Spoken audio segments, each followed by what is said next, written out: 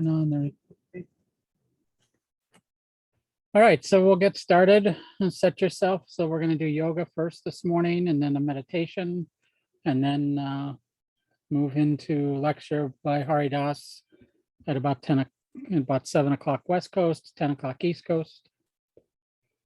So please bring your hands together at the heart center. Make sure you're available to do yoga.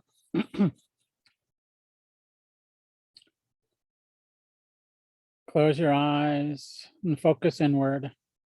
Allow the breath to move in and out with grace, no resistance. And just take a moment and focus on the breath. Center yourself. Open yourself up to the possibilities of the universe. Give the mind a rest. Allow it to be free, free of thoughts, free of anxiety, free of planning the next thing. Just be right here, right now, with your breath.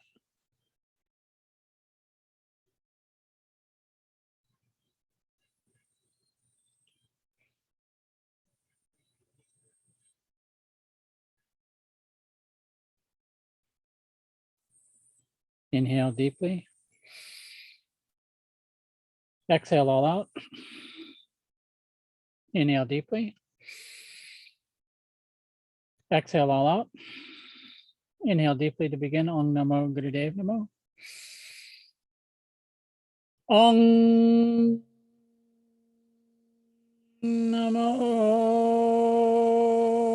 Gurudev Namo.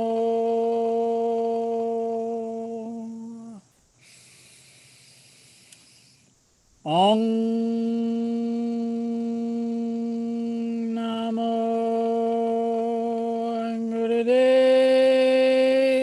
Namo.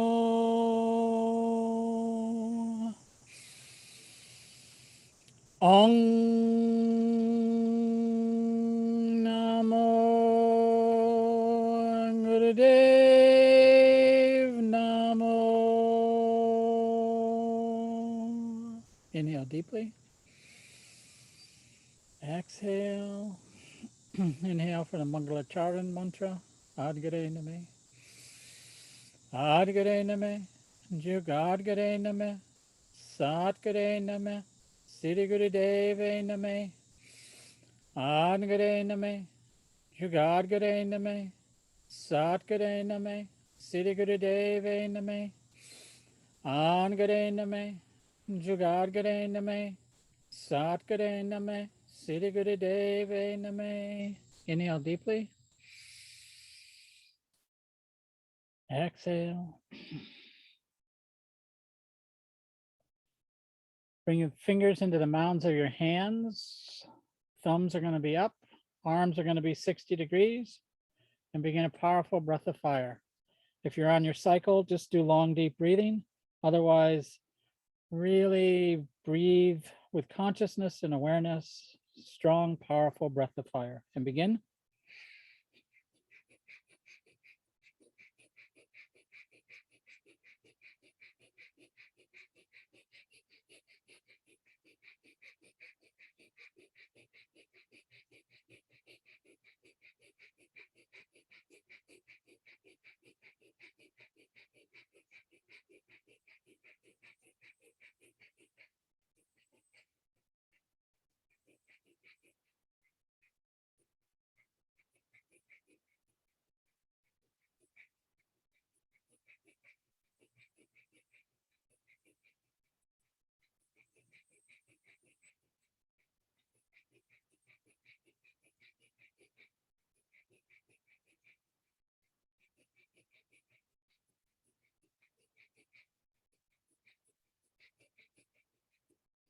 Keep up, you're doing great.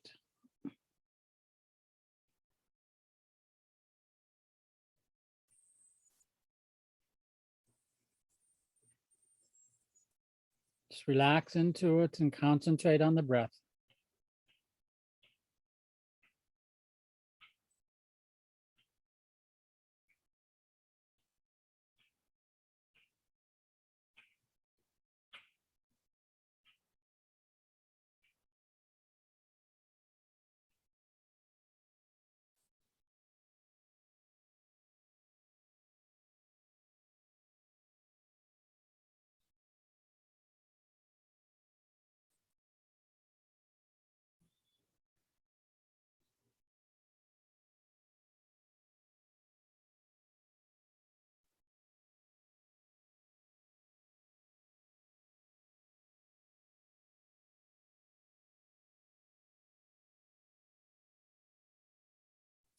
100% effort lasts 30 seconds.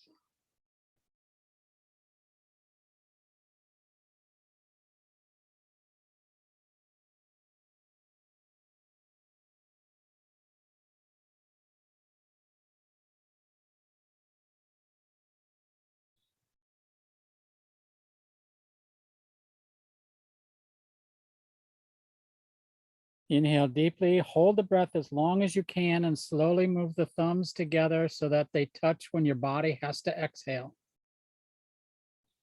Once you've done that, open your hands up, stretch to the ceiling, inhale. Exhale and bring your arms down in an arch. And just relax for a moment and let that energy move through you. Keep focused at the third eye so you stay tuned into yourself. And just relax.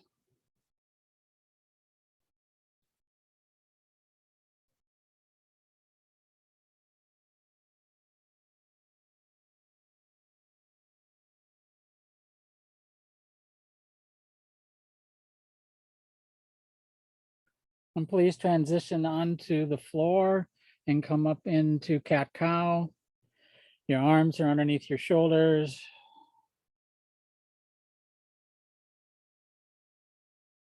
Your knees are underneath your hips.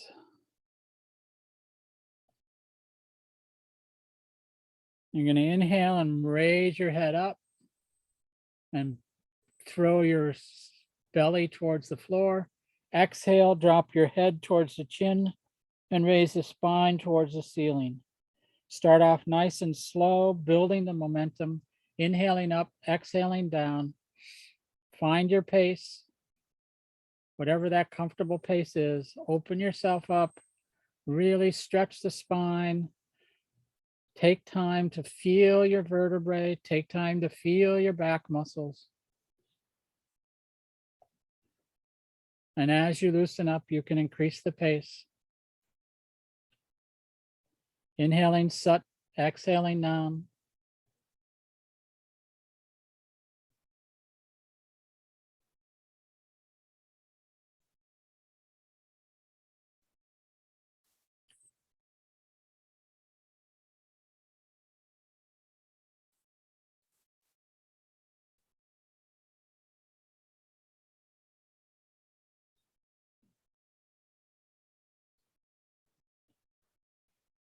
Now last minute, increase it a little bit more to where you're comfortable, but not over stressing yourself, just to get a little bit more momentum and a little bit more energy.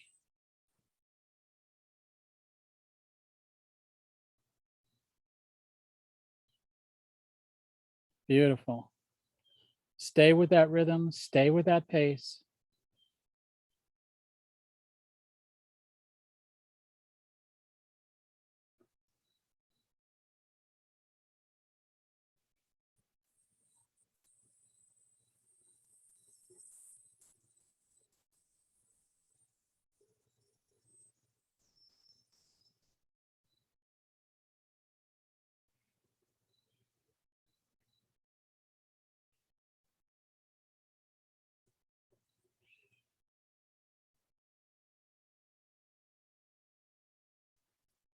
Inhale into the up position. Stretch your head and shoulders as high as you can without hurting yourself. Holding that position, stay there. Stay in the up position and exhale all out. And relax, come sitting on your heels.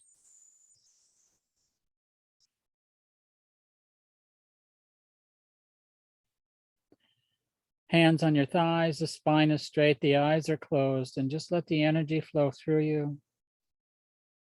Let the spine resettle. Let your energy resettle.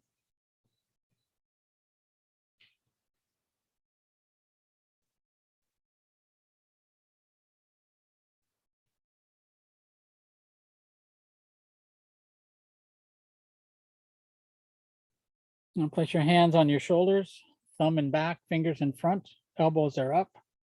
Inhale, twist to the left. Exhale, twist to the right.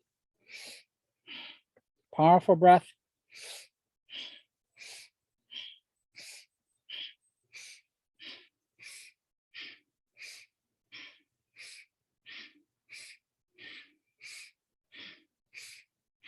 Beautiful.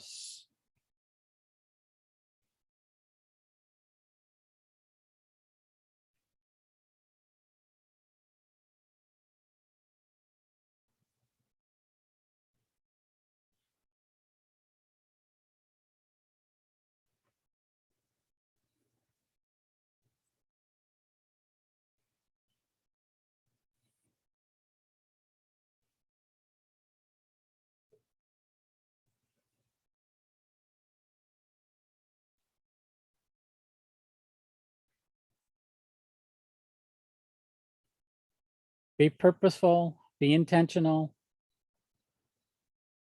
be totally aware. How does your body feel? What muscles are you using?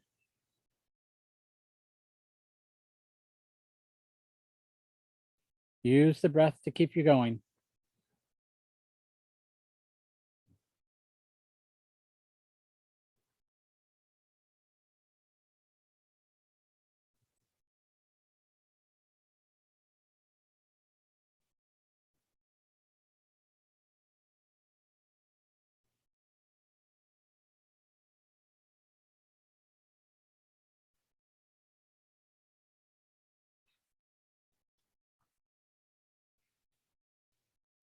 You've got this.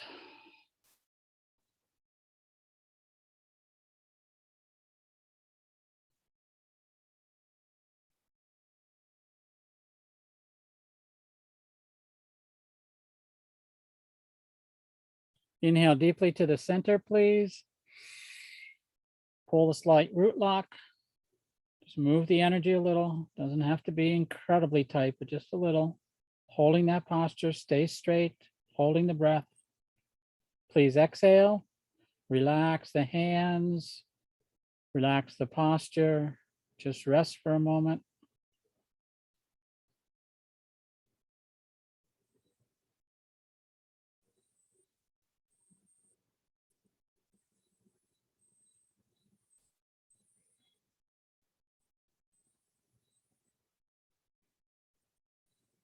And please inhale deeply and come standing up.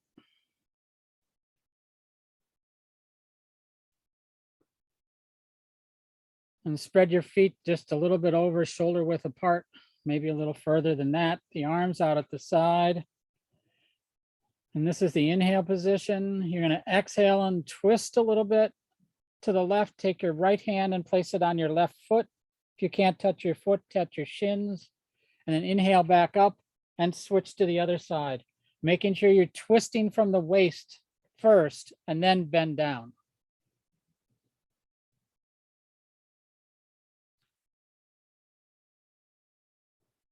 That gives you better extension and less stress on your back to twist first.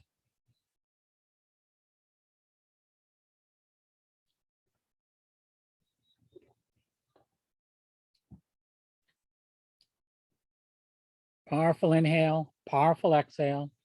Inhaling Sat, exhaling Nam.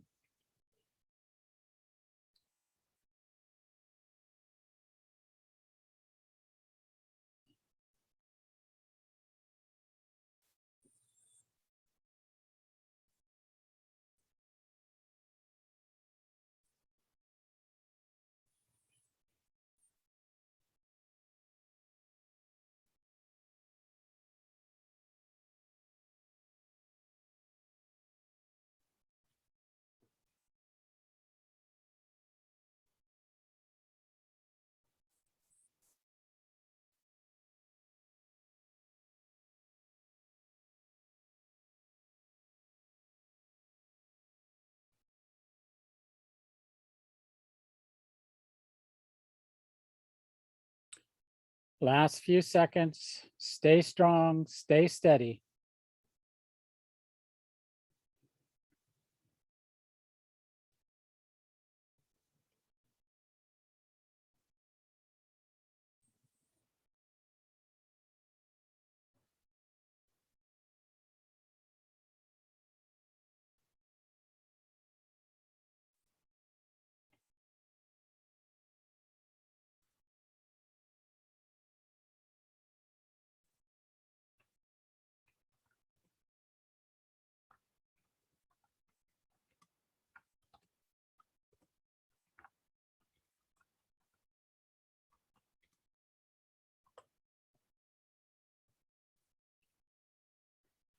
Inhale to the center.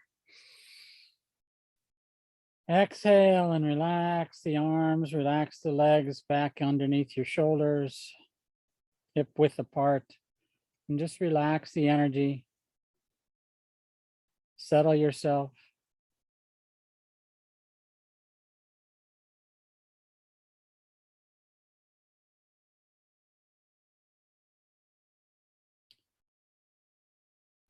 Okay, so extend your right foot forward and bend it. We're going to do a lunge stretch. So you're going to stick your right foot out. Your left foot's going to be behind you, and you're going to bring your chest down to your knee. Yeah, bring your chest down to your knee and stretch your leg behind you. Beautiful. Your head is up, looking forward. And if you can't stretch your leg behind you by keeping your toes flat on the floor, you can curl your toes. If you can't curl your toes, then put your knee on the floor. But the idea is to stretch over your right leg with your chest and using your hands at your side to balance yourself. And in this position, just begin breathing nice, slow, long, deep breath. Inhaling Sat, exhaling Nam.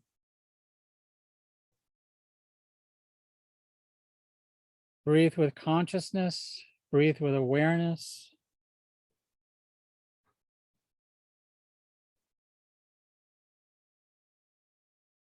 Do your best to keep your head up if you can. You want to stretch the spine. Whole idea is to stretch the spine. Do your best.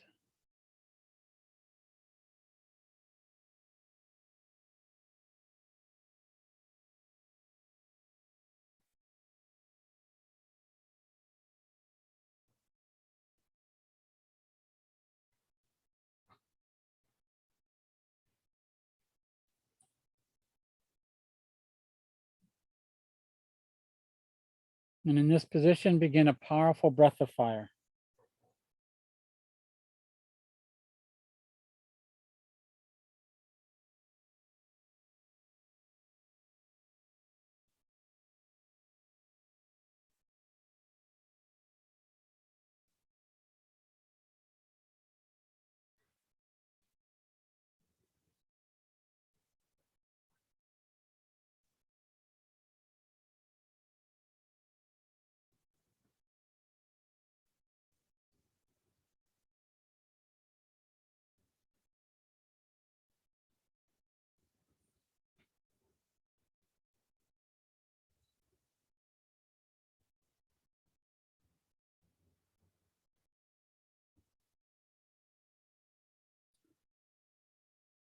Doing great. Last 60 seconds.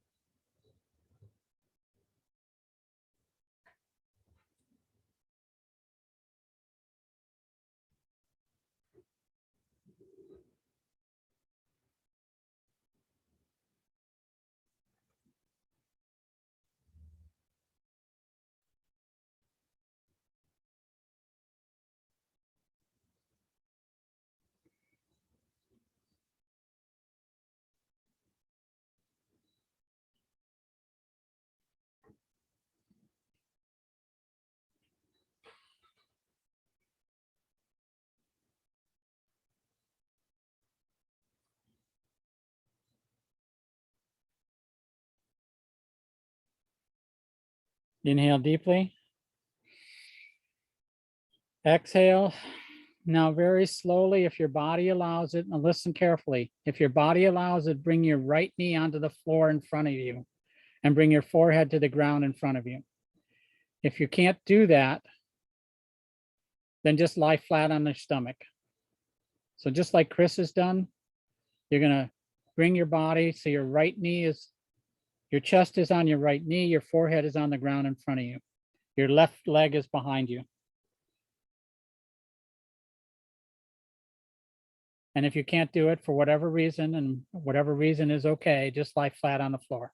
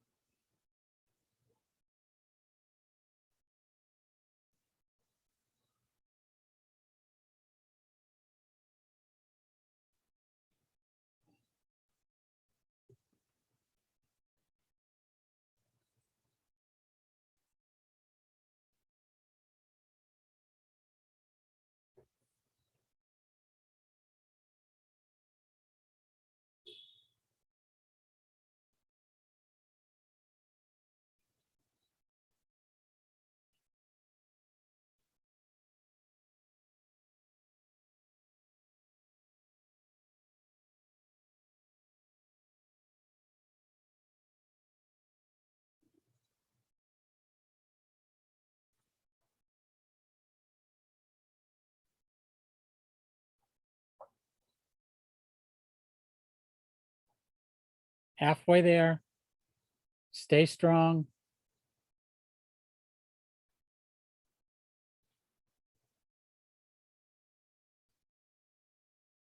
Allow the breath to be long and light.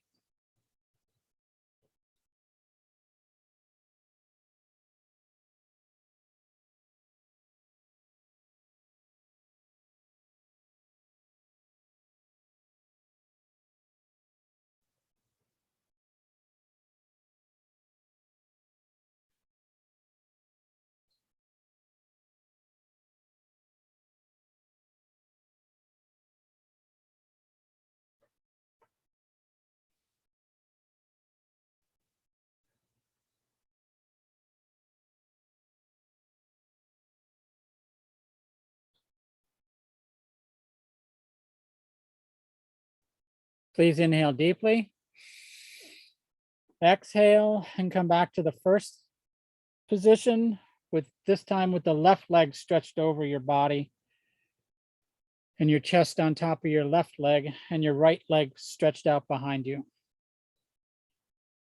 So right foot planted on the ground, chest on the right foot, or left foot, I'm sorry, left foot. And stretch out the right foot behind you. Head is up, long, deep breathing.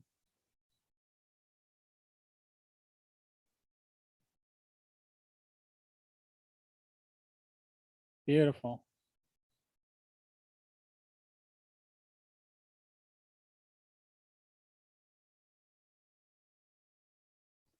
And again, if your body doesn't allow you to stretch your leg out all the way, you can curl the toes up or down, or you can drop down so that you're on your knee.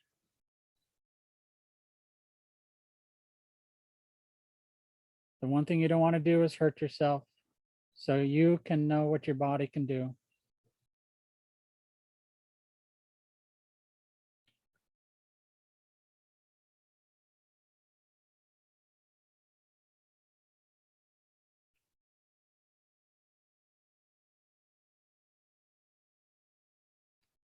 And from this position, please begin a powerful, steady, rhythmic breath of fire.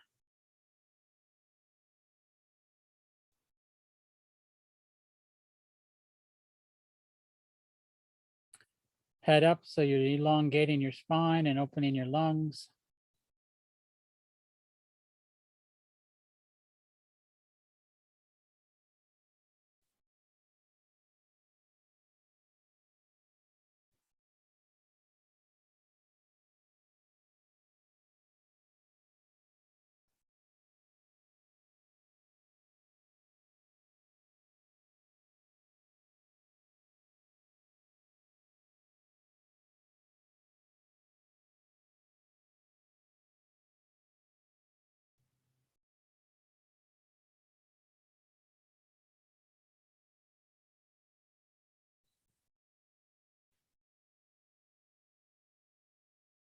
Inhale deeply. Exhale and lower yourself to the ground, forehead to the ground. Come on top of the left knee. Right leg extended behind you.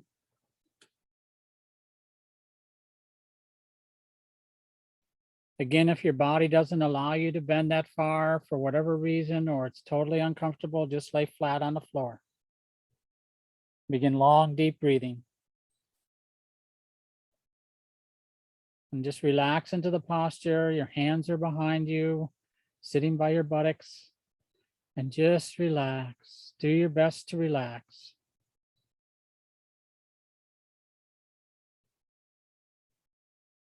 Wherever the tension is, just let it release.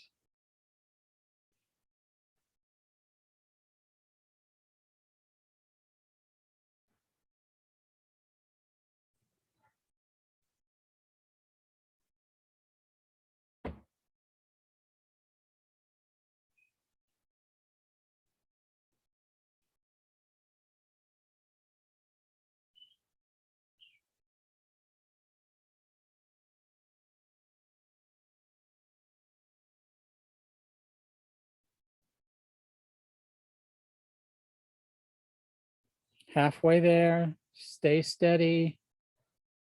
Do your best.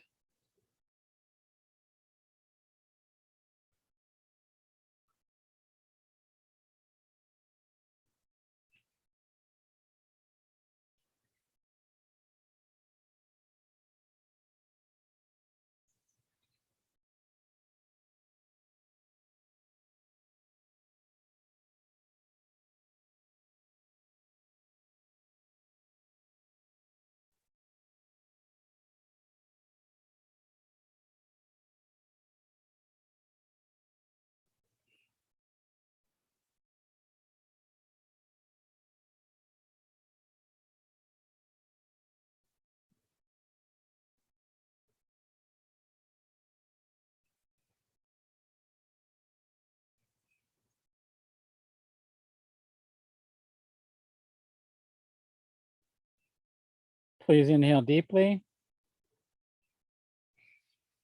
Exhale all out and slowly rise up off the floor and come standing up. Take your time.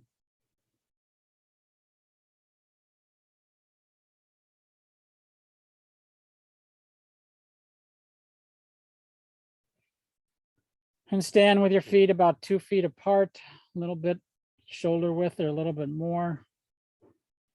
You're gonna raise your arms up over your head. Inhale in this position. Exhale, bending from the waist, bend down as far as you can. Optimally touch the floor with your hands or your shins or your knees. Then inhale back up and exhale down. Nice, steady, rhythmic stretch of the spine. Front bend. Optimally, you bend and touch the floor. If you can't touch the floor, keeping your knees straight but not locked. Touch your ankles, touch your shins, touch your knees.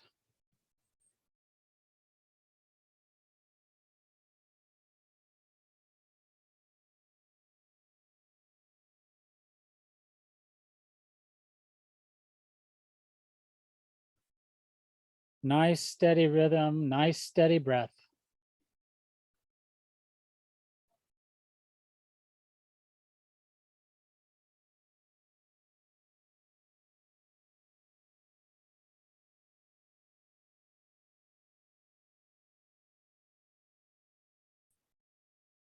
You're halfway there. If your body allows it, you can increase the pace a little.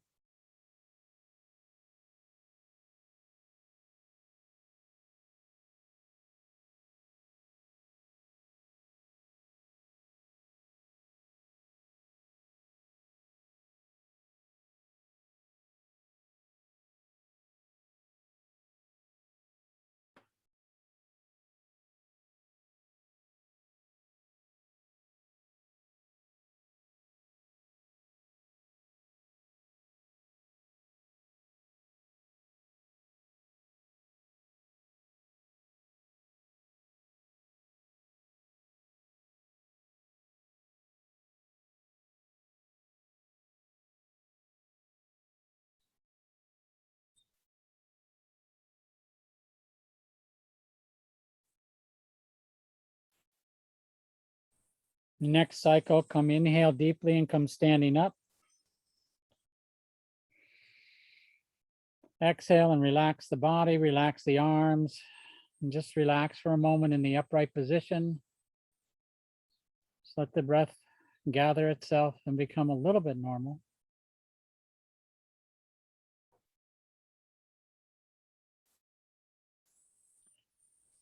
Now spread your feet about 2.5 to, just about 2.5 feet wide, just a little bit past shoulder width. So you have a nice balance. Your feet are nicely balanced. And raise your arms up 30 degrees, not 60 degrees. 60 degrees is like this. So we're going to be 30 degrees.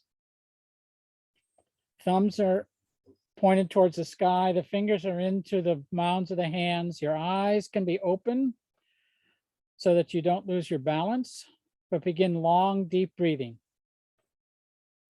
But if your eyes are open, pick a point on the wall, on the floor, on the ceiling, in the sky, wherever you're looking, pick a point and just stare at that point.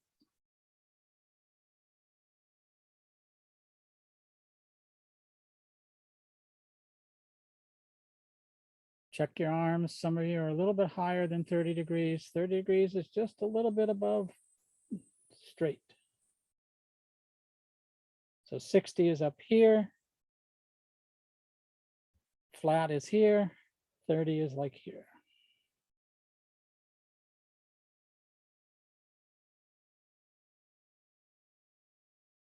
Long, deep breathing.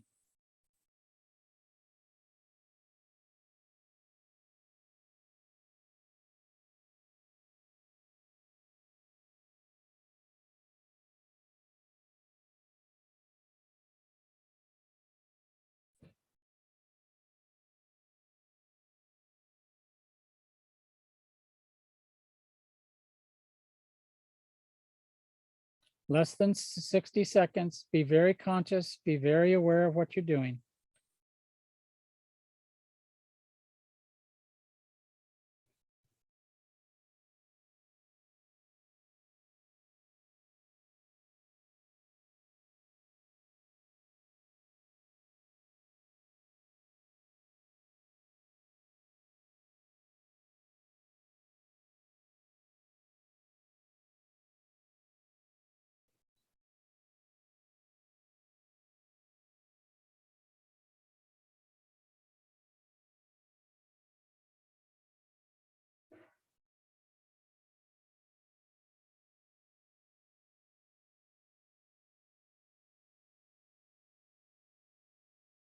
Please inhale deeply. Exhale, hold the posture, hold the breath. Stay right here. Exhale all out and relax the arms, relax the arms, relax the arms. And immediately come down into triangle pose. So your hands are going to be in front of you and your feet are going to be behind you, and you're going to bend from the waist. Nice triangle, trying to keep the knees straight. Open yourself up.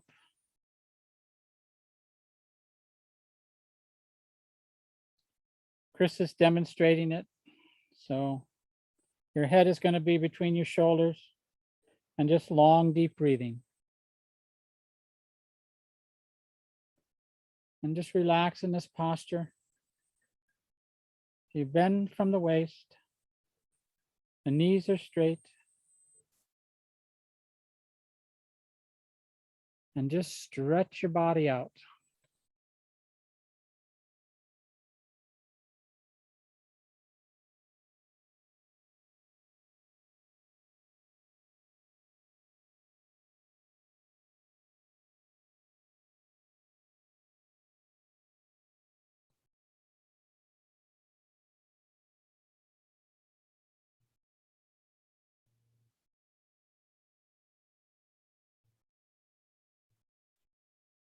Nice inhale, inhaling Sat, exhaling Nam. Keep going, a little over a minute.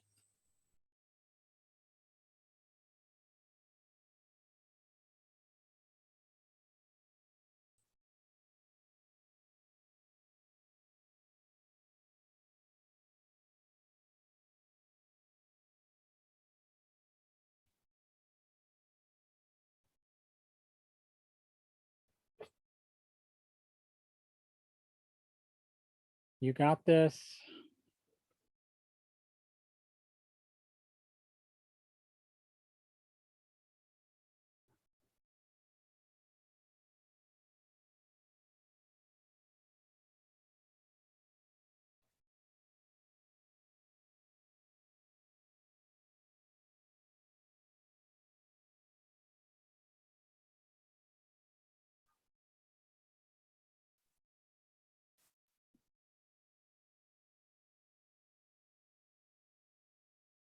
Nice big inhale. Inhale deeply. Holding the breath for a moment, suspending the breath in this position. Exhale all out and slowly come lying down on your stomach.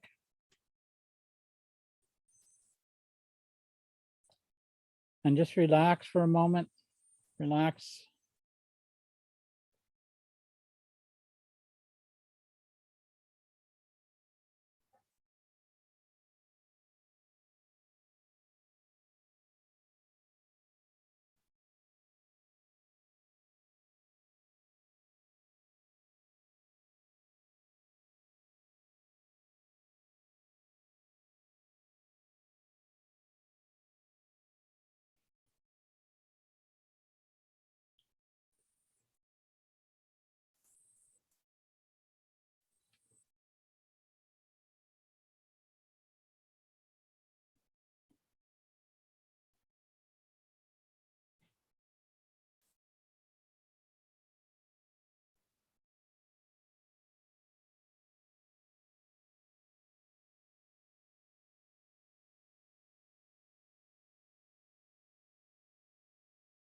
And from this position, slowly place your hands by your shoulders and lift yourself up into Cobra pose. If you can't do Cobra pose, then please do Sphinx pose, but open yourself up and begin long, deep breathing.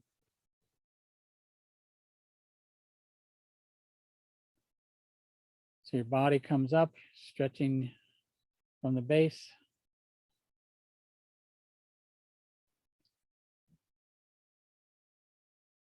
And if you can't keep your hips on the floor, then go into Sphinx pose so that you're not overstretching your body, overstretching your spine. It's not supposed to be painful. It's supposed to be a stretch.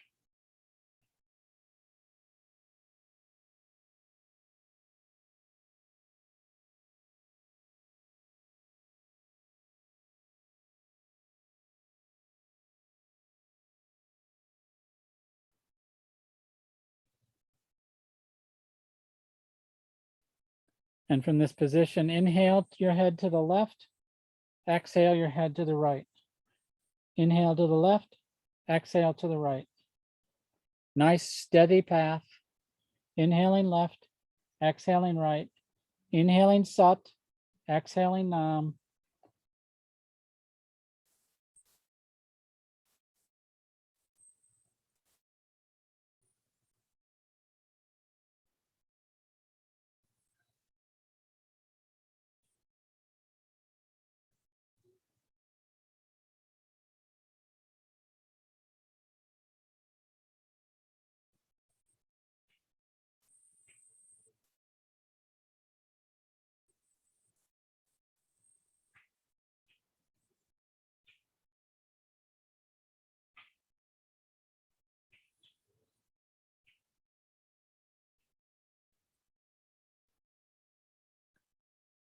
Last 30 seconds, be totally aware, totally conscious of your actions.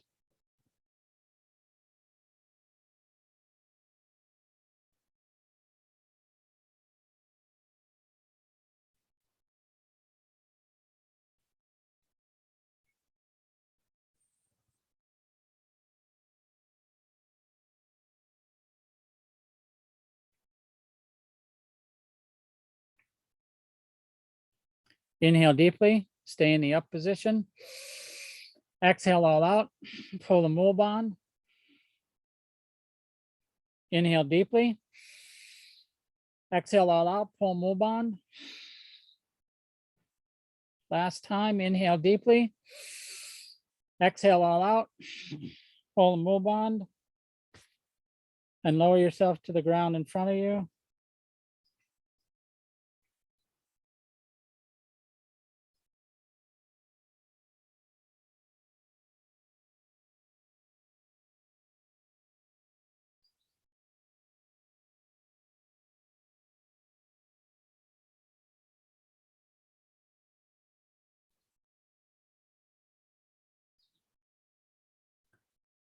And slowly move into rock pose, come sitting on your heels. But spread the knees far apart if you can. And please bring your forehead to the floor in front of you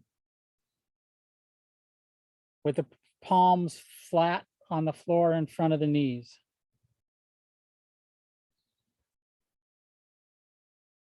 And then you're going to inhale and raise your torso up and open up your arms and your hands like the flower blooming. And then you're going to exhale and come back to the original position, bowing down, hands in front of the knees. And inhale up and then exhale down and continue.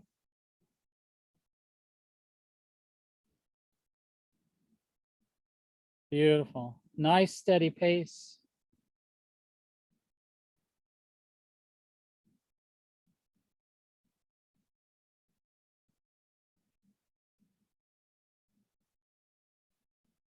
And try not to lean back when you come into the upright position. Try to keep the spine straight. Try to open your arms up all the way to the sky.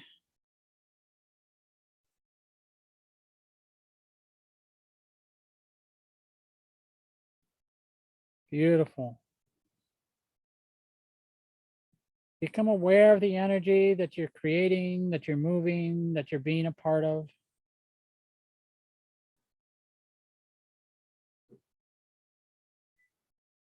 How does this feel different than anything else you've done today?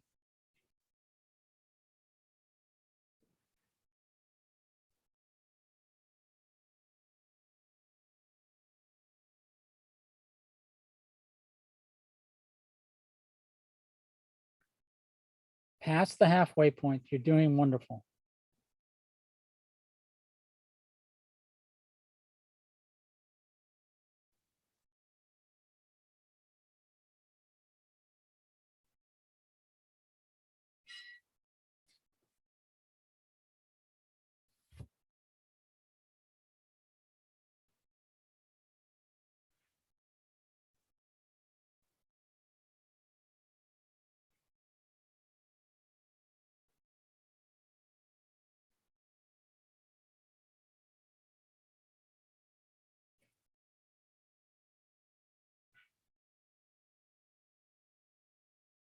Inhale deeply into the up position.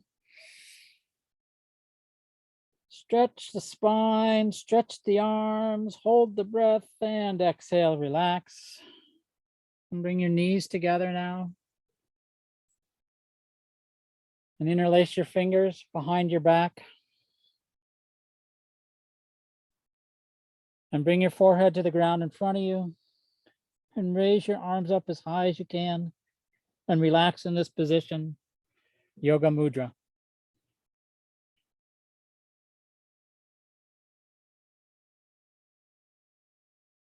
And if your arms only come up 4 inches off your back, that's fine. If you can get them all the way up, that's great too. Whatever your body can do, it's all beautiful. And just relax with long, deep breathing.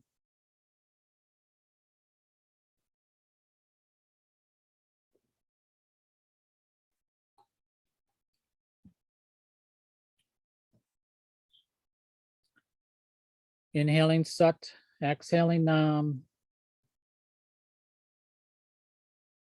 Mentally relax all your body.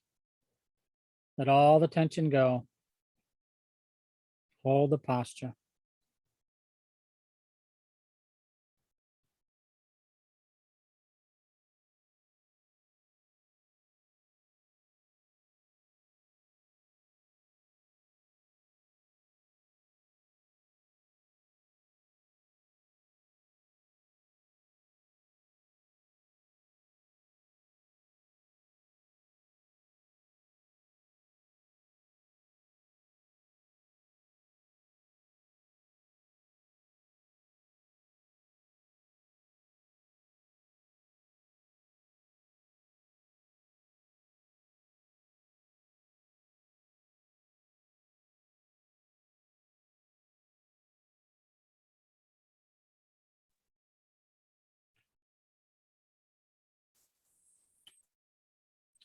Whatever perfect is for you, the last 30 seconds, do your best now.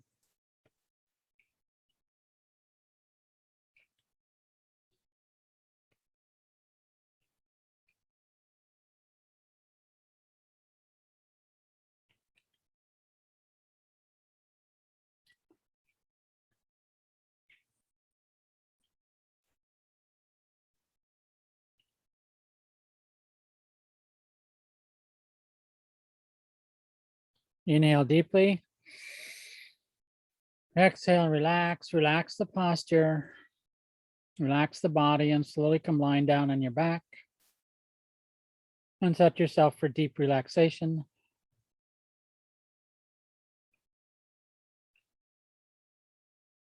You moved a lot of energy. So if you have a light blanket to cover yourself so the energy doesn't float away, you can contain the self, contain your energy. I highly recommend it. And just relax. Allow your body to relax. Arms at your side, the palms facing up, your feet about 6 to 8 inches apart. And just let the breath be calm and neutral. Nothing purposeful in the breath except your awareness.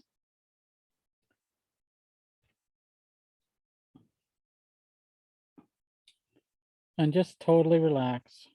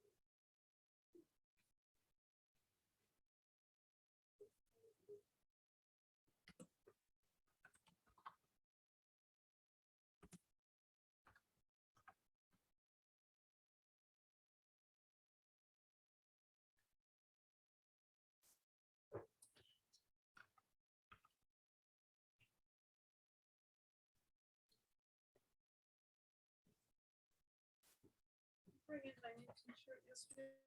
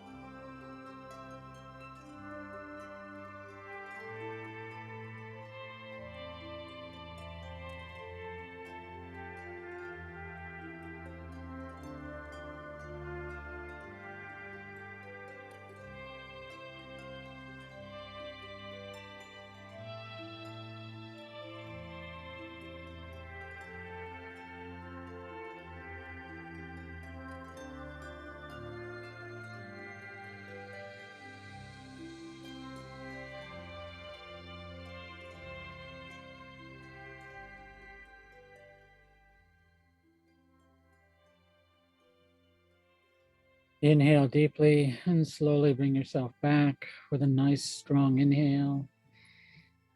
Exhale. Inhale. Exhale.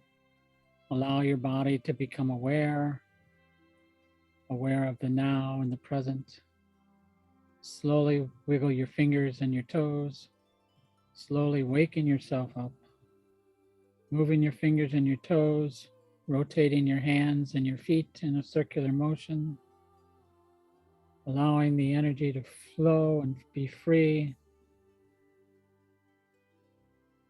When you can, bring your feet together and the hands together and rub them vigorously, creating a heat, getting the whole body waking up, all the nerve endings firing with this heat.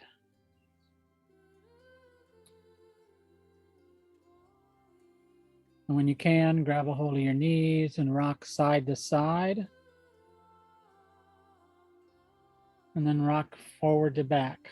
Just give yourself a nice back massage, side to side, forward to back. And when you're ready, come sitting up.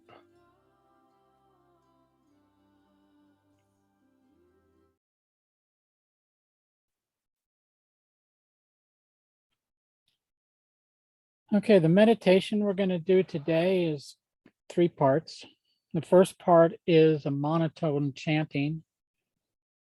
And I just put in the chat the words.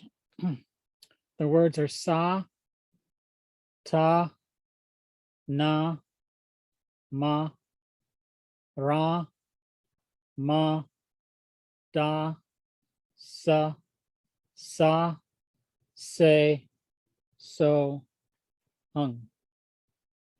And each time you do a syllable, you're going to press like you're doing Kirtan Kriya. So it's going to go sa, ta, na, ma, ra, ma, da, sa, se, so, hung.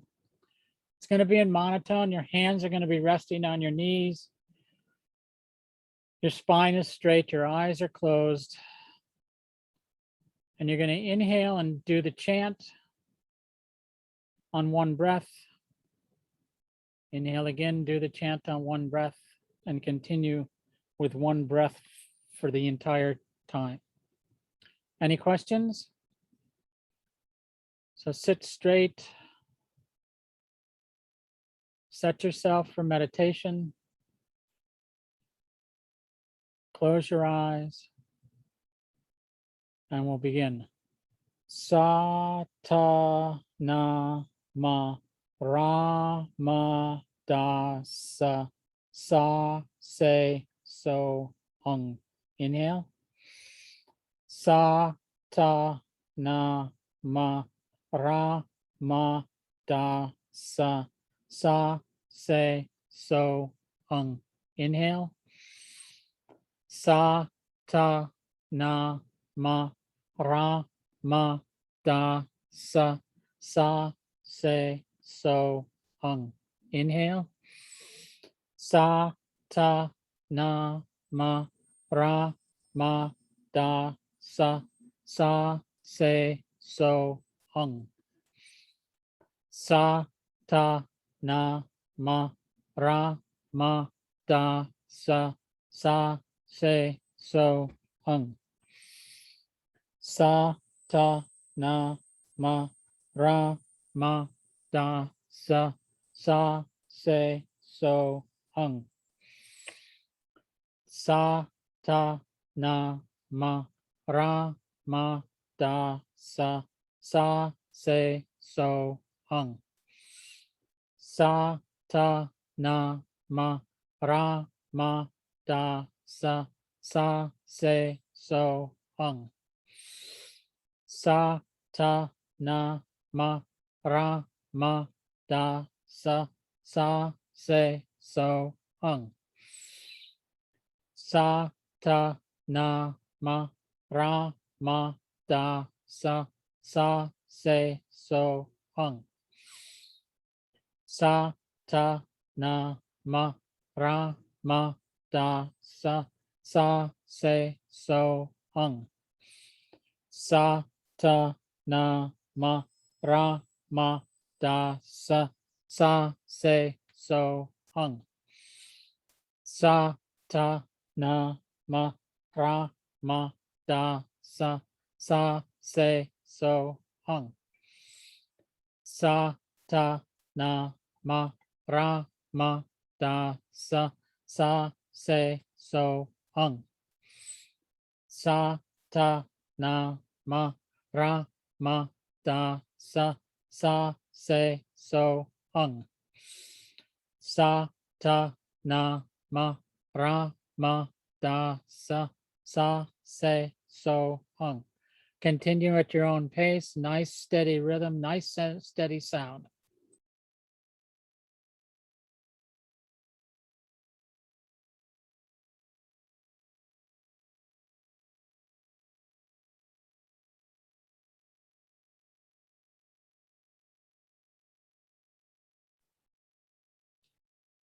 Make sure you're chanting out loud.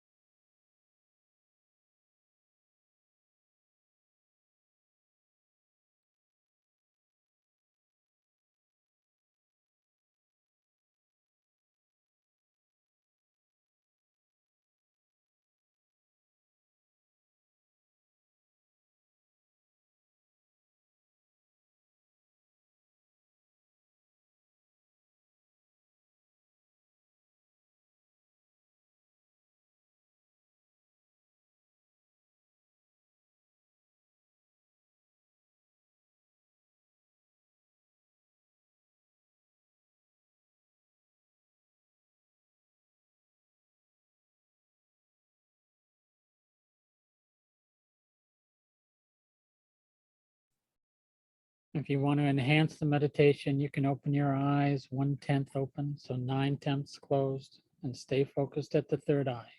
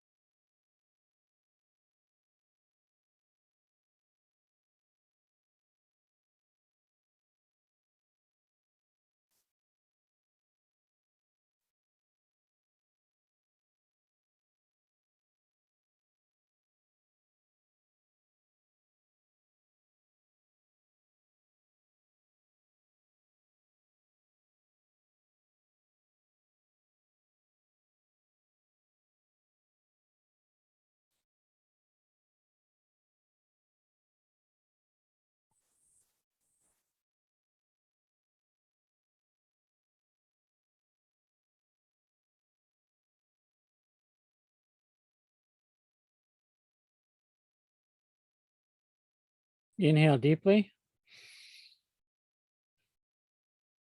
Suspend the breath. Just relax.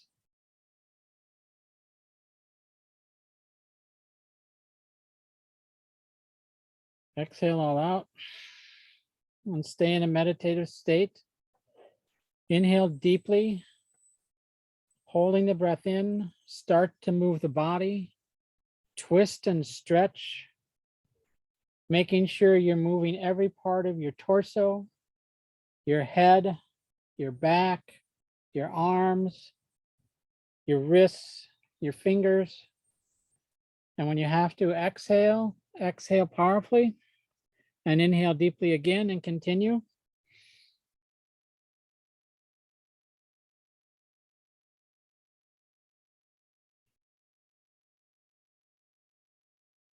Making sure you're moving your hands, your wrists, your elbows. Move the body.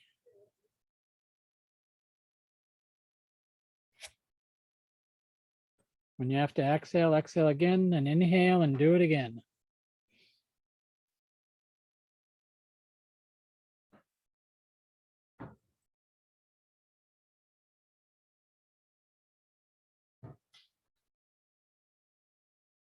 And one last time, inhale deeply.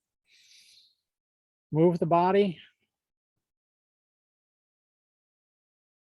When you have to exhale, exhale all out powerfully.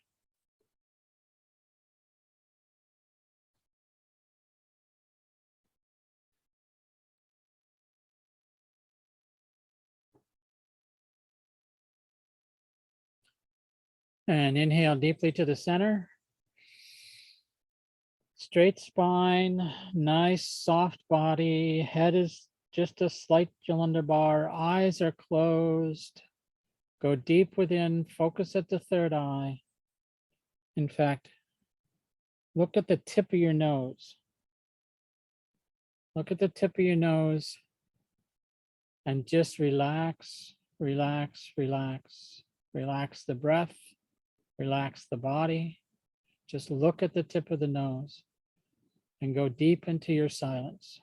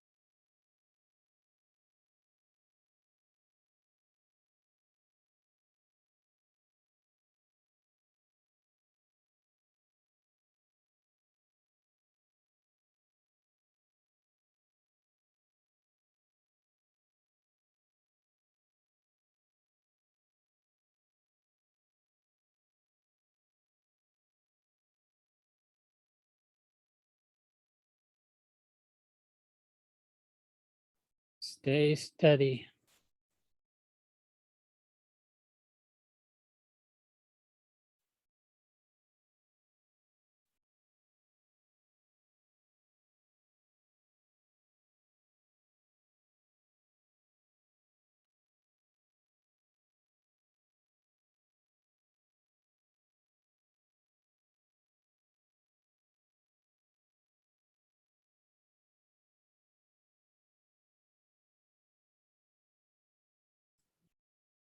Inhale deeply. Exhale all out. Inhale deeply. Exhale all out. Inhale deeply. Exhale all out and relax. Just become neutral. No input. The impact of this meditation is to clear the blocks from your own karma. Each of us has 3 regions of life to conquer. The past, which is recorded in our samskaras and which brings us the challenges and the blessings of fate, are balanced with these sounds.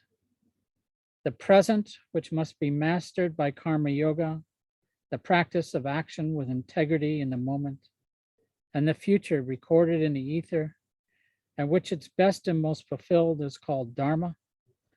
This kriya allows you to let go of the attachments to the mind and to the impact of the past actions so you can create and live a fulfilled life and a perfect future. Inhale deeply. Exhale. Be back here in 12 minutes at the top of the hour, and we will be ready to receive the blessings of Dr. Haridas. It's nice to see everybody today. We'll start a little check-in. We'll start with Chris. Chris just moved to Costa Rica. How was that, Chris? Hi, Sanam, everybody. Yeah, I just arrived last night to our little area where we are having our property and we're building a little house. This is beautiful. It's a combination of rainforest with beautiful beaches. So it's like a paradise here. It's very raw. It's not that touristic, this area, but it's beautiful. And we are moving here now with my baby and my wife and my puppy. So it's a lot of stuff going on, but yeah, we're trying to digest this beautiful experience. That's great. Fantastic. Fantastic. Wonderful. So Haridas will be here in a minute, so I guess I'll check in. Getting ready for a little bit of a hurricane tropical storm here. First one in 30 years, so that's a little bit of an excitement. It's actually going to move a little west, so more like Hartford and New Haven as opposed to close to us, but always an exciting thing when you get sustained winds and a couple inches of rain in a few short hours. So we're kind of used to it up here. We got what they call northeasters, which are very like hurricanes. Sustained winds of about 45 or 50 miles an hour that last for days at the time. So it's nothing too terribly new, but it's rather unique. So hopefully it won't be too bad.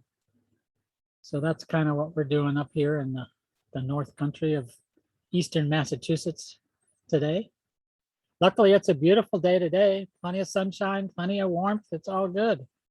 So, Dave Tara, why don't you go? Do you still have to leave to take care of your pet? Ball, Dave, no. It was actually the appointment was before class started, and my husband was very kind enough and took her. Luckily, all is well. She's in good health. Nothing to be concerned about. Great, fantastic. So, what else is going on in your life? You've been 2 weeks.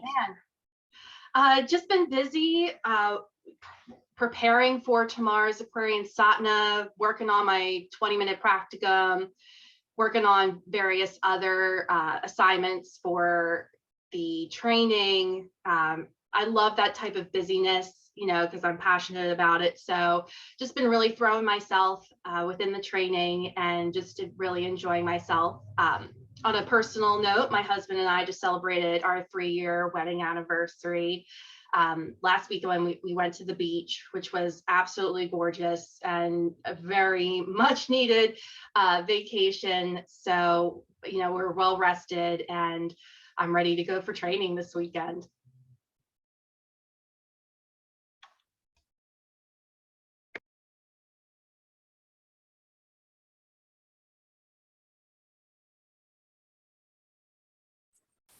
Great. Okay. Welcome. Dr. Haridas, are you with us? Almost. Okay. In a minute. So Fabiola, how are you doing?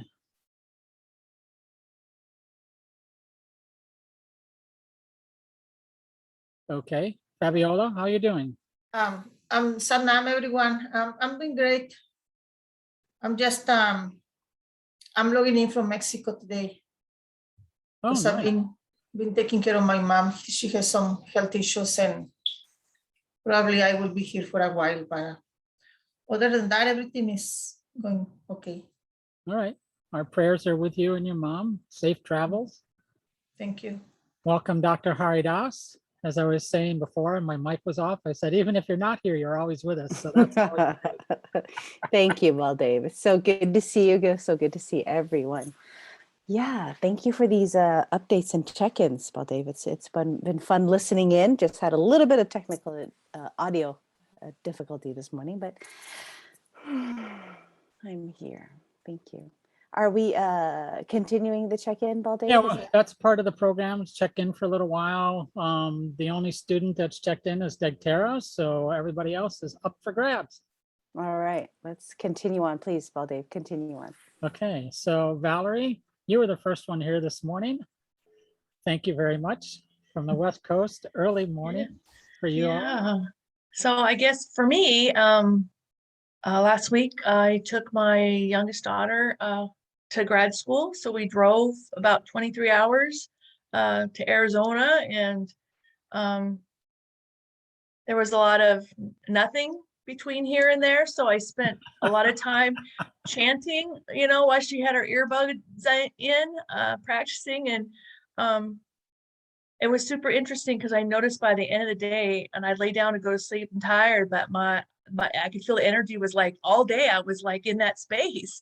And so I thought, maybe I need to tone that down a little bit so I can sleep. But so the rest of the week has just been about working and trying to. So did you ever imagine that 6 months ago that you would be chanting across the United States? No, it was interesting. And it was just I've had some of those opportunities to try to stay in the neutral mind and be aware when I crashed and burned and didn't quite get there. But it's just been an interesting observation about how we're sort of moving down this path and how it sort of influences everything or So when impacts everything. when you get to that neutral mind point, how do you react to things differently than you did, say, 4 or 6 months ago? It feels like it's just instead of maybe engaging that reaction that sort of is a pattern reaction, that to maybe have a moment of thinking, okay, how I respond a certain way, and then the situation is just calmer because other people are reacting in a calmer way too. I guess it just Yeah. Okay. Good. Yeah. Real life use of the NAM, huh? That's great. Thank you. And Catherine, how are you today? Satnam, everyone. I'm great. I didn't have a very eventful weekend last weekend, but it was perfect because I got a lot done in my coursework.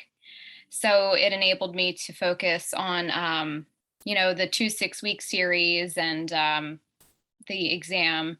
But other than that, just trying to balance work life with life and this life. So I'm good. So what would you say your biggest challenge was in the last couple of weeks trying to get all those balances balanced? So to be honest with you, I had a doctor's appointment and they told me I need a third surgery. So it was me fighting that sadness, Yeah, but this has fulfilled me in such a way where, but last year before I found Kundalini, I was just depressed about it.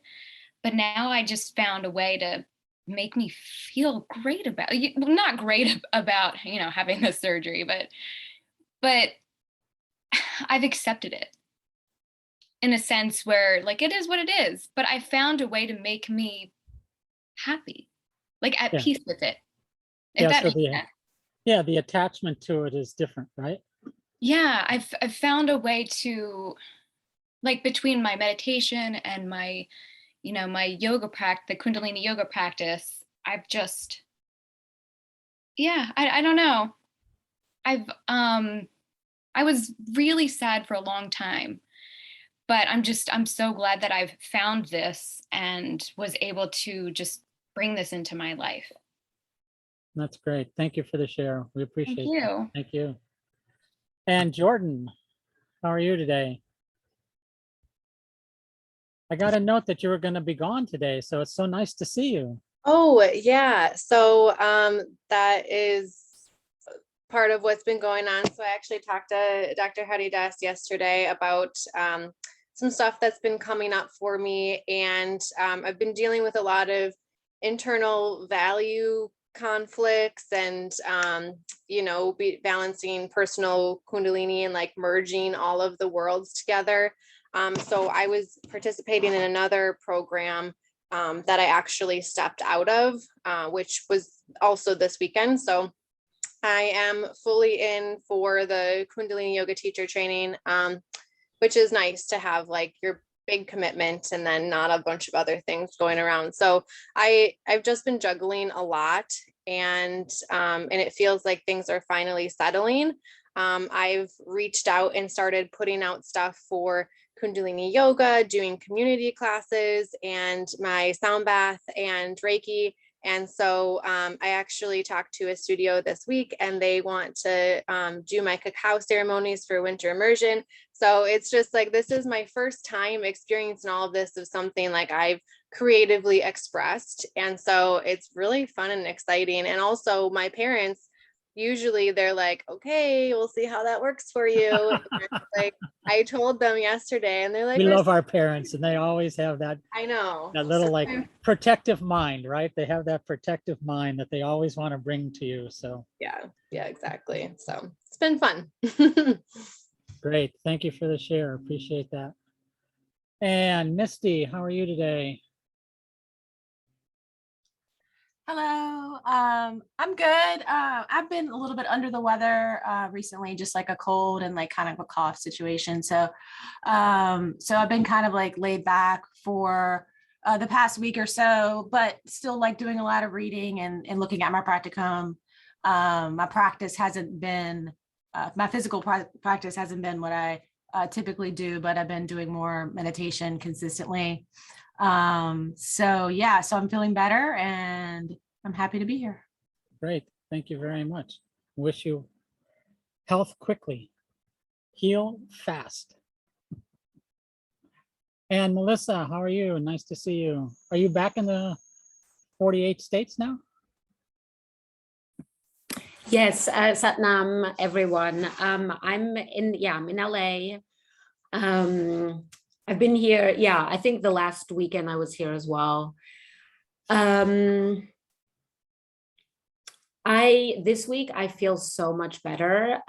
So one of my positions at work is, or like I have multiple jobs, but one of them that I do almost full time is I work with underserved youth. And so I provide them with therapy. A lot of them have like a long history of trauma and a lot of things going on in their life. And a few weeks ago, actually, 2 of them died by suicide.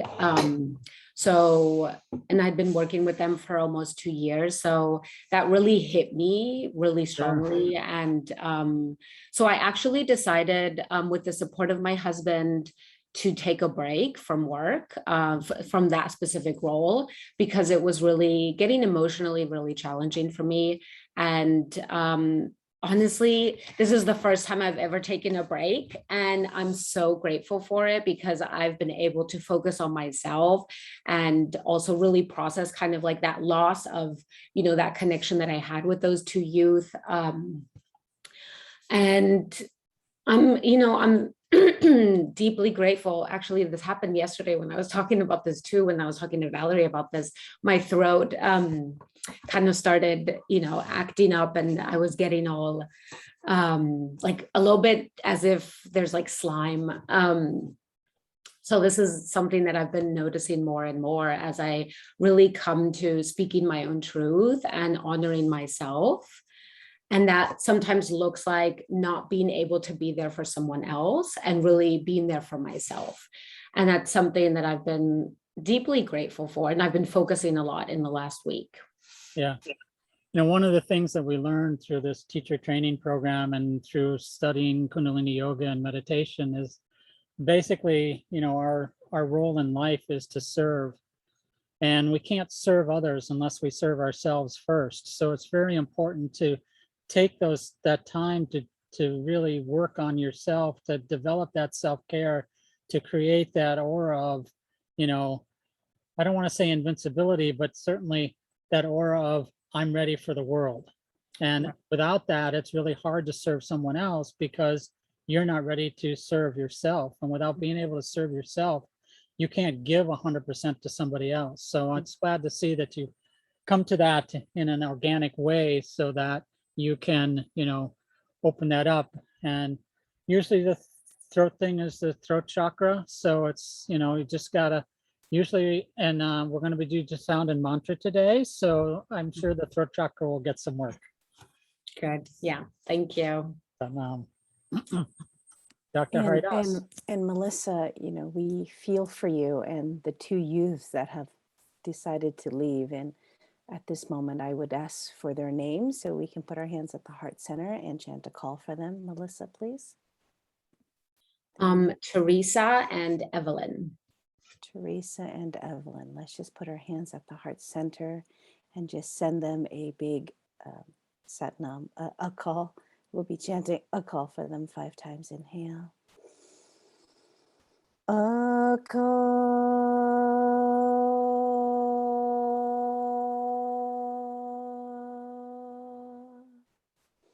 A call.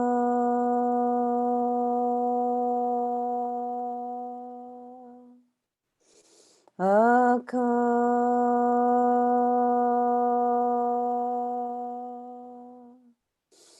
A call.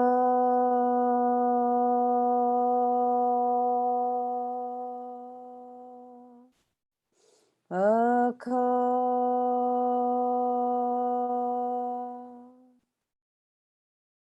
Dear Ramdas, please watch over these two and bring them home through the blue ethers to you. Please comfort their family and their friends left behind. And please know that the soul did the best it could and it is finding its way home. Satnam. Thank you, Melissa. Thank you for being part of their journey. And they came for their own soul's journey, their own soul's mission, and no one knows what it is. So we are here embracing them, allowing their presence to be felt and also their presence to be missed. So please find comfort knowing that they came and served their time. Thank you. And go ahead, Baldev. And Alex, how are you today? Great. I'm here ready to continue the training with a beautiful sunshine today and a lot of humidity. So, but I'm great. So I'm experiencing something with my 40-day meditation because I started, I thought that it was a week ago, but really it was 15 days ago. So, and each day I found myself saying, I have to do my meditation. I have like an obligation, right? So yesterday I realized that I don't have to do, I need it because I enjoy it a lot. So it's beautiful. That's great. That's great. Yeah. It's interesting when you start something and you're like, oh, I told myself I should do this, or I told myself I'm obligated to it. And then you find that, well, I don't have to do it anymore. I do it because it gives me joy. And it's so much Yeah. easier to do Yeah, things when you have completely. joy, right? Yeah. It's beautiful. That's great. Congratulations. Thank you. All right, Dr. Haridas, how are you? I'm well, thank you. I have got a cat in my lap, so he's quietly sleeping. No, I'm fine. We're great. It's just William's down here taking a nap. Sweet. Sweet. Okay. Yeah. Well, thank you everyone for your shares. And I love what Alejandra was saying about how sometimes our practice is not something we have to do. It's something we want and desire. And as we say, hashtag self-care. It's what you do for you. It's the most selfish thing, Yogi Bhajan said our sadhana was. Our sadhana is the most selfish thing you can do because it benefits you first and foremost. So it's self-full, selfish, self-full, right? It's for you. It's really for you to take that time out every day to do something for you every day. So I hope you understand that we have a physical quota, there's a part of us that needs to feel physical every day. And this helps with hormone control, hormonal balance, getting our skin to be radiant, circulation throughout the body, lymphatic drainage, on and on. So many good things. But remember, if you sleep at night, when you get up in the morning, you're about to be, what's the word? Kind of cranky in your spine, right? So just a little bit of movement, even if it's just cat cow every day, even if it's just ego eradicator, I would definitely get in some frogs. Start to move. If you don't have time for your full sadhana, at some point I said Pudik already talk about having minimums, right? We do our minimums. But at some point, Alejandra said, I just need it, right? We just need it. We need some place to just go and center ourselves.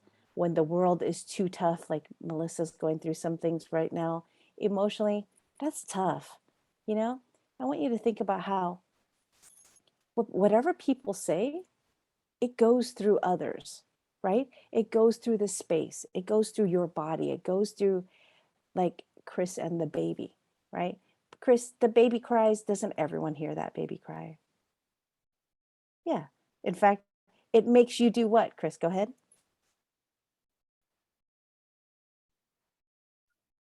When the baby cries? Yeah. What I do when a baby cries? Yeah. What do you do when the baby cries? The sound, right? Everyone is affected by sound. Everyone is affected by how it affects your sound. As soon as you see the baby smile, it's a different feeling when the baby cries. When the baby cries, the sound of it does what in your body, Chris? Well, it made me react right away. This is it's weird because we are connected, but what I feel is pure life. When the baby cries, it's life, it's pure life, sound. It's like, I'm here, I'm present, I'm. Chloe, you want to add something? I hear you in the background, Chloe. Baby, what do you feel when the baby cries? I feel like I want to understand the cry. Yeah, she tried to decode the cry. Yes. She tried to understand. Right, because she's a new mom and she really wants to be with her baby. And because you're so connected, that's how we are with sound. We wait to feel, to sense what's happening with the other. There's that big empathy within us, that big sympathy as well. So when Misty is sharing that someone has passed, when Melissa shared that 2 people took their lives, I mean, didn't we all feel that somehow? Didn't we? Like Catherine Jordan, didn't we feel something when she said, and these 2 took their lives? It's a big deal, right? So we take those moments instead of just like, wow, that just happened. We breathe it in. And this is the beginning of my segment in which we talk about sound and how sound affects us. Okay, so everyone just close your eyes and just take 3 long, deep breaths and just fill yourself with the sound of your own breath. Okay, the sound of your own breath. So just 2 more deep inhales.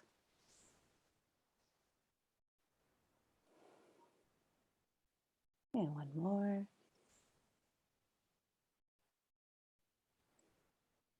And we are exploring the world of sound today. Thank you. Hands at the heart center while I have you here. Let's tune in.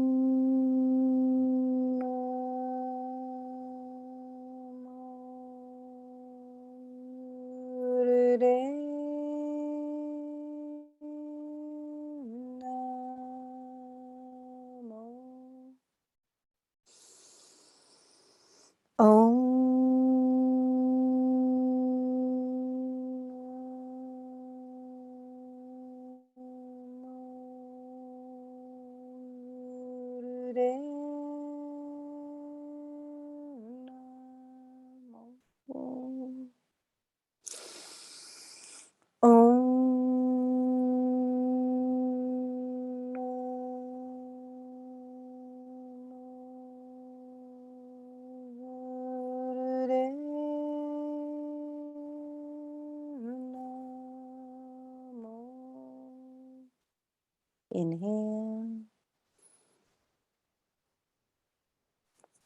Exhale. Adgure name, Jugadgure name, Satgure name, Sri Gurudeve name, Adgure name, Jugadgure name, Satgure name, Sri Gurudeve name, Adgure name, Jugadgure name, Satgure name, Sri Gurudeve name. Inhale. Exhale.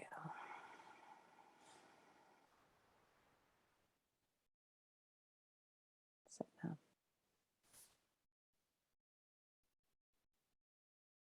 All right. Chris, did we get a chance to hear from you in your check-in yet?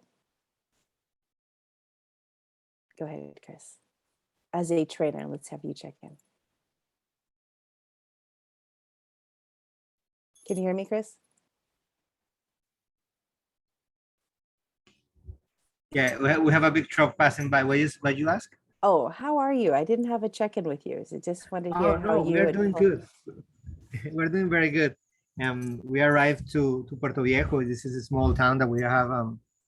It's close to our property. We arrived last night, so Yeah. it's like usually super rainy, but we have the monkeys around and everything is like a very jungly, very beautiful. It's very beautiful in your jungle area. I can see it from here. Thank you. Thank you for broadcasting all the way from Puerto Viejo. So nice. So nice. All right. Dave, can you pull up the part on the science of nod? It's on page 67 in the old book, but I'm not sure about the new book. So let's give you a moment if everyone can look for the science of nod, why chanting works. Okay, why chanting works. Take a moment and look for that.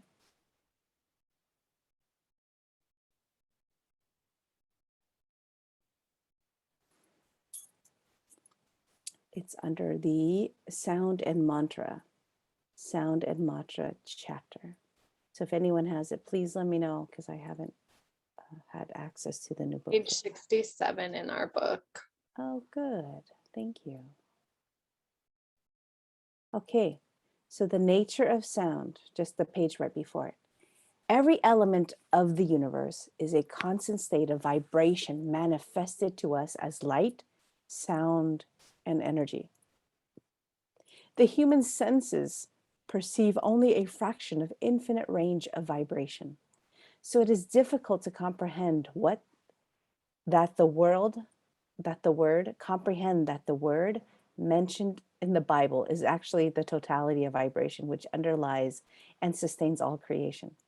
A person can tune in to their own consciousness, into the awareness of that totality with the use of mantra. By vibrating in rhythm with the breath to a particular sound that is proportional to the creative sound or sound current, one can expand one's sensitivity to entire spectrum of vibration.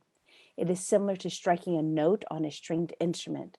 In other words, as you vibrate, the universe vibrates with you.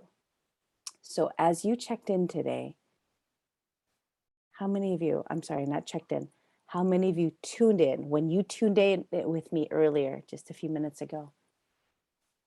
Did you notice something about your tune in today? If you did, please type it in. What did you notice when you tuned in with, let's say, with me today, because I'm sure you tuned in several times. So just with your tune in, what did you notice? What did you notice?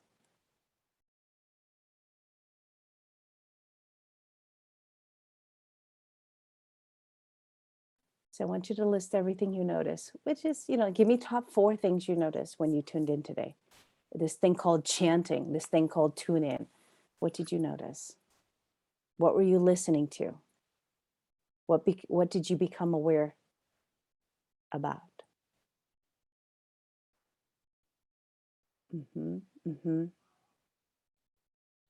Did you notice the amount of breath? Did you notice your sound of your tune in? Like, start to get really clear on, okay, guys, it's time to tune in. Okay, because what are we tuning in to? Let me ask you that. What are we tuning into? What are we vibrating?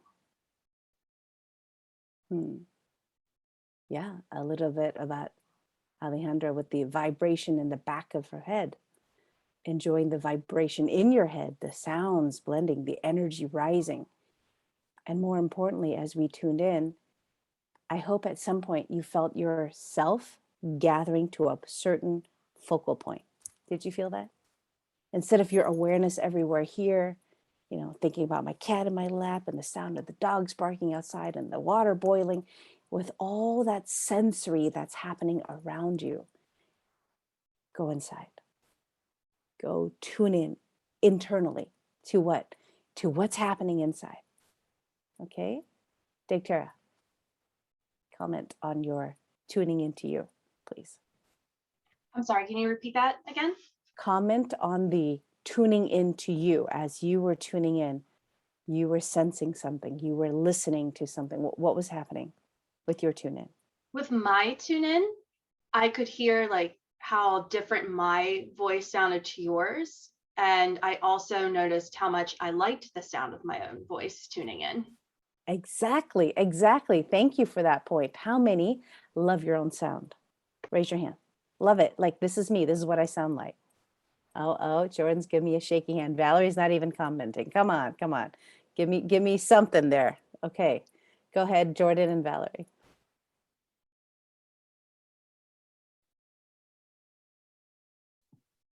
I guess what I noticed about the sound of my own voice, maybe today more than in the past, is that it is sounding more rich, more present, deeper. The variation of sound is deeper. I guess I don't know if that's a great explanation, but it just feels like more and more clarity. Yeah, exactly. Your sound is giving you background information of your current status. It's letting you know where you are. Yes, thank you, Valerie. Go ahead, Jordan. Well, I'm learning to enjoy my own voice. And I'm noticing that like when I'm really centered, I can almost feel it like in my chakras, especially within my heart and my throat chakra, like chanting. But when I was younger, I was told I was a bad singer for choir. So I have like trauma of my own singing voice. So I'm learning.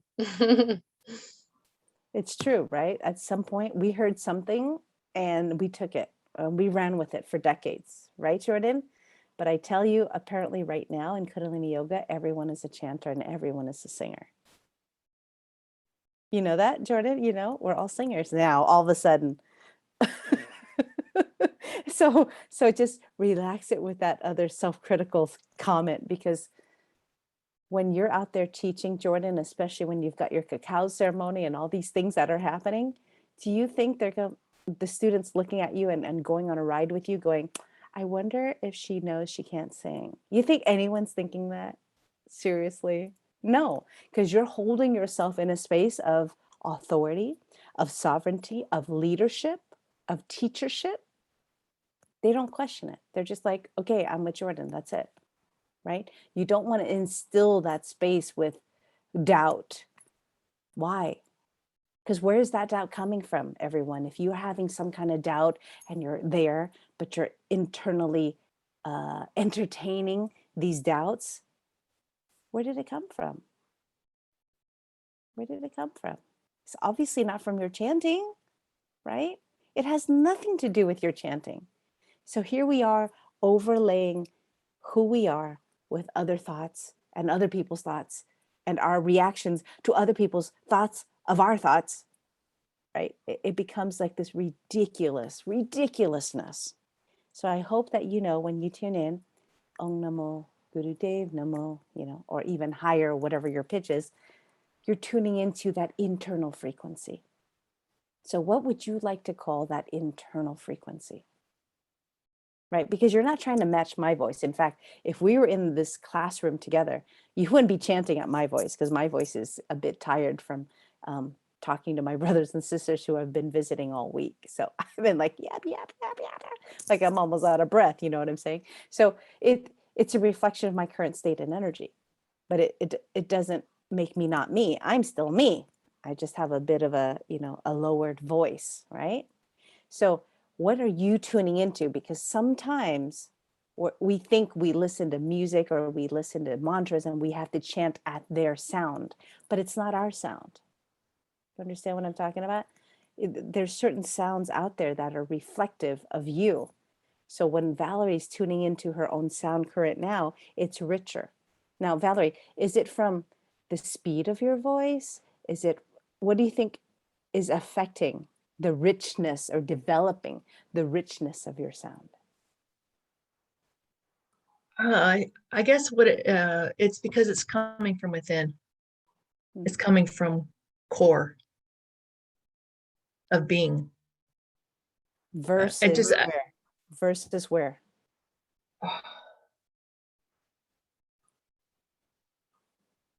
I just remember when I growing up, I played the flute. And so sometimes you're trying to play notes and you're not hitting it exactly right. So it's only partial sound. It's not clear sound, but you make a little bit of adjustment and then it's deep and full and rich. And it just feels like when you get to that place inside yourself where you can tune it to that perfect spot, then the sound is just more powerful as opposed to not being completely present or paying too much attention to everything else around you, or just fully of yourself. I love that. Fully of yourself. Okay. So everyone, let's just continue developing this concept with Valerie, okay? Because now your sound is changing. You are in weekend 4. You're a whole month into it, at least a month, if not 2. You're 2 months into training now. Your sound is changing. Do you know that? Not only are you looking brighter, like, wow, look at all this white clothing, amazing, everyone. And wow, look at these head coverings, right? Like as soon as you put on these little things, like one thing at a time, you layer it on, your energy becomes way more potent. Did you notice? You're more concentrated. Okay, so you putting on white, like Fabiola over with her mom and focusing on her mom's care, she puts on her white, like all of a sudden she's like, ding, teacher, just screams out of her, right? Even though in her mind she's in like this caretaking mode and I'm with my mom. When you put this on, Fabiola, you wear the white clothes, you put on your head covering, how does it shift you? Well, normally puts you in a different state of mind. like more neutral probably, because you don't want to bring other things to the present what we're doing now here. So you don't want to be thinking other things that are affecting you. So you kind of, I don't know, you just set your mind like when you tune in with the universe, and is the reason you tune in probably to just to be here. That's right. Thank you, Fabiola. That's it. So the tune in is not just I wear the white, I cover my head, I put my hands together, right? It's the bringing in this sound current, bringing in your sound current, specifically your sound current. It just so happens we're all chanting together, right? And if we were in a room together chanting together, it would feel even more amazing, because you're basically saying, everyone, I know you're at like a fraction of yourself. Could we please go into 100% of ourselves? That's what we're saying. We're saying, I know, Jordan, you're here 70%. I need 30 more from you. Ready? Okay, let's tune in and bring it all in. Let's bring it all down, right? We're tuning into ourselves, our soul, our infinite beingness. Understood? So that's why when you tune in, I really don't care what kind of breath you have. If you're like, you know, like if you're almost out of breath, or you've been up all night chanting and having a good time, or Valerie, 26 hours in a car, you know, at some point, your breath isn't what it sounds like. Okay. You are deeper. You have more access to that volume. So that's what we're working on. You know, how many of you, the first time you chanted Long Ekong Cars, you couldn't get the whole breath in? How many? How many of you are like, Ekong car, right? Like it was jerky. It was, I'm not getting that full breath in. Or you played a recording and you're like, how do they have such a long breath, right? So much of your mantra and your chanting has to do with air, has to do with prana. How much can you intake? How much can you hold? How much can you project through sound? So you'll hear people just chant, and in a class, they're like, project from your navel. And you're like, what? My navel doesn't have a mouth. How do I get more sound out of there, right? And they'll say, take it from here, from down here. So today, I'm going to go through this mantra sound with you. And what we understand from this first section is vibration is manifested in light, sound, and energy. Light, sound, and energy. So we are a vibration. We are sharing our vibration through the light, through the sound, and through your energy. Energy. So as you become more and more adept and adapt to sound and how people sound, you become clear of, how am I going to respond to this, right? You hear the sound, just like the parents did. They heard the sound and they reacted to the energy of that sound. Okay, so I'm making you really savvy on how you hear things and how it affects you in that sound. So we have a course called Conscious Communication coming up in 3 weeks in September. And we focus on how we sound, how we project, and how we pull that from the universe. So it's like a magnetic engagement. How do you magnetically engage in your world? Is it just, and you know this, sometimes you say things just to patch the moment so you can move on. And other times you really engage in the moment and you take the time and really get to know someone, or they'll say something and you're like, oh yeah, good luck with that. And you walk away, right? Like sometimes you just have these short mini conversations just to end it and go, ooh, that was so uncomfortable. Can we do something else, right? So that's how we are with sound. Sound is a tool. Sound is something you can use to have a greater experience of that moment. So Melissa, how many times have you told people this week about the 2 people that have passed? Tell me.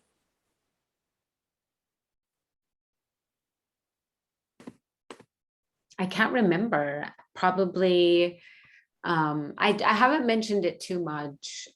Maybe like 4 times. And how did they all react to that in the 4 times? Similar to how you reacted, like that's, you know, like I'm deeply sorry for your loss and for the families, and just like in shock. Yeah. Exactly. So any situation can come up. You're taking in that info, and you can either like let it sink in a lot, or just push it right back and go, wow, that's rough, right? So it's in your reaction, how you engage in life is your sound. That's where it is. Your sound really helps you dial in how much you want to interact in every situation. So Melissa, did anyone they were just like, wow, I'm so shocked, and that's it, right? Or did they offer words of comfort? Did they spend time with you to be with that situation? Or was it more like, it was for you? I want to tell you, it was for you. When you say that, it was for you, right? Like how you interacted with people. It's what you're ready to share, and that's what they're ready to pick up on. Yeah. Thank you, Melissa. Okay, so sound. Sound is a constant state of vibration manifested to us in light, sound, and energy. So what is a mantra? A mantra is that creative projection of the mind through sound. Man, like mantra. Man is mind. Trung means wave or projection. So you're having a mind wave. A mantra is a sound that is the mind, that is a wave, that is projection. The science of mantra is based on the knowledge that sound is a form of energy having structure. Sound is an energy having structure, power, and definite, predictable effect on the chakras and the human psyche. That's pretty powerful, right? The science of mantra is based on the knowledge that sound is a form of energy having a structure, power, definite, predictable effect on the chakras and the human psyche. Mantras are formulas that alter the patterns of the mind and the chemistry of the brain. So please underline this. What is a mantra? Mantras are formulas that alter the patterns of the mind and the chemistry of the brain, according to physical and metaphysical laws. The power of mantra is in its sound vibration. The mantras used in Kundalini Yoga elevate or modify consciousness through the meaning and rhythmical repetition. It is beneficial to link a mantra to the breath. So we chant mantras to elevate our consciousness because of their meaning and also because of rhythmical repetition. Rhythm, repeating the rhythm. We need the rhythm. The rhythm is like a code. The code is like mathematics. The mathematics is working on your mind. So when people say, what is the Nam? The Nam is the vibrational identity. What we vibrate, we become. Okay, so today going forward, be very mindful of what you say. Okay, because if you know mantras, and mantras are power structures of energy and how it can affect the body, it can also affect other people, just like how that baby's crying affects the parents, right? There is something in you that is reacting to someone else. So this is like, if I had to break down energy and all the healing modalities and all the Reikis of the world, like I would tell you, that's what it is. It's vibration connected to other vibrations. And how do you take in that info on a basic level? That's what's happening. So Nam becomes the vibrational identity. What we vibrate, we become.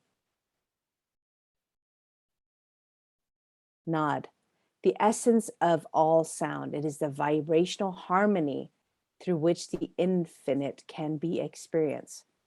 So when we have Nad yoga, the science of Nad is based on the experience of how sound vibrations affect the body, mind, and spirit through the movement of the tongue, the mouth, and the changes in the chemicals in the brain. So Nad yoga. It's interesting because Nad means the essence of sound, right? Nad is just like that sound, vibrational harmony throughout the universe. And then there's the yoga, the merging, the connection within your own body-mind system with the nam, with the nod, the sound that is out there. So I'm just breaking down a few words before we go more into concept. Shabad. Shabad is a sound current of vibration that dissolves the ego, which obstructs the truth and prevents us perceiving and acting from prevents us from perceiving. Okay, here it is. I'll read it again. Shabad is a sound current that dissolves the ego, which obstructs the truth and prevents us from perceiving and acting from our authentic self. So there is a sound that dissolves the ego in which it obstructs the truth, the ego that prevents us from perceiving and acting from our authentic self. I mean, isn't that crazy to think about? You're not you. You've got a protective ego about you and then there's the authentic you. I mean, from this apparent definition right now, we've got several things happening. The Shabad is the sound current, the vibration that dissolves the ego, obstructing your truth, preventing us from perceiving and acting from our authentic self. So when Valerie's talking about her sound and her depth of sound and how it changes, what do you think's happening there, Valerie, in relation to this definition we just read? I guess I would say it's that finding that authentic self and letting go of who other people see you as, and so how you then see yourself as opposed to finding that true space within yourself and letting that be the thing that you're putting out into the world. Exactly, Valerie. So we're melting all those kind of like perceptions, or would you say, or let's call them projections from the ego. We're melting them so that that true Valerie can come out, from that true soul to express itself. So we get to that layer by stripping down whatever projections we're holding on to through the Shabad, the sound current, that precious sound current. So the Shabad Guru is the quantum technology of sound, which directly alters consciousness through the power of the nod. The Shabad Guru is considered a special sound current, which is a teacher, as it removes the constrictions and distortions of the ego.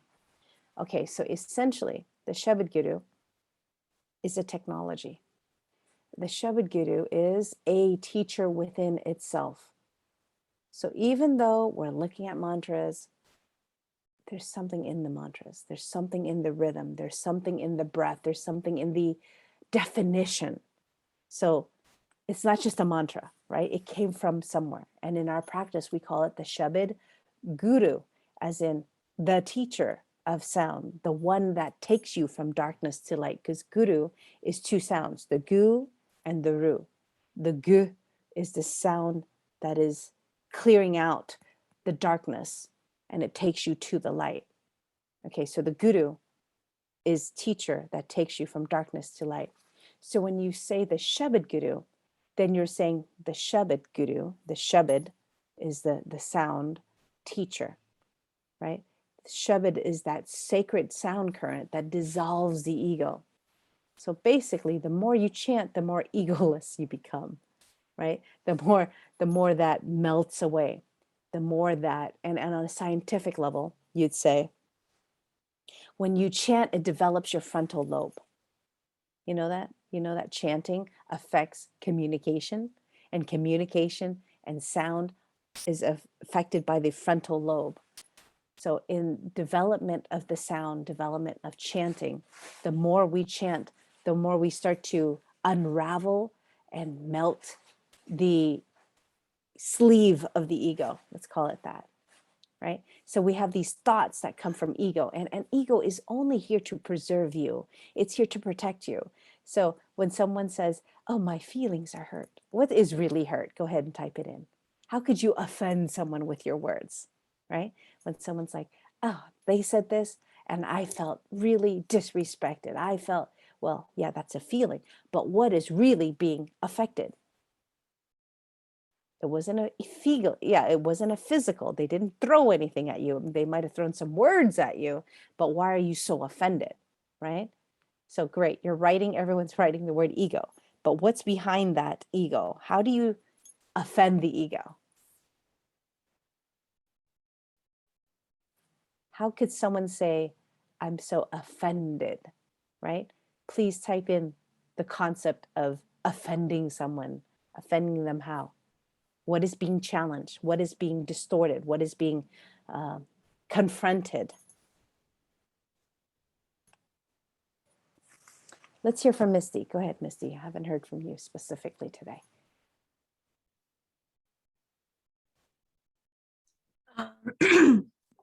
I was going to say that their authority or their power is being offended. Mm-hmm. Right. Because their concept of who they are is not being reciprocated, right? And this is all ego. Versus if we just innocently walk through life, you can have anyone say anything and it wouldn't affect you. And this is a sign of a strong Kundalini Yoga teacher. Agreed? If you're a strong Kundalini Yoga teacher, it doesn't matter what other people say. Yes or no? Agreed? Yeah? Because what other people say, as we just discussed in our third class, is layered with what? It has their authentic self in there. It has their ego self on top of that. And then has what? More and more concepts and thoughts from other people coming in. So how are we ever going to get to that authentic self until we're able to drop the heaviness, drop the I wish I could have, should have, all these other thoughts that are fueling it. So how do we get to our own sound? How do we get to that part of us that is more authentic and more real? You are on a journey right now to get to that place of realness, get to that place of, I could have been this way. I should have been this way. Versus, no, this is who I am right now, right? You are all taking snapshots of who you are right now. And that's why every week we're like, take those selfies, folks. We want to see your faces change. You know that? We have that. Yeah, Jordan, go ahead and you wrote something long. Go ahead and share that with us. So I was just reading something the other day about how every person has a different perception of you because they are in their own reality. And yeah, I was just saying it's obvious when you read it back, but it had an impact on me because I feel like personally I want to have an image of like, I'm a good person and all those things, but I feel like no matter what you try to do, everyone has their own things going on. So it's kind of pointless use of energy to do that. Exactly. And you know why everyone's got their own version of you, Jordan? You know why? Because they got their own ego. Exactly. And you can't control their ego. Like that's the worst thing you can do is an ego trying to control another ego. That's like impossible, right? It's pointless. The point is don't bother with it, right? And Yogi Bhajan even said it in anytime you're dealing with someone, one of your 19 sub-personalities is dealing with one of their 19 sub-personalities. So who do you want to be presenting right now? The good Jordan, the studious Jordan, the I can't do anything wrong Jordan. Like we all have attachments. This is the point of ego. You only want to show your best side. You only want to show that you're a clean, organized person, even though you're super messy. You know what I'm saying? Like we have these polarities. That's true in everyone and everything. But the more we become attached to, no, only send out this message and then this one, but not the rest. It's a filtration system and it can't be real. And that's why over time, things start to crumble. Things start to show. Cracks show up, And that's why when we do this chant, when we do all kinds of chanting, we drop into that space of knowingness. As who was it? There was a teacher in one of our teacher trainings. This lady's voice was like this, like it was so high, but it didn't match. Like if you listen to the phone, you think her sounds sent out a certain signal. And then you met her in person and you're like, wait a second, something's not right. You know, so it's in the sound.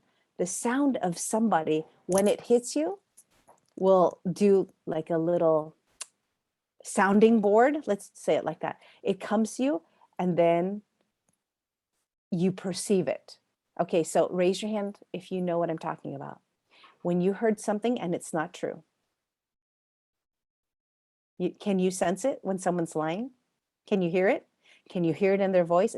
I'm not even talking about like body language and did they look in you in the eye? No, I'm just saying when you hear something, how do you know from your perception of listening alone when something's true and when it's a lie? When it's not true, let's just say it like that. Go ahead and type it in. You heard something, you saw something, you read something. True or not true?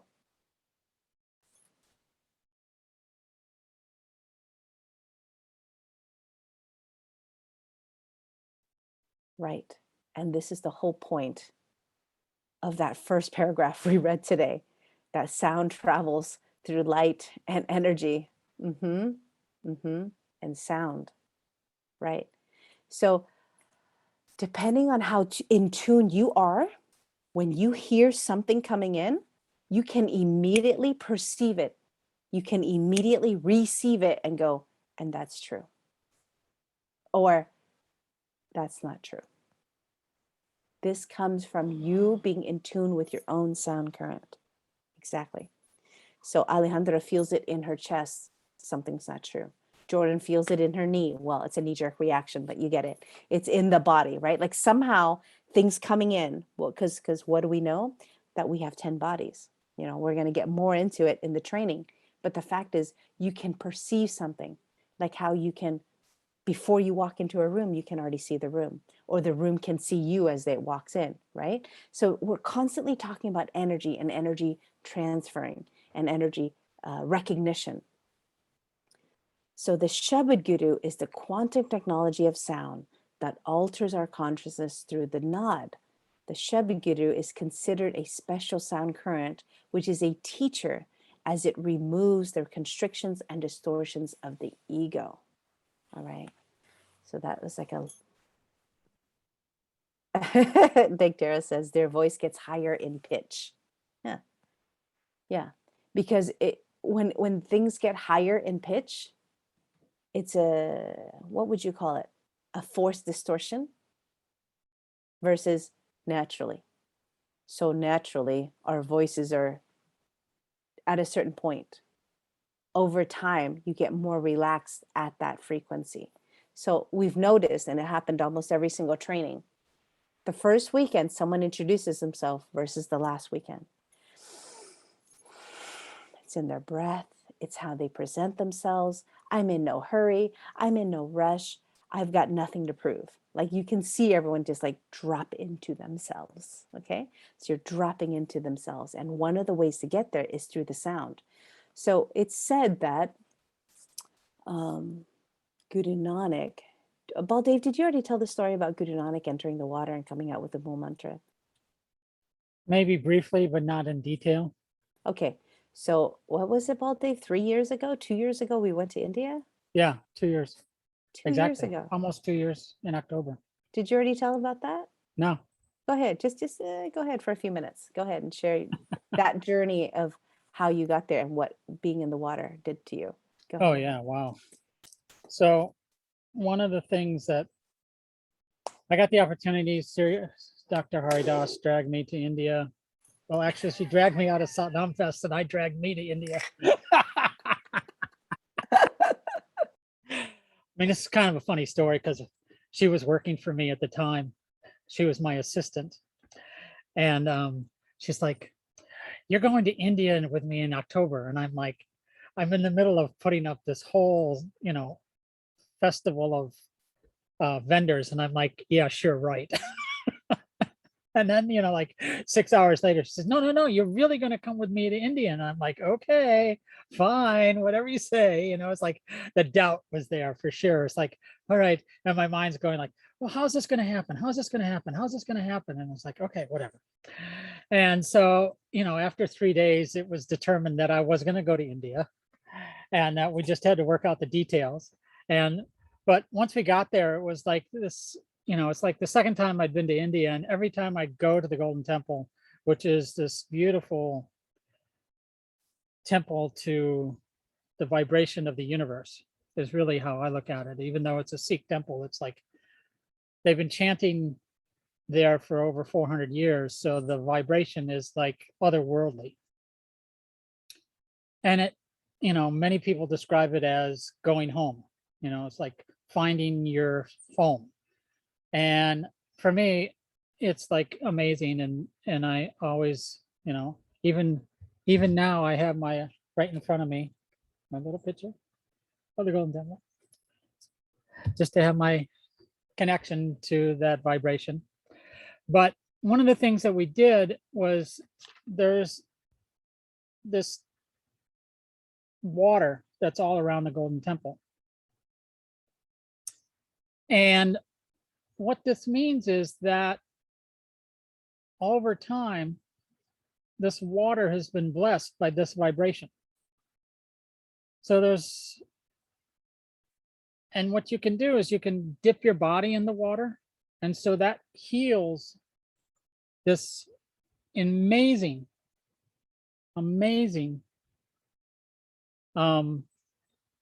energy that goes into you. And so you can, splash it on your face if you don't want to dip it completely, or just be in the vibration and do it, or you wash the floors with it and be in that vibration that way. Or there's many ways to be in the water at the Golden Temple. But just to be there in that cosmic, otherworldly vibration is like so, it just permeates you. It just like gets into you. It's like you can't get away from it. It's like you become a part of it, and it becomes a part of you. And it's just such a beautiful experience to do. And then as a side trip, we went to Goenwal, which is another holy source of water that was built, 400 years ago, or even actually longer. But and that particular is where you go and meditate on the Japji 84 times. You read Japji on the bottom step, and then you walk into the water, and then you go to the second step and read Japji, and you go into the water, and then you go to the third step and read Japji, and you go into the water, and you do 84 steps and go into the water 84 times. And takes about anywhere from 15 to 24 hours, depending upon how fast you read Japji and how many breaks you want to take, and so on and so forth. But it's an experience that, according to the folklore and the technology of the teachers, the gurus, is that it allows you to heal the karmas 7 generations in the past and 7 generations into the future. So it really kind of is a cleansing thing. And after that, it's like the bliss is beyond words. The bliss is totally vibrational. It's not wordly. You can't put it in words. It's just a vibration. And it's so high, it's like amazing. So if you ever get the opportunity to travel there and take time there and meditate there, it's just, it's something that you'll never forget, ever. So I highly recommend it. Thank you, Baldev, for sharing that. More importantly, what's happening to you? How long did it take, Baldev? Like how many hours? For me, it was 21 hours, but I was 4 months off of knee surgery. So walking up and down the steps was a bit of a challenge. I did like 15 or 18 steps, and my knee just said, okay, you got to stop now. So I stopped and took a 3-hour nap, and then went back and finished. And it took me 21 hours altogether. But yeah, it's an amazing situation. The other people I were with, somebody did it in 16 hours, and I'm like, straight with no breaks. And I'm like, I'm not sure I'd ever want to do it that way, but you got to do what you got to do, right? However you want to approach it is how you approach it. So it's all good. And what an amazing feat that is, that, Baldev, that you've been to India so many times, and just in that one moment, that one day, you decided to do that.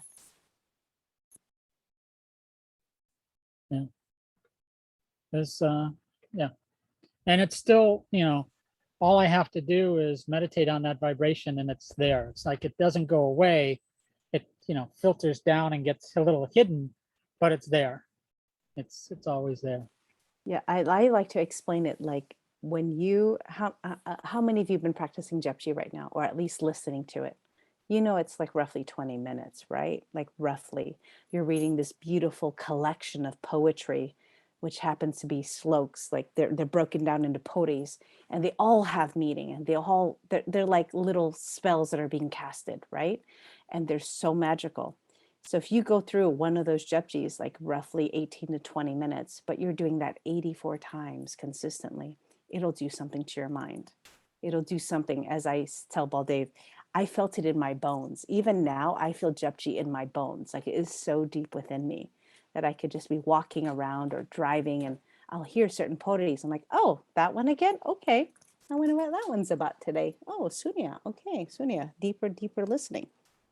So the point is, it was the mega chanting opportunity, and Baldev embodied it, right? It wasn't just like I'm chanting something and my mind's being affected. It affected his core frequency. Because, I mean, when you do something that massive, it affects you on many, many levels.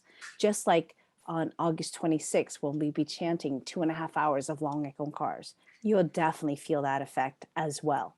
You know, chanting that long.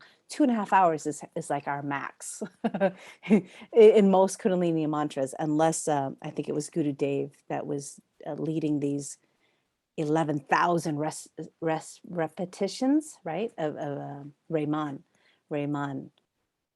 Shabad.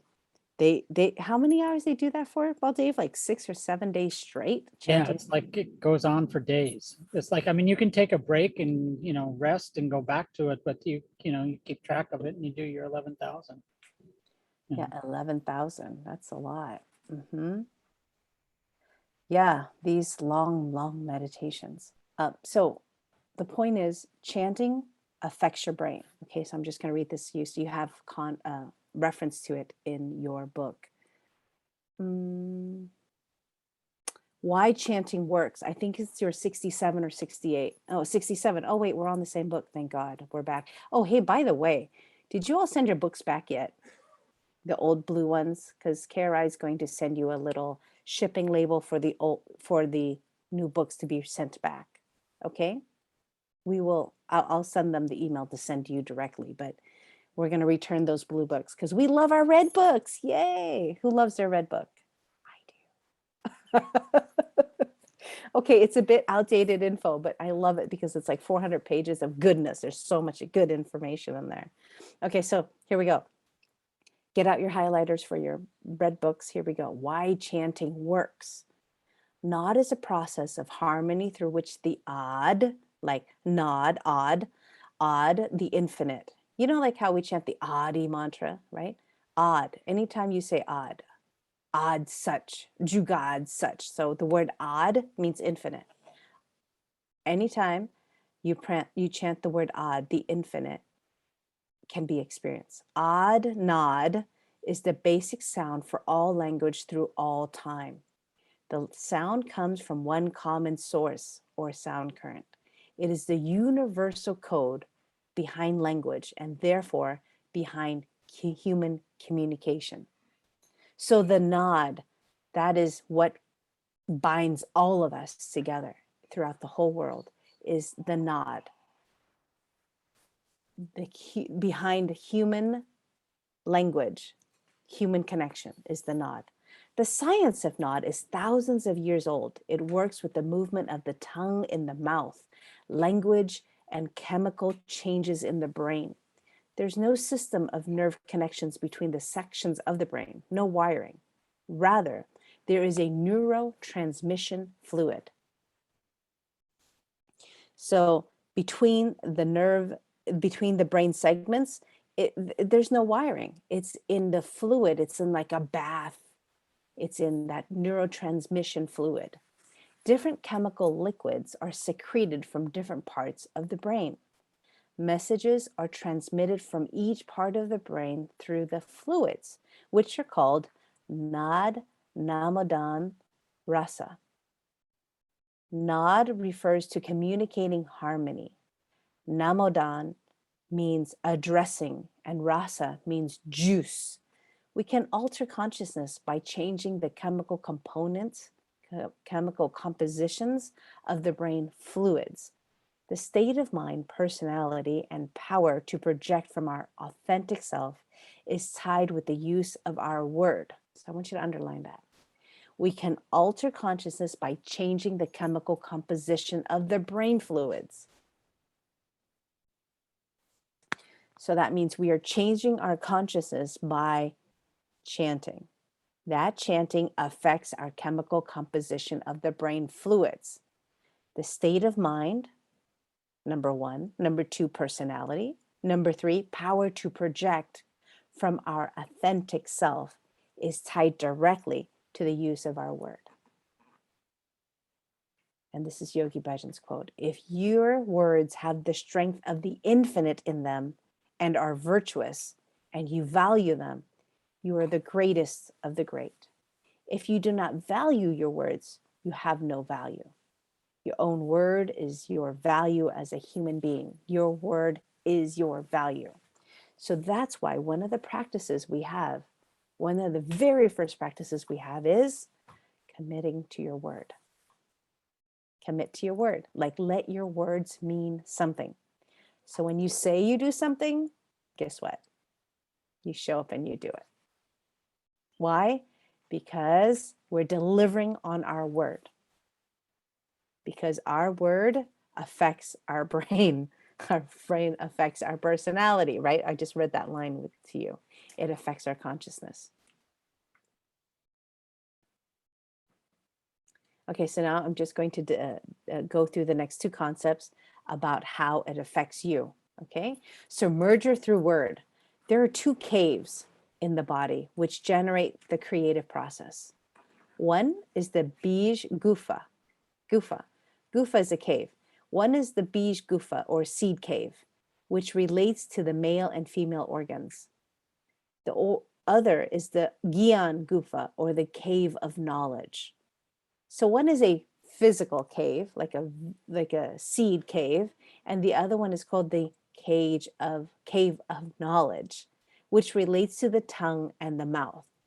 The science of Nod yoga is concerned with the Gyan Gufa, which is the cave of knowledge, in which the movement of the tongue and the mouth while chanting is likened to the sex organs in the seed cave. It creates the experience of merger with the divine. The Nod meridian points of the upper palate. The upper palate forms the roof of the mouth. So if you take your tongue, go ahead and stick it at the top of your mouth, and you can feel that dome shape, right? So it's in your upper palate. You can move your tongue in front of your teeth, around your mouth, all around that upper palate. So when we're chanting, we're taking that tongue and we're hitting the upper palate, just like fingers to a keyboard, okay? It consists of two parts, the hard palate and the soft palate. The hard palate is what we know as the roof of the mouth, extending from behind the teeth to the fleshy tissue that is suspended from the rear of the hard plate.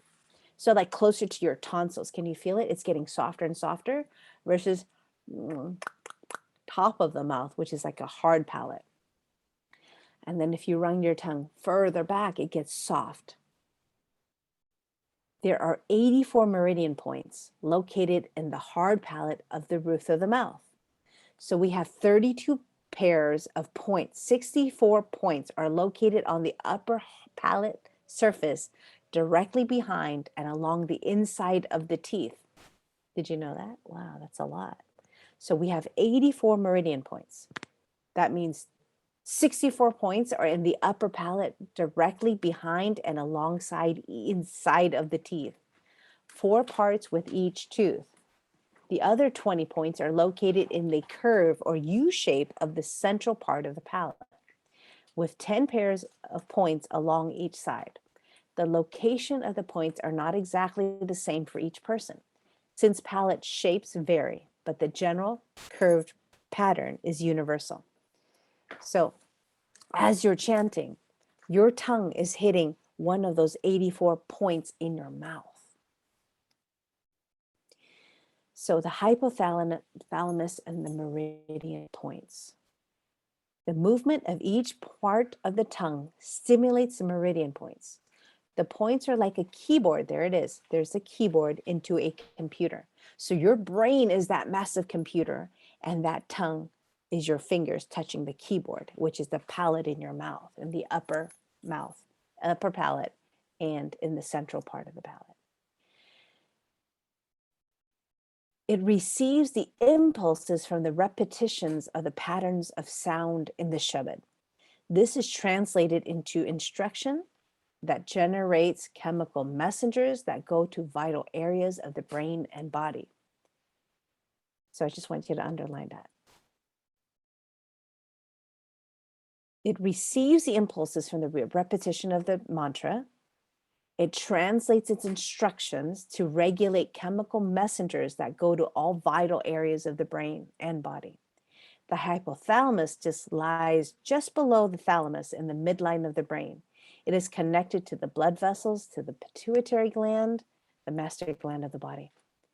The hypothalamus is known to regulate the vital functions like hunger, drinking, body temperature, and sleep. It triggers the regulation of moods, emotional behavior, and sexuality. The special patterns of the Shabad Guru stimulate the hypothalamus to change the chemistry of the brain. Okay, it says it right there in the book. So please just underline that and understand that the special patterns of the mantra stimulate the hypothalamus to change the chemistry of the brain, adjusting the functions of the endocrine system. So chanting directly deals with the hormonal system and the metabolism to create a neutral, balanced mind and to strengthen the nervous system. The immune function. Many positive states of mind can be created using the Shabad Guru. It can conquer depression, enhance intelligence and intuition, and open the power of compassion. Okay, so chanting affects us positively. It increases our immune function, helps us to establish a neutral, balanced mind, conquers depression, enhances intelligence and intuition, and increases compassion. Look at that. That's a lot going on. Okay, one more box we're going to read. Baldev, have we taught Laya Yoga, Baldev? I believe we've done a Laya Yoga meditation, but it was a while ago. Okay, because there's a little bit about it. And we're going to do a little bit of it right after we come back from a short break. Okay, but one more thing before we go. Yogi Bhajan on the word. How to heal with the word. Whatever you say, it is the application of your mind, body, and spirit. The most powerful thing of all is the prana. Word becomes the Pavan Guru, and word cannot be erased. It becomes the Akashic record. Okay, so that's a little serious, right? So whatever you say is recorded, as in it's in the Akashic record.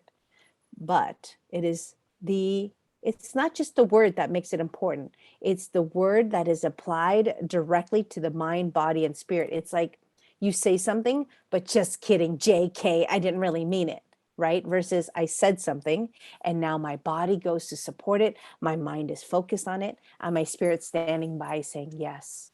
It's different, isn't it? When you have that full commitment from your beingness merging with the sound. So word becomes the Pavan Guru. Word cannot be erased. It becomes the Akashic record. Universe is balanced by the word. It is for one moment, the whole world shall have no sound. This entire galaxy and galaxies of galaxies and universe will disintegrate. To keep it going in balance, there has to be sound. This is called Shabad. I always believe the power of mantra is the power of man over God. That's his comment on that. So what keeps it all together is your sound, that sound vibration. And inhale, exhale. All right, you get a 3-minute bio break and I'll continue for another 35 minutes of class. So I'll see you soon. Let's get up and have a little stretch. Be right back.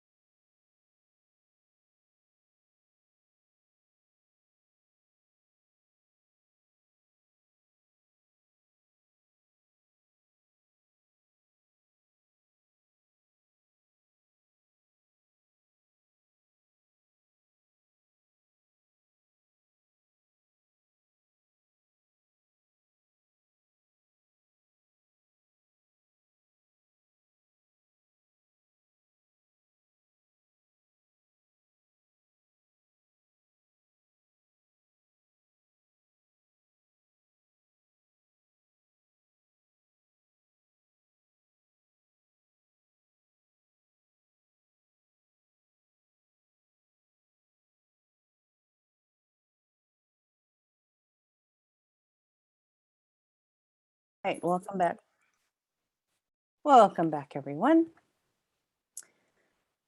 Okay, so one of the practices that was just mentioned was called Laya Yoga. Laya Yoga is in our level 1 book, and it is to, let me just pull it up and just close your eyes and we'll just practice it for a few minutes so we can see how it goes. So what we know about chanting is it affects everything, the mind, body, the hormones. It's a whole deal, isn't it? It's a whole big deal. So let me just pull up Laya Yoga.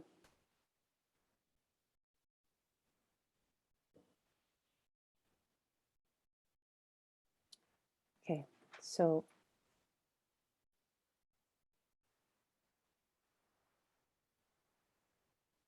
okay, I want you to pull it up in your thin manual, in your yoga manual. Let me go pull my old school yoga manual up too. Hold on.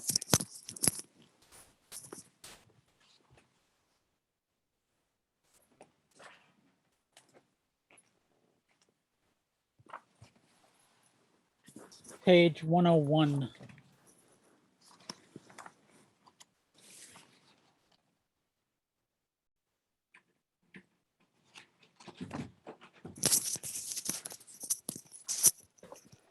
Okay, who knows what page was La Yoga on? 101.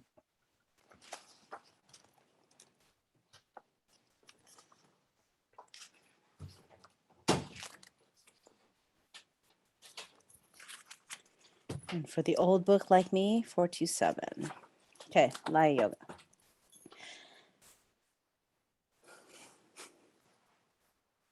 All right.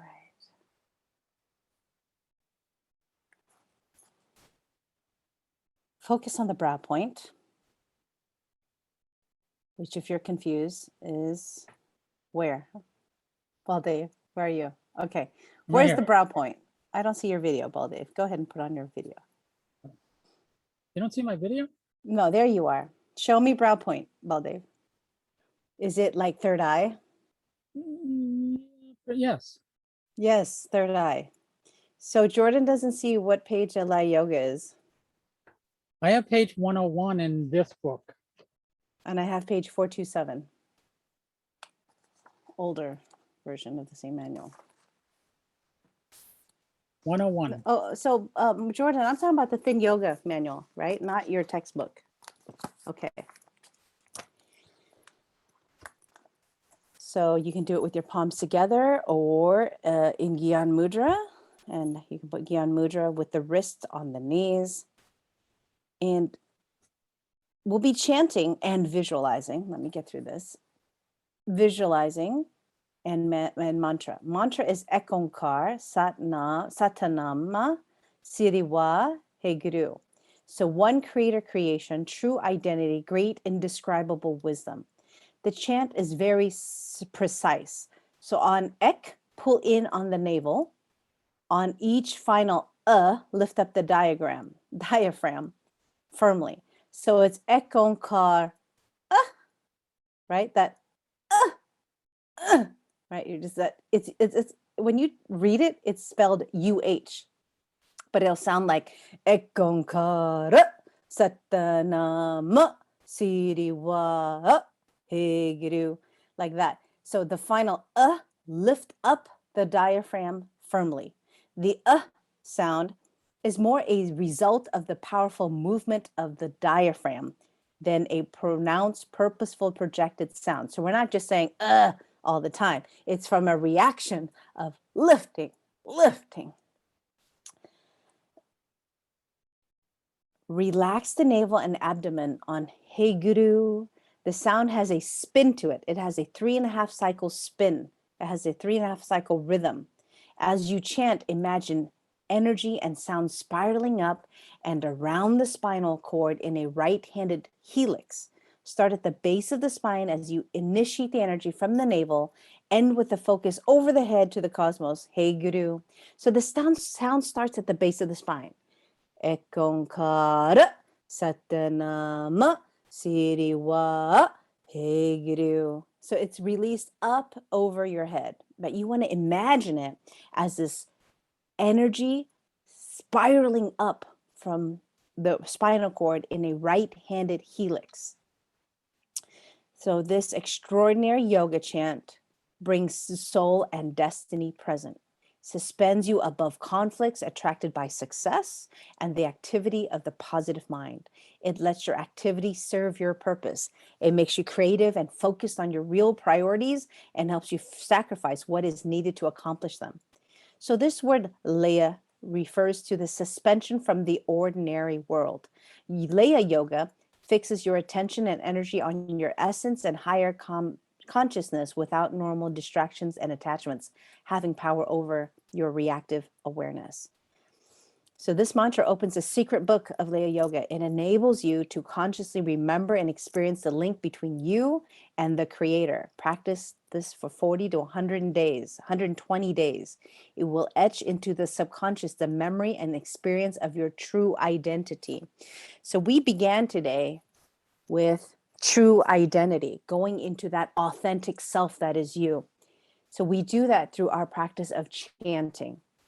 our practice of being in, experiencing our own nod, our own sound current.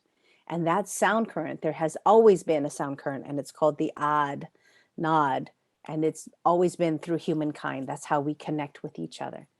So one thing I wanted to mention about these mantras that we're chanting and where they're coming from, it's mentioned in page 66 that it's from the Sri Guru Granth Sahib, an encoded form of the Shabad Guru, which allows us to program our mind-body computer to resonate with the infinite. It is literally the embodiment of the intrinsic wisdom of the sound current. So when Golden Temple is talked about, the Golden Temple, and Baldev is referring to the Golden Temple and how people have chanted there for 400 years, he's talking about the Sri Guru Granth. The Sri Guru means the great Guru, and the great Guru for this ethnic group and religious group called Sikhs in the northern Punjab region of India, we celebrate the infinite wisdom of the Guru through chanting. And it's a book, and I'm literally telling you, we call him the king, right? Because he is the teacher. He's the 10th Guru, he's the 10th teacher, and he's Guru Gobind Singh. That's the 10th embodiment of that frequency. So when he said, after he dies, there will not be another. So we have a book of knowledge. We have a book of poetry that's been compiled. But several of the gurus have contributed to that to that book. And like Guru Ram Das and Guru Arjan and Guru Amar Das and Guru Nanak. So all of them have given towards this great book that we chant from, and that's the Sri Guru Granth. It's 1,340 pages, and that's also the first thing that came from there is the Mo mantra. So I'm giving you a bit of origins, but also to understand that where did the mantras come from? Some mantras are very old, some mantras are the Sri Guru Granth. So that's the source. And some mantras are from Patanjali and other sources of other places. So we're not just chanting a word that's made up is what I'm telling you. We're chanting words that have been encoded, that we've been chanted a long time. So there's energy to it. So when people say, I'm chanting, what are we chanting? I'm not just saying a word from today like apple, oranges. Let's chant apples and oranges. It doesn't have the same feel as if we're chanting the Nam or Ram or Ekonkar, right? Like these words have meaning to them, like very deep conceptual meaning, okay?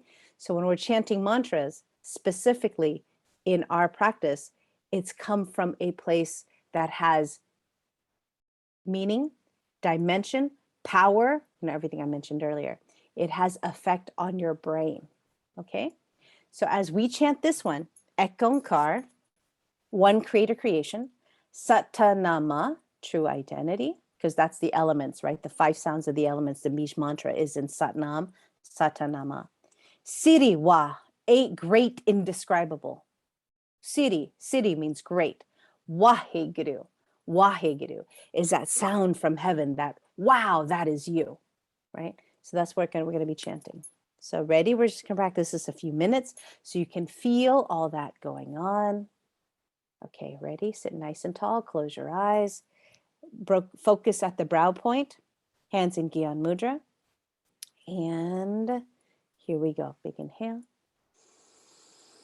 Ekonkara Satanama Siriwa Heguru. As we chant that, visualize that spiral, right-handed spiral coming from the base of the spine to the top of the head. Here we go. Ekonkara Satanama Siriwa Heguru. Ekonkara Satanama Siriwa Heguru. Ekonkara Satanama Siriwa Heguru. Ekonkara Satanama Siriwa Heguru. Ekonkara Satanama Siriwa Heguru. Ekonkara Satanama Siriwa Heguru. Ekonkara Satanama Siriwa Heguru. Ekonkara Satanam Siriwa Eguru Ekonkara Satanam Siriwa Eguru Ekonkara Satanam Siriwa Eguru Ekonkara Satanam Siriwa Eguru Ekonkara Satanam Siriwa Eguru Ekonkara Satanam Siriwa Eguru. And inhale. And exhale. As you sit still, feel that vibrational movement internally. Feel that double helix circling still, feeling the sound and the resound of your own sound.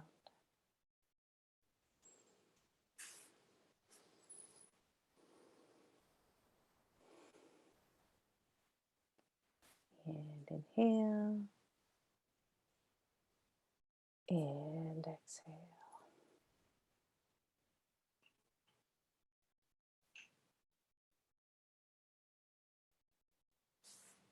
And just to go over one more concept, the anahat. The anahat on page 68. The sound current is referred to as a unstruck melody. That is when the mantra resound in every atom and fiber of your being, page 68. It's under varieties of mantra and sound. Anahat, the bottom. The sound current is referred to as an unstruck melody. That is when the mantra resounds every atom and fiber of your being. Its vibration becomes part of you. It is created when the inner sound is produced from the navel center, using the tip of the tongue. This triggers the higher glands to produce what is referred to as amrit, the sweet nectar of ecstasy. So when we chant with our tongue, we chant with our navel. It produces this inner sound. It's produced from the navel. This triggers higher glands to produce what is referred to as amrit. So sometimes when you're chanting, you might taste a little something in your mouth.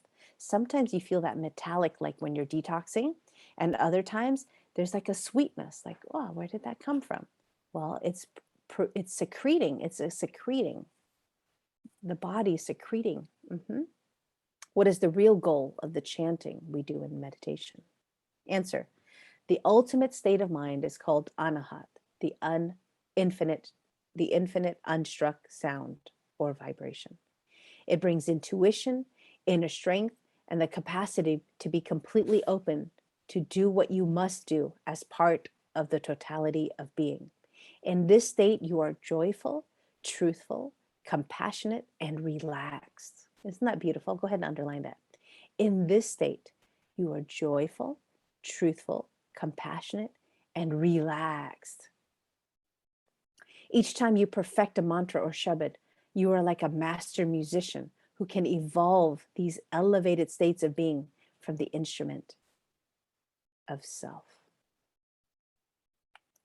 So today we've talked about several different concepts. There is an instrument of self. There's a you, there's an ego you, and then there's an authentic you. And the more we chant, the more we get into a rhythm, something starts producing on an endocrine level, on a endocrine hormonal level. And the anahat is like the ultimate merger of us with the infinite sound. And that at some point, we are the vibration of the universe. We become the instruments of the vibration of the universe. That one day you'll get an intuitive hit, and then you're able to deliver that. That's magical, isn't it? That's like, wow, I'm really living my truth. Oh my God, amazing, finally, right? But we couldn't hear that because we weren't tuned into our own sound. So when we tune into our own sound, that's what's happening. When you're able to tune into you, just like how the more we chant, the deeper or richer our voice becomes, we become more us. Okay, we become more us, more real, more you. So the seed mantra is called the Bij mantra, the seed of the sound that is planted, like how we always say, inhale, sat, exhale, nam, right? Like when we're doing our exercise, inhale up, exhale down, because the more our mind is focused on a mantra, the more it becomes neutral. It neutralizes whatever experience we're going through. Now, Ashtang mantra. So there are 8 parts or 8 beats, like Patanjali's 8 Patanjali's, remember the yamas and the niyamas. So there's 8 Ashtang. The rhythm of the Kundalini and its movement naturally responds to the Ashtang beat. The quality of each part covers the spectrum of the projected qualities of consciousness. So what we just chanted now, Ek Onkar, Satnam, Siri, Waheguru, that's 8 sounds.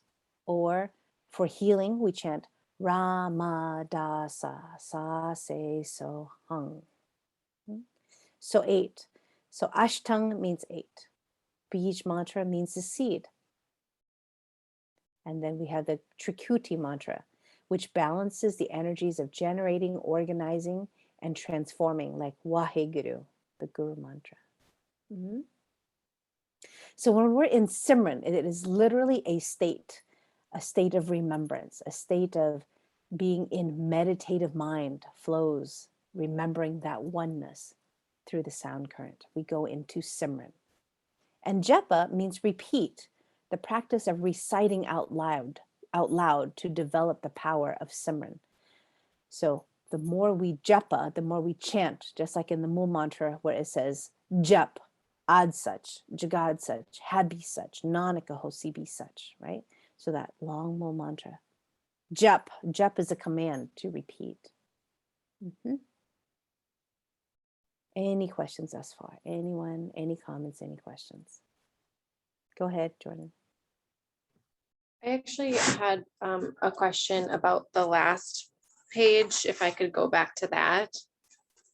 And it was regarding the word creative in general. I've been having a challenging time wrapping my head around that. So the definition that it used for the mantra, the creative projection, could you explain like what that really means? Creative projection. What page are you looking at so we can all follow you? 66 in the definition of mantra.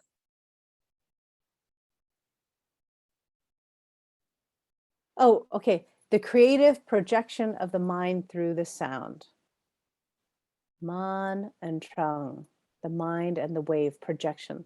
The science of mantra is based on the knowledge that the sound is a form of energy having structure, power, and definite predictable effect on the chakras and the human psyche.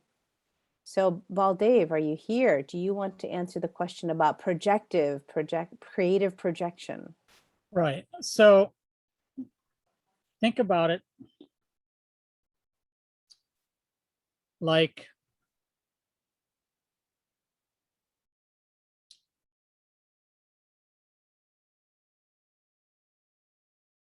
when you speak, the sound that comes out can either inspire or degrade, right?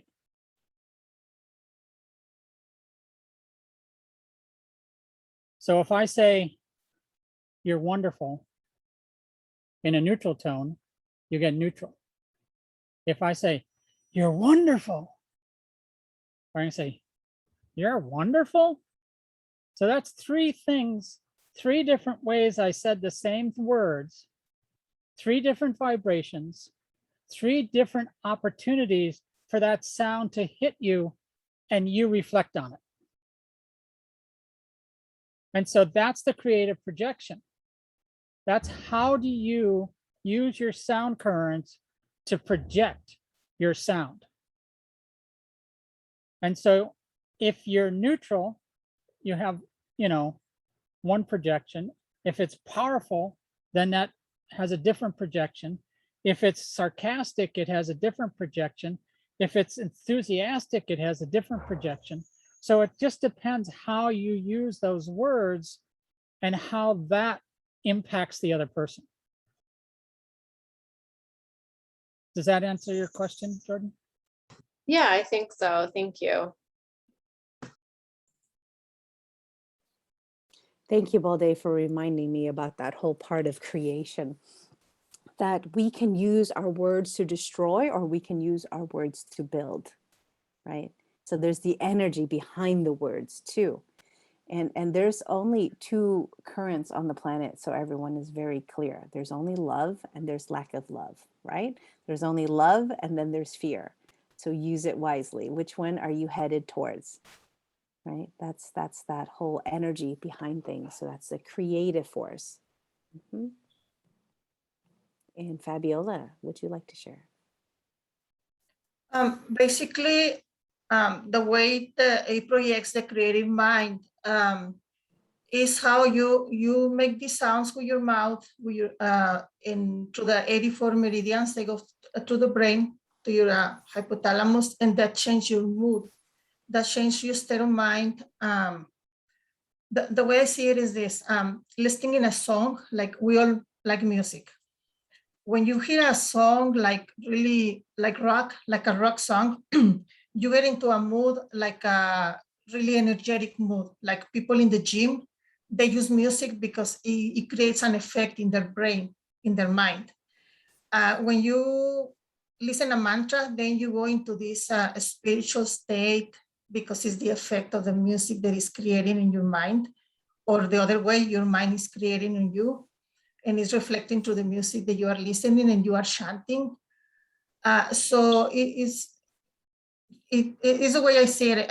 Sometimes we are feeling really sad, and then we listen this song that pumps me up, and we change our mood. Now we are no longer sad, and this is basically how it works in your creative mind. The projection that it does through the sound. Yes. Thank you, Fabiola. And just to support more of what she said, on page 68, what about silence? Isn't that the ultimate answer? Silence is filled with anahat. The inner silence is the silence of the ego. When the mind vibrates silently in perfect unison with the unlimited self. When you chant, the nervous system becomes synchronized and the flow of thoughts move with the higher self. Then the ego relaxes and the mantra is vibrated by every cell. You let go and you are truly silent. In that silence, you can feel, hear, and act on the call of the soul. So we're developing this relationship to our own sound. And sometimes in that silence, we hear our own sound the most. And like Fabiola says, if you're in a certain mood and you want to switch your mood, the easiest thing we all do is turn on the radio, put on some music, because music definitely affects us because it's sound relating to our sound, right? And that's why you're very influenced with your favorite music. So who has used music to motivate it themselves? Right? You do. You're like, wait, what's my task today? Oh, I'm cleaning the closet. I better put in some good tunes. I'm going to scrub the bathroom. Oh, it better be good, right? Or like you're going to have a nice meal. Oh, let me put on my favorite playlist, because sound affects our environment, but also it affects us personally. So be mindful of what you listen to. Be mindful of the music you surround yourself with. Be mindful of who you're with, because it affects your overall energy field, right? It does. Everything adds to your sound. You all have your own basic sound. And in our practice, we alter our sound. We increase our sound and we increase our sensitivity by chanting or by listening to mantras. So how many of you, and I want to see some big hands now, have mantras playing in your house 24/7? Yeah. Okay. There's no one here that doesn't have something on in your house. Like I've got 3 things going on in my house, like 3 different rooms. Play Japji. Just put it on repeat. Just put it in your house somewhere. Play it on repeat. Put it on repeat. Melissa, for the next 17 days, if you wanted to, you could play a call for your 2 youths that have passed. Just put that on repeat in the background. So that is a sound that is constantly being broadcasted for those who are, in need of reminding themselves of the undying, for those who have passed, for those who just want to hear the word a call. A call is very powerful. You can have Ramadasa on, right? Because Catherine, you could be going through surgery, so leave Ramadasa on in your house 24/7. You know what I'm saying? Just put on repeat. Find your favorite version and just leave it on, because these sounds, they project into your space. Let's say you're going out to the grocery store, something happened on your way home, you're tired, you heard some news. You don't necessarily want to bring that energy into your house, do you?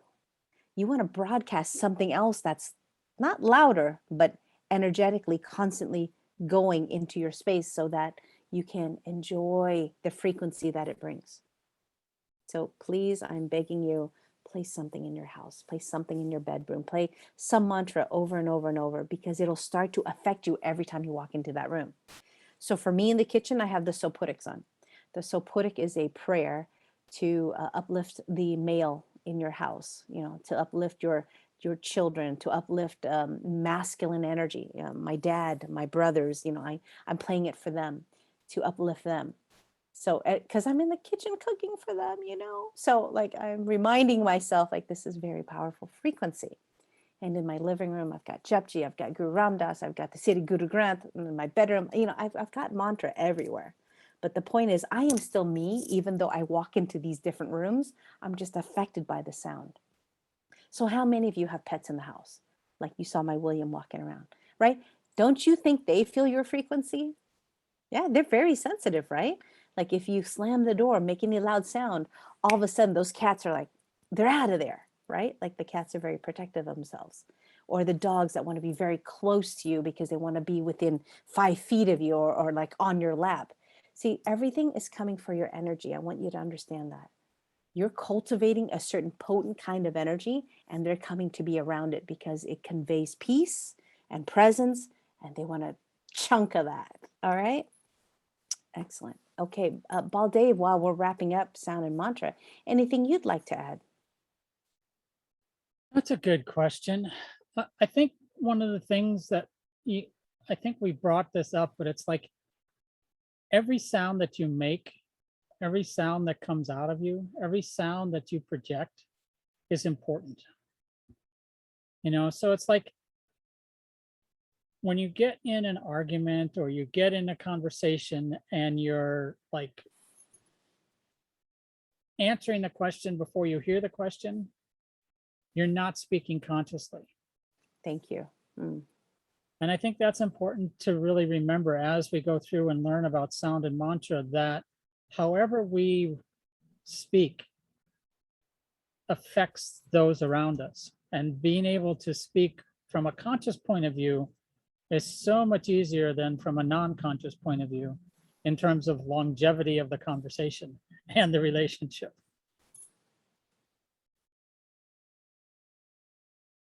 So yeah, I'll use one of the things that Hari Das has pounded into me over these years with all the training I've done with her is take a deep breath in and then let out whatever you want to let out. And it's like That's I told right. somebody the other day, I was like, when you take that deep breath in, just say Guru Guru Wai Guru Guru Ram Das Guru, and then have your conversation, then have your response.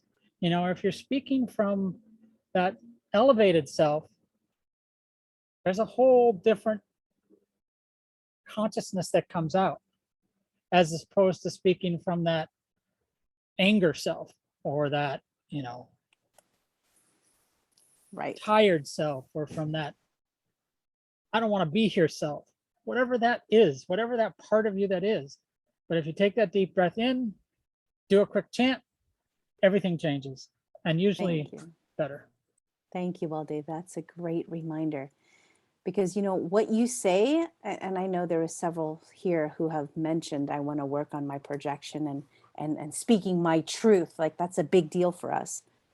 Take that deep breath, really gather yourself, package what you're going to say, and deliver it.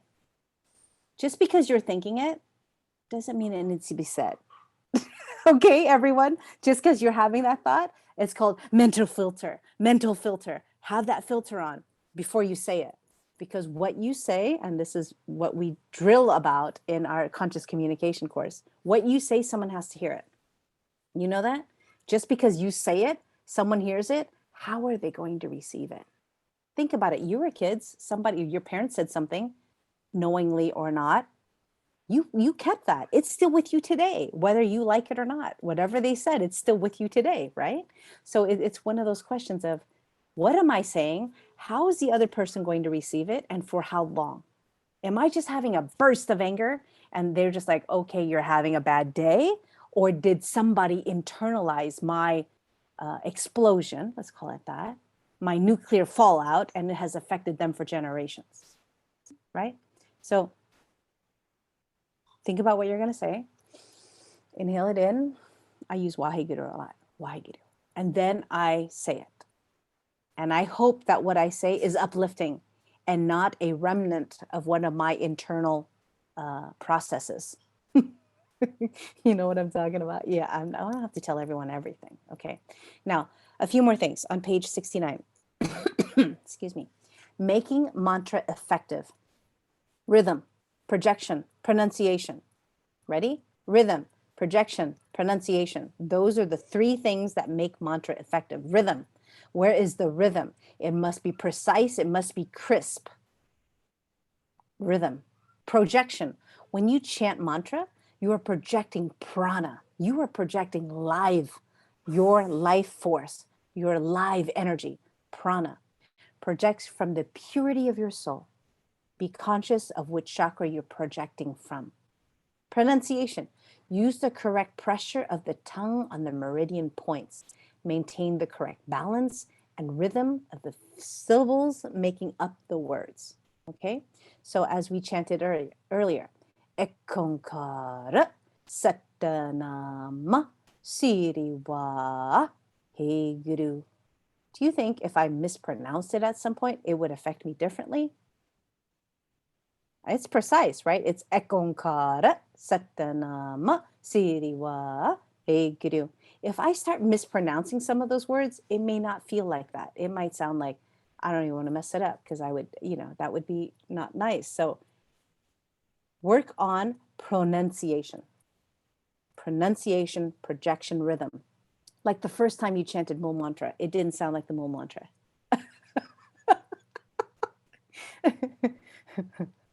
Right? It didn't sound like the Mool Mantra. It was like, it's kind of, sort of, it's like going in for a fitting, right? You put on an outfit. It's kind of loose here. It's kind of big there. It's kind of like, okay, it's hanging, but it's not, it doesn't fit. It doesn't fit quite right. So the more you chant, and hopefully you chant with a guide, and that's why sometimes like we play by Kultar Singh's Japji, right, Baldev? Have we played it yet? Yeah, we play by Kultar Singh's Japji because it's kind of like a pattern. We're learning from his pattern. We're learning pronunciation from his pattern. And then we start to embody it. And at some point, your mantra sounds like you've been chanting it, not like this middle-aged Indian man chanting it, right? Like, of course, it's proper pronunciation, but it's your sound that is powering the mantra. So making the mantra effective, rhythm, projection, pronunciation, those three. From the navel, the third chakra and mantra, we talk about that a lot. It's from the third chakra. It's from the navel point. So you'll meet some people, Sanam, I'm Haridas, it's so nice to be with you. Like they'll project it at different chakras versus Satnam, I'm Haridas, so nice to be with you. It sounds different because it comes from the navel.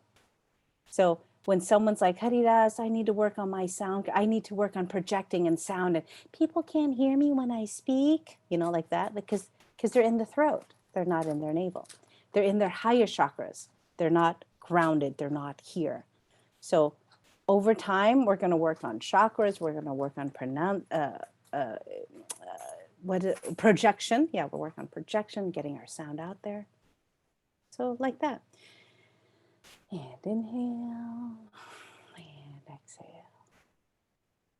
All right, Baldev, it's all yours. All right, everybody. So we have an hour break. So we're going to start at 5 minutes after the next hour. And thank you very much, Haridas. It's always a pleasure to be with you. Always a pleasure. Thank you. to Thank see you. Let's do one long sanam before lunch. Inhale. Satnam.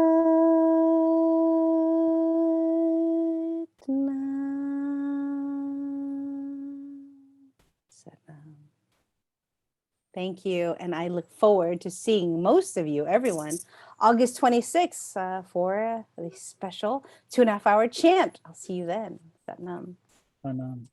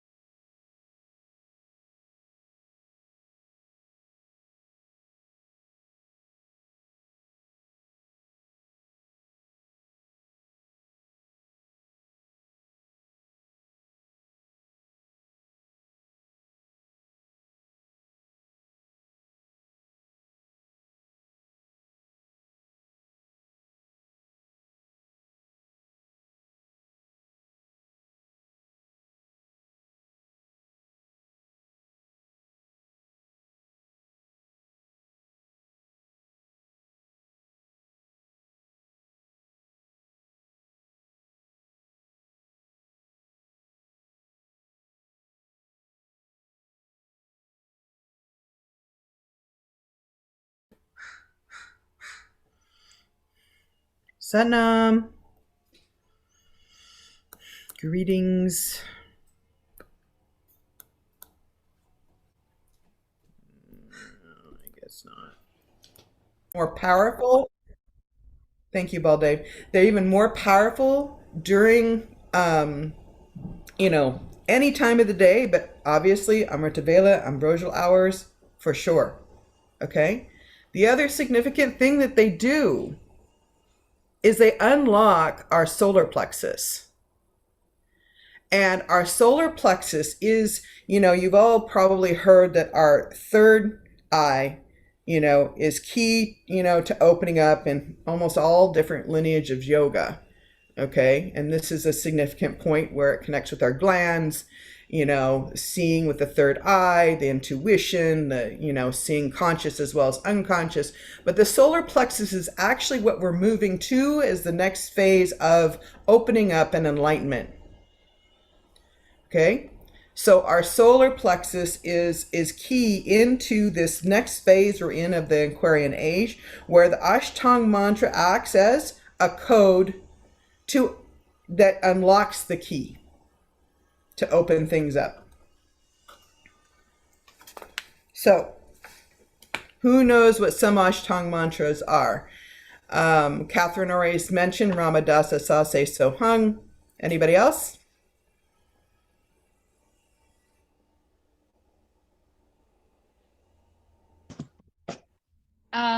The Ekankar.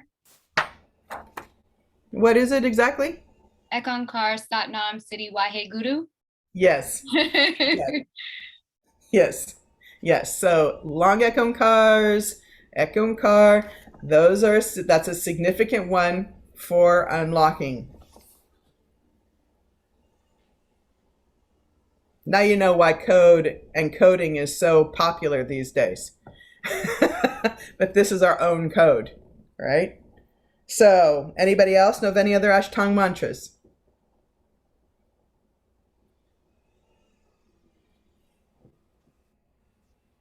Are the different paris in Japji?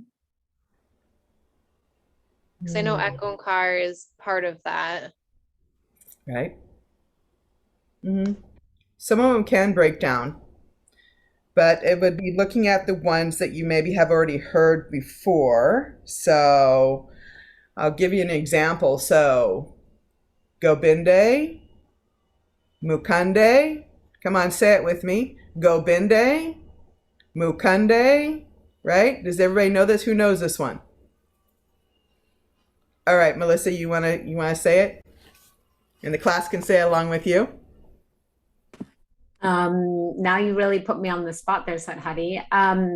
We all got to know how to pronounce. I know Gobinde, Mukande. I'm thinking, wait, Gobinde, Mukande, Haryang, Karyang. I'm blacking out on the rest. Okay, so let's see. Let's give you a hint. Where Mukande, Haryang, Karyang. I'm trying to find the page number so you can see them. 85. 85. Thank you, Baldev. Oh, 82. 82, Okay. 85, all those pages. Okay. So you're going to find Gobinde Mukande on page 84. Yes. Gobinde, Mukande. Oh no. Udare, Apare, Haryang, Karyang, Niname, Akame. Okay. All right. Let's see. How about Valerie? How about you go ahead and chant that one too? It's not in your book, your hardcover?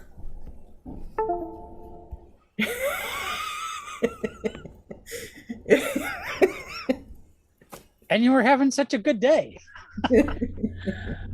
Well, I have a migraine and then I wasn't watching where I was walking when I was out in the grass. And so I have a big old dog. And so it's just been a challenging morning. Stepping in stuff. Making it real. That's right. Totally grounded. There you go. It's page 84.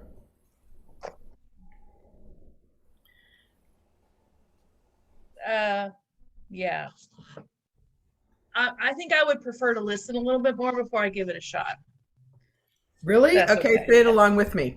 Okay. Okay. Gobinde, Obende, Mukande, Mukande, Udare, Udare, Apare, Hadiang, Karyang, Kadiang, Karyang, Nirname, Nirname, Akame. Akame. Mhm. Okay. So Gobinde, everybody say Obende, along, right? Gobinde. No, you turn your mic on, Valerie. Come on. It's like this is practice, and we're all practicing with you. Okay. Okay. Follow along. Gobinde. We'll just slow down. Gobinde. Gobinde, Mukande. Mukande, Udare. Udare, Apare. Apare, Hadiang. Hadiang, There you go. Kadiang. Hadiang, Nirname. Nirname, Akame. Akame. Very good. You get it. You're getting it. Okay. So there's an English one. All right. That's the one, God and me and God are one. That's actually an Ashtanga mantra in English. Okay. All right. And yes, Waheguru, Waheguru, Waheguru, Wahegeo. You're right. That is also another one. So is call a call, Syria call, right? This is also another one. You're going to find a lot of them in here. And those ones that have the 8 beats, the 8 vibrations, just know that those are there. It doesn't make the other mantras any less valuable. Okay? It just simply means that these are code mantras that they actually unlock you at several levels and connect you deeper to that higher self. And they also allow for you to ground as well. So since Baldave's here now, I was just taking through some things. So Fantastic. we're Sounds gonna like it was good. I was waiting for you so we can tune in real quick. Oh, okay. Okay. So hands at the heart center. Nice and straight spine. Nice deep inhale and exhale. And exhale. In and out. Inhale to begin.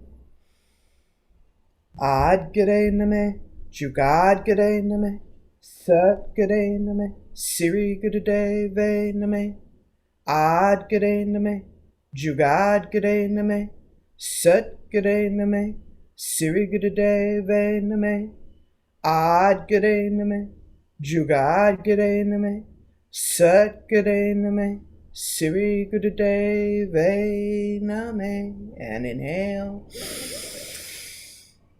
And exhale. And pleasantly open your eyes when you're ready. Are we gonna do the Ong Namo one? We can. Would you like to Oh. practice it? I just thought that was how you did it, so I'm just curious. Well, it is. Dave and you all tuned in this morning with yoga and meditation, and then I believe you did it probably again when Hari Das joined. So then what happens is then a lot of times when we come back, we're already technically tuned in. And so, but just to cover ourselves, we do that Mangalacharan mantra. Now we can, of course, if we want to, we can do the full tune-in. Would that feel more comfortable to you? I don't have a preference. I was just curious. So when you're doing so say you're teaching a workshop or something like this, and you have students that, go off to lunch or whatever, and you come back, you can do full tune in, or you can do just the Mangalacharan mantra for protection. Okay. It's kind of based on how you feel. And Baldev may have something else to add to that. No, the only thing I would say is that usually when anytime we have a meeting or get together to have a conversation about something, we'll always just tune in with the Mangalacharan mantra because we're not really teaching, we're just collectively sharing ideas. But it's always good to have that centering, grounding and centering whenever you're meeting in a group to have a discussion. So like whenever you guys do your small groups and you meet in your small groups, I would recommend that the first thing you do is do the Mangalacharan mantra just to tune each other into each other's frequency. And then the other thing is like if, a lot of times what'll happen is if you're going to be teaching, especially if you're going to be teaching yoga or meditation, you'll want to do the Adi mantra just so you can tune into that golden chain. And like she said, in workshops, like if you're switching teachers and the teacher that's going to take the next section, for instance, wasn't there in the first section, so they never got to tune in with the Adi mantra, they may wish to tune in with the Adi mantra. Again, it just depends upon where they're at, because they may have already taught something else and feel like they're already connected. So it just depends upon where they want to be at.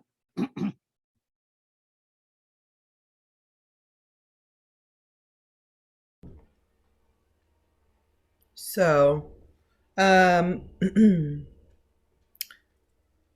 what other mantras did you learn today? Are there any that you learned that you hadn't learned before? That you didn't know before? What was it, Misty? It was the Leia one. I've never done that one before. Layla, as I say it. Leia. Leia, yeah. I've never done that before. I liked it. Layla's an Eric Clapton song, but that's okay. Yeah.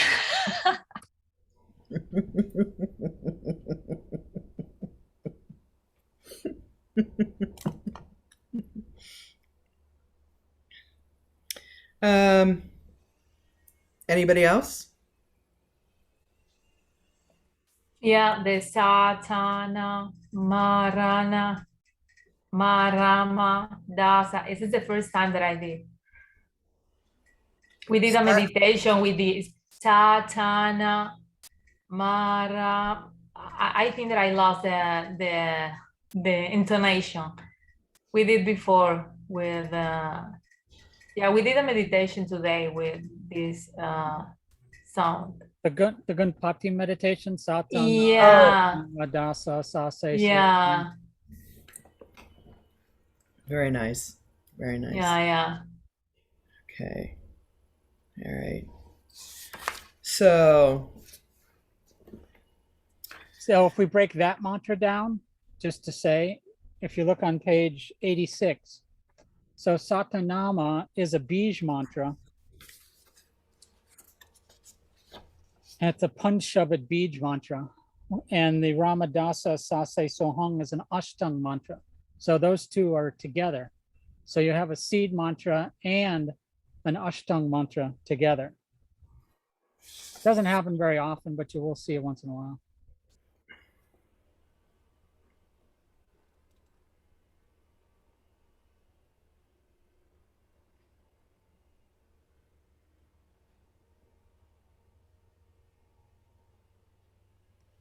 okay.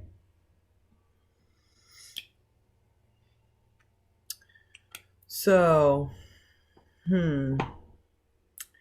have they learned Chaturchakravarti yet, Baldev? I don't believe so. Okay. And that's a great one, especially for this time of day and age. Okay. So on page 83, you'll see the mantra down on the right-hand corner called Chaturchakravarti. Page 83. So, and this one I like for many reasons. One, it's, done by one of my favorite my heartfelt with Guru Gobind Singh, because I love, you know, everything that he has brought forth, because it's simply the rhythm of it. All right, is my main reason that I love everything that he brings. It's also, we haven't done Bowing Jap Sahib yet. We will. Okay. Well, that I'm not going to say anything about that yet. We're only in the 4th weekend. Anyway, do you want to add to this, Baldev, before I go any further? So many of you may not know who Guru Gobind Singh is, or have heard him, you know, in a class or something like that, but he was the 10th Sikh Guru, and he was the one Sikh Guru that really kind of brought together all of the previous teachings of the 9 previous Sikh Gurus in the lineage of Sikhism. And he brought it together in a way that created a new kind of dedication to the path. And he's also known as the warrior guru, because at that time in India, there was a lot of battles that were taking place where the Mughal Empire was trying to overtake the whole country. And the Mughal Empire is the Muslim empire at that time, and trying to get all the Hindus to convert to into Islam. And so a lot of times he would go out and defend the Hindus and fight the Mughals. And he kind of created this whole process whereby you not only meditated, but you also defended the defenseless. And so a lot of times his poetry and his words would be songs that the soldiers in his army would use to chant while they went to war. And so there's a real rhythm to them that is really like a martial rhythm, which is also really good for the heartbeat of today, because it's really like a marching heartbeat, and which is a really positive thing to really solidify that martial energy in each of us to create protection and create, you know, a force field that is strong and powerful. So yeah, that's kind of where Guru Gobind Singh kind of fits into where we're at in terms of mantras. So Chatra Chakravarti, the rhythm of it in itself is naturally calming, but this one in particular, this mantra, is one that is good for any time you're freaked out, anytime you're scared, any kind of fear that arises in you, any kind of anxiety that arises in you. I mean, it is the thing to do if you've got to do an interview of some sort. I don't care if it's on the phone, on video, in person, you know, this is the mantra to chant 3 times before you go do that. You got stage fright, chant this 3 times. The stage fright will go. It works, and if you know, even just chanting it 3 times, okay? For people who are struggling, you know, a lot of people who are struggling with, you know, these challenges of melancholy, like this deep immersive darkness, you know, that some are going to refer to depression or anxiety, you know, whatever that is. This one is to help crack that darkness and bring in light. Okay. And you just chant it anytime you're upset, anytime, like, you know, someone's made you upset. This is something to do. Okay. So we're going to practice it. So the words Chatra, Chakra, Varti, Chatra, Chakra, Bhugate. Okay, so just that first line. Who's going to do it? I know I've only gone through it once, but we'll do it with you as you do it. Catherine? Okay. Chatra, chakra, varti, chatra, chakra, bugate. Very good. Yes. Okay. So chatra, chakra, varti, chatra, chakra, bugate. Chatra, chakra, varti, chatra, chakra, bugate. There you go. How are you doing with it, everybody else? So one thing I just want to say is you guys did it correctly and it was perfect. But I just want to say is what happens in the Punjabi language that you don't see in the transliteration is a lot of times there's a soft A after the ending of the word. So chatra. So it's chatra. It's not just chatar. So it's chatra. You don't see the A, but it's there. It's how you pronounce it because we don't see the actual Punjabi. So just keep that in mind. Like if your mind is like, well, it doesn't, there's no A in here. It's like, there's no A in here. It's like, you know, if your like mind is so like focused on, well, it's pronounced chatar. It should be chatar. No, it shouldn't be chatar because we're not speaking in English. We're speaking in Punjabi or Gurmukhi. So just keep things in mind. Like when you hear a sound that doesn't correspond to the writing, that's why is because a lot of times in the Gurmukhi, there is an extra vowel sound so that there is a rhythm and a movement to the next sound as part of the writings. Okay, so what I'm going to do is that I want you to listen to it. I know we've only done the first line, but I want you to listen to it. All right, so you can hear it, and I want you to chant along with it. All right.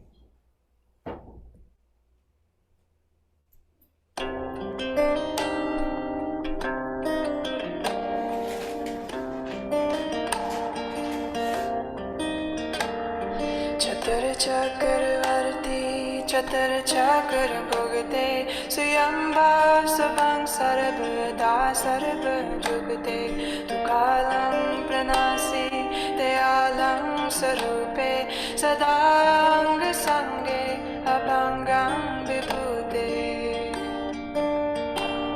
Chatar chakravarti, chatar chakra bhugate, suyambhav sabang sarabda sarabha jugate, tukalam pranasi, dayalam sarupe, sadang sange, abhangam vibhute. Chatar chakravarti, chatar chakra bhugate, suyambhav sabang sarabda sarabha jugate, tukalam pranasi, dayalam sarupe, sadang sange, abhangam vibhute. Okay. So we're going to go over the second line. And so Suyambhav, Subang, Serbada, Serba Jugate. Suyambhav, Subang,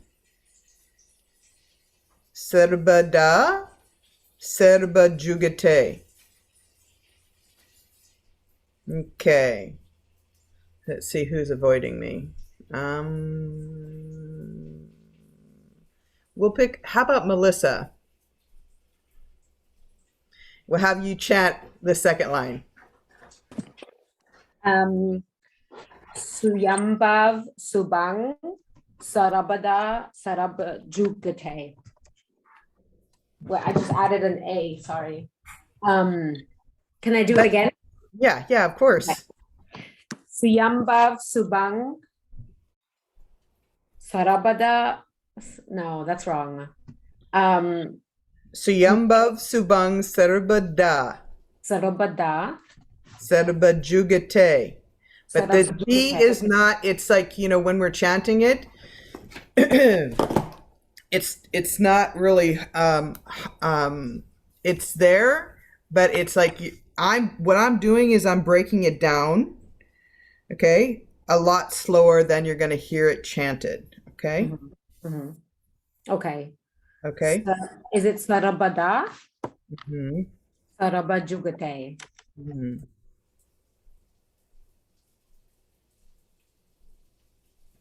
Well, Dave, I'm going to let you do the next line, and you get to find a student. Okay, so I'm going to pronounce it first. Dukalang pranase dayalang sarupe. And Fate Shakti.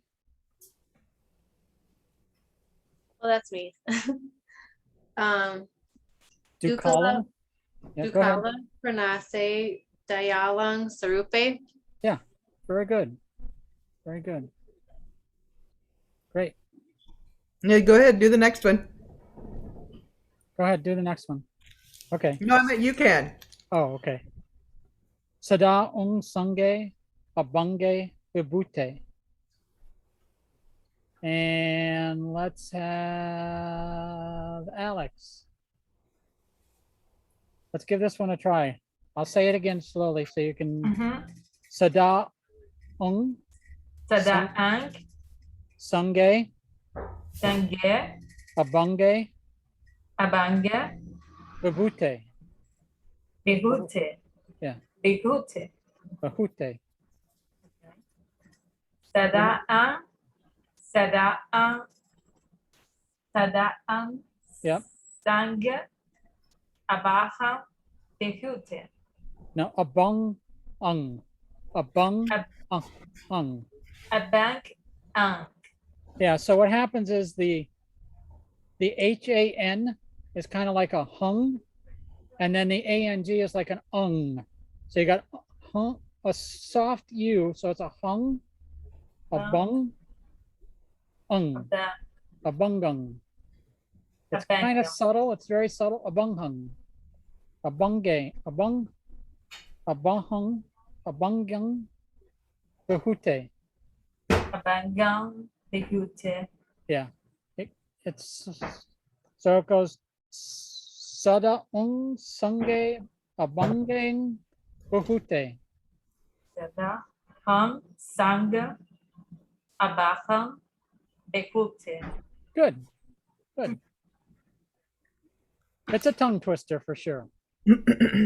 All those palates, all those meridians in the palate, they're definitely getting the workout. Okay. So I'm going to play the recording for you, and I want you to sit, nice straight spine, hands in your lap or in Gyan Mudra, and just allow yourself, you can obviously open your eyes if you need to check, but just try to kind of follow along in the sound, okay? And practice chanting it, all right?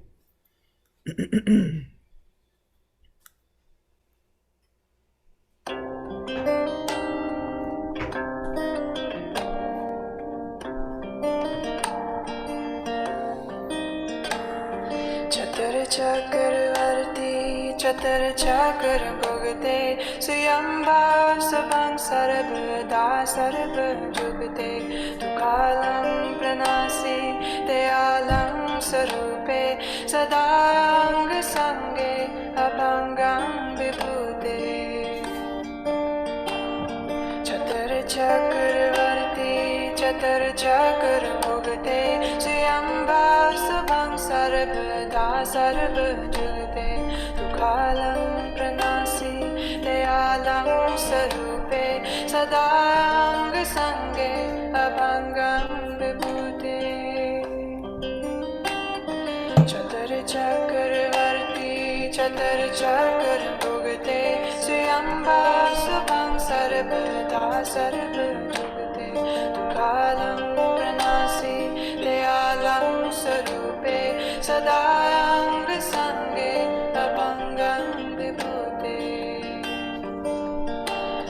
चतर चक्रवर्ती चतर चक्र भुगते स्वयंभा सबं सर्वदा सर्व जुगते दुकालं प्रणासी दयालं स्वरूपे सदांग संगे अभंगं Vibhute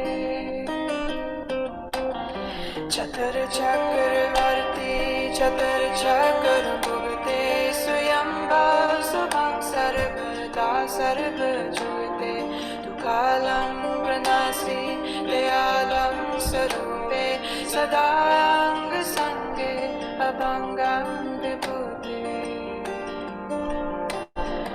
chatur chakravarti chatur chakra bhugte swayambhav subham sarvada sarva jugte dukalam pranasi dayalam sarupe sadang sange abhangam vibhuti chatur chakravarti chatur chakra bhugte swayambhav subham sarvada sarva jugte dukalam pranasi dayalam sarupe sadang sange abhangam vibhuti chatur chakravarti chatur chakra bhugte swayambhav subham sarvada sarva jugte dukalam pranasi dayalam sarupe sadang sange abhangam vibhuti chatur chakravarti chatur chakra bhugte swayambhav subham sarvada sarva jugte dukalam pranasi dayalam sarupe sadang sange abhangam vibhuti chatur chakravarti chatur chakra bhugte swayambhav subham sarvada sarva jugte dukalam pranasi dayalam sarupe sadang sange abhangam vibhuti And inhale. And exhale. Okay, so on the opposite page, we have a mantra called the Adi Shakti mantra. It's page 82. And it's a very devotional mantra, opening up the creative power and the Shakti power. And it goes, Adi Shakti, Namo Namo, Sarabha Shakti, Namo Namo, Pritam Bhagavati. So in this one, the vowel after the G is not sounded at all. Pritam Bhagavati, Namo Namo, Kundalini, Mata Shakti, Namo Namo. I bow to the primal power. I bow to the encompassing power of energy. I bow that through which God creates, I bow to the creative power of the Kundalini, the divine mother of power. So let's see. Jenny, are you with us? You want to try this one? I can give it a shot. All right, so I'll say it and then you can repeat it. Okay. Adi Shakti, Adi Shakti, Namo Namo, Namo Namo, Sarabha Shakti, Sarabha Shakti, Namo Namo, Namo Namo, Pritam Bhagavati, Pritam Bhagavati, Namo Namo, Namo Namo, Kundalini, Kundalini, Mata Shakti, Mata Shakti, Namo Namo. Namo Namo. All right, let's all say it together in your own little box here. Adi Shakti, Namo Adi Namo. Shakti. Oh, sorry. Okay, we'll do it as one. We'll do it as one line now. Adi Shakti, Namo Namo. Sarabha Shakti, Namo Namo. Pritam Bhagavati, Namo Namo. Kundalini, Mata Shakti, Namo Namo. Does anybody need help with that one? Pretty clear? Okay, good. I don't Now, help with it, but the one word I'm getting stuck on pronouncing, the the one that looks like it's the SARAB one. Sarab. Sarab. Saraba Shakti. Saraba. Okay. Saraba. There's a slight A after the A, B. Saraba Shakti. Saraba Shakti. Okay. Saraba Shakti. Okay. Thank you. Sure. Now, as you look at all these pages here of all these mantras, are there any that you guys need any help with that you feel like you really would like to get better at? Some of them you may have never seen before, but that's okay.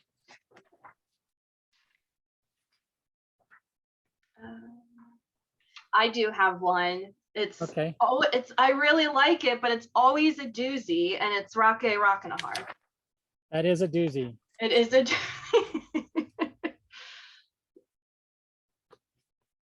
It's even a doozy for me. So there we go. All right, so let's get started. Okay. Rake Rakanahar Up Ubadian. Want to repeat it? Yes. Rake Rakanahar Up Uparian. Ape Uparian. There's a little A after the P. Ape Uparian. Ape Uparian. Gurki Hari Hari.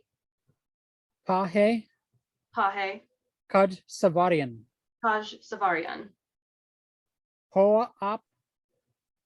Another, there's no A at the end of the P. Nope. On that one? Nope. Okay. Hoa Up. Deal Deal.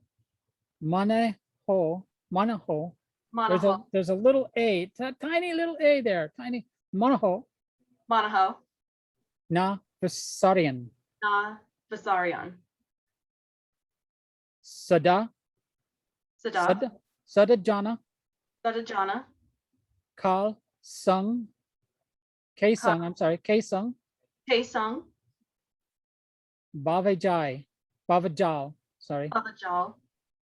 Tarian. Bavajal Tarian. Tarian. Sugat. Sugat. Nindak. Ninduk. Dusta. Justit. Kin. Kin.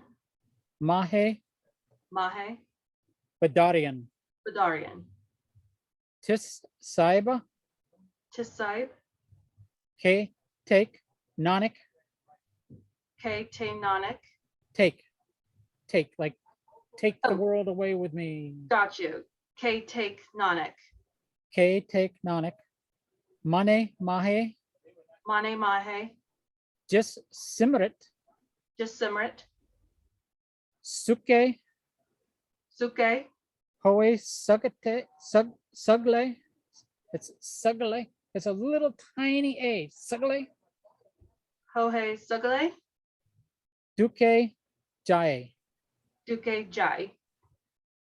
All right, give me a second here and I'll find it for us. And then we can practice it.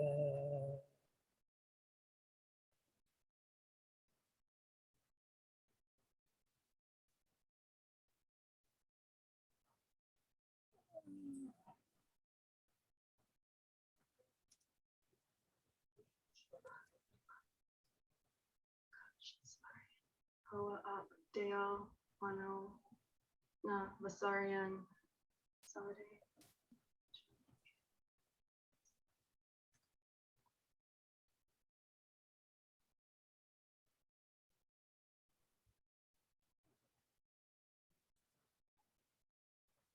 All right, let me see if I can find it. Do you want me to play one? Yeah, go ahead. Okay, let me. Here, did you want anyone in particular? Doesn't matter. Okay. One that's pronounced correctly.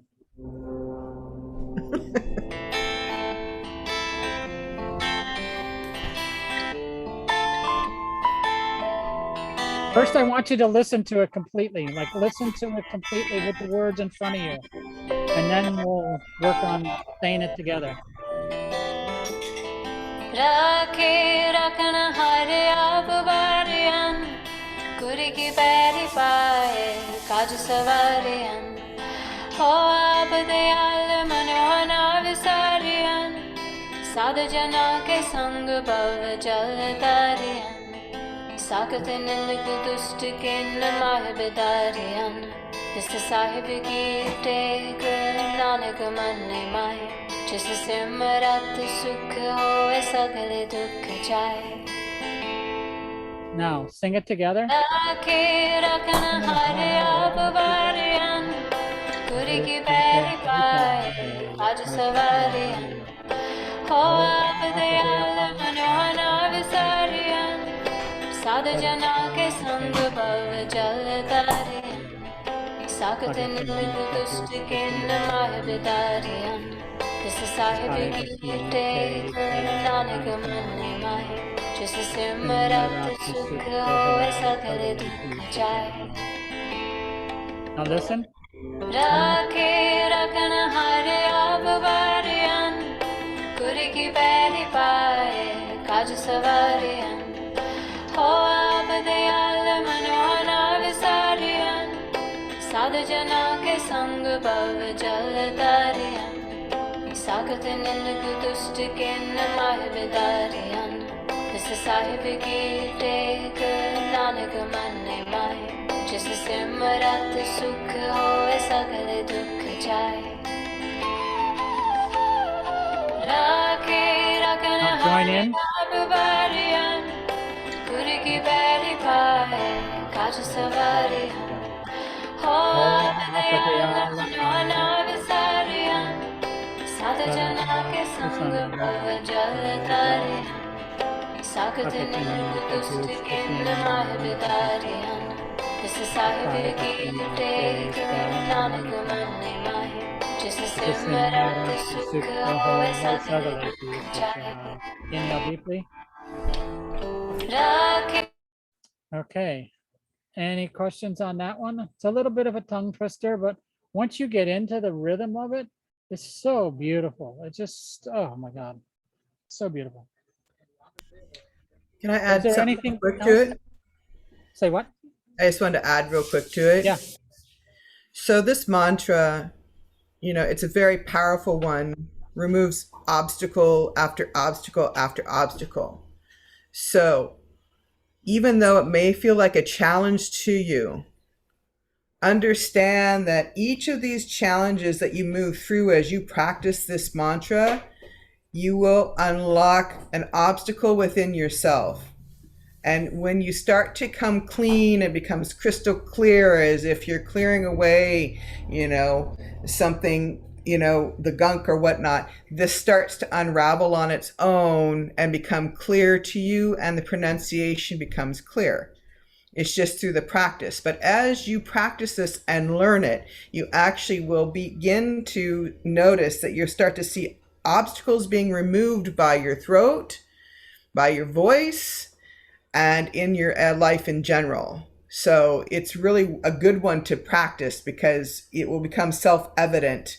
The more you practice and the better you get at it, you'll start to notice, wow, it's like something with me opened up there now that I could chant that specific one. And Rake Rakanahar, not that it's the only mantra that does that, but it is one for sure that does that. And because it is such a long one, it provides many opportunities for obstacles to be broken and for you to push through. And so even when you feel like, if you feel like you're not pronouncing it correctly, or, I'm too tired to do it or whatever, it's like you pull this out, and whatever it is like if you're struggling with something or moving through something, whatever that is, you start this with your intention behind it. Your intention is what is important most of all when chanting these mantras, is your intention, right? Because that divine essence within you knows that the goal is to do things to the best of your ability. Okay? So don't worry about how many times you trip over the same thing over and over again. Okay? Just understand that at some point you're going to blossom, and then this is going to open up in you. Okay? All right, so is there any other mantras that you guys want to get pronunciation on or get a little clearer on before we move on to our next area of training?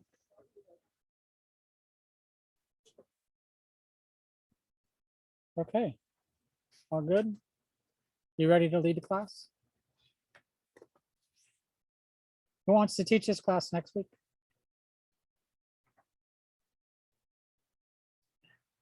All right, good. All right, so thank you very much for spending an hour on mantra, more hours on mantra, 3 hours on mantra so far. We'll And get a just- chance as we go through the course to get deeper into this as well. So don't think this is your only opportunity because we have more to come, but not today. And don't hesitate to contact Baldev or I, or if we're in class or in email or sutra, when you're trying to learn how to pronounce something, some other kind of mantra, if you're not sure you're pronouncing it correctly, don't hesitate to ask. Okay? Right? Because that's what you were here for. Okay. So next, we are going to talk about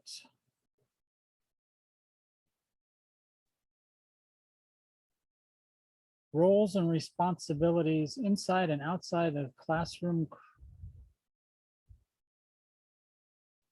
So before we get into that, I want you to write down on a piece of paper, what do you think your roles and responsibilities outside the classroom would be? Just take 3 minutes and write down some things of what you think that might be.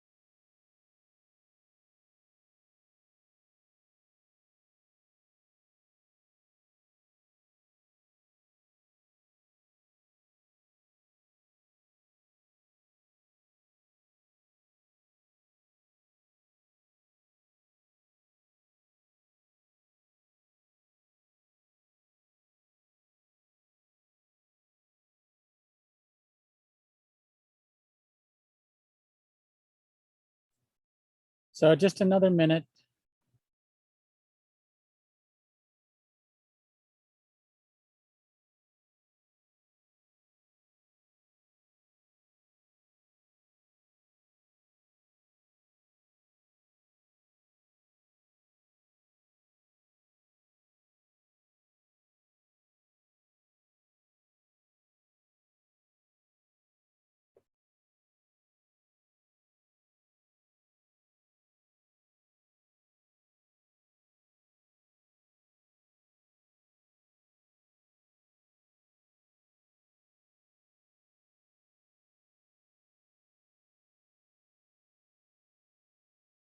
Inhale.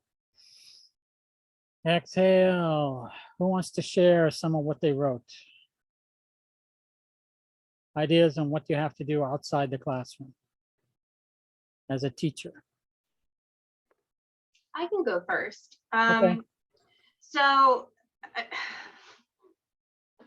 It's all good. No judgment. oh So no, I'm just trying to figure out how I want to put it into words. So kind of like kind of like practicing what you preach.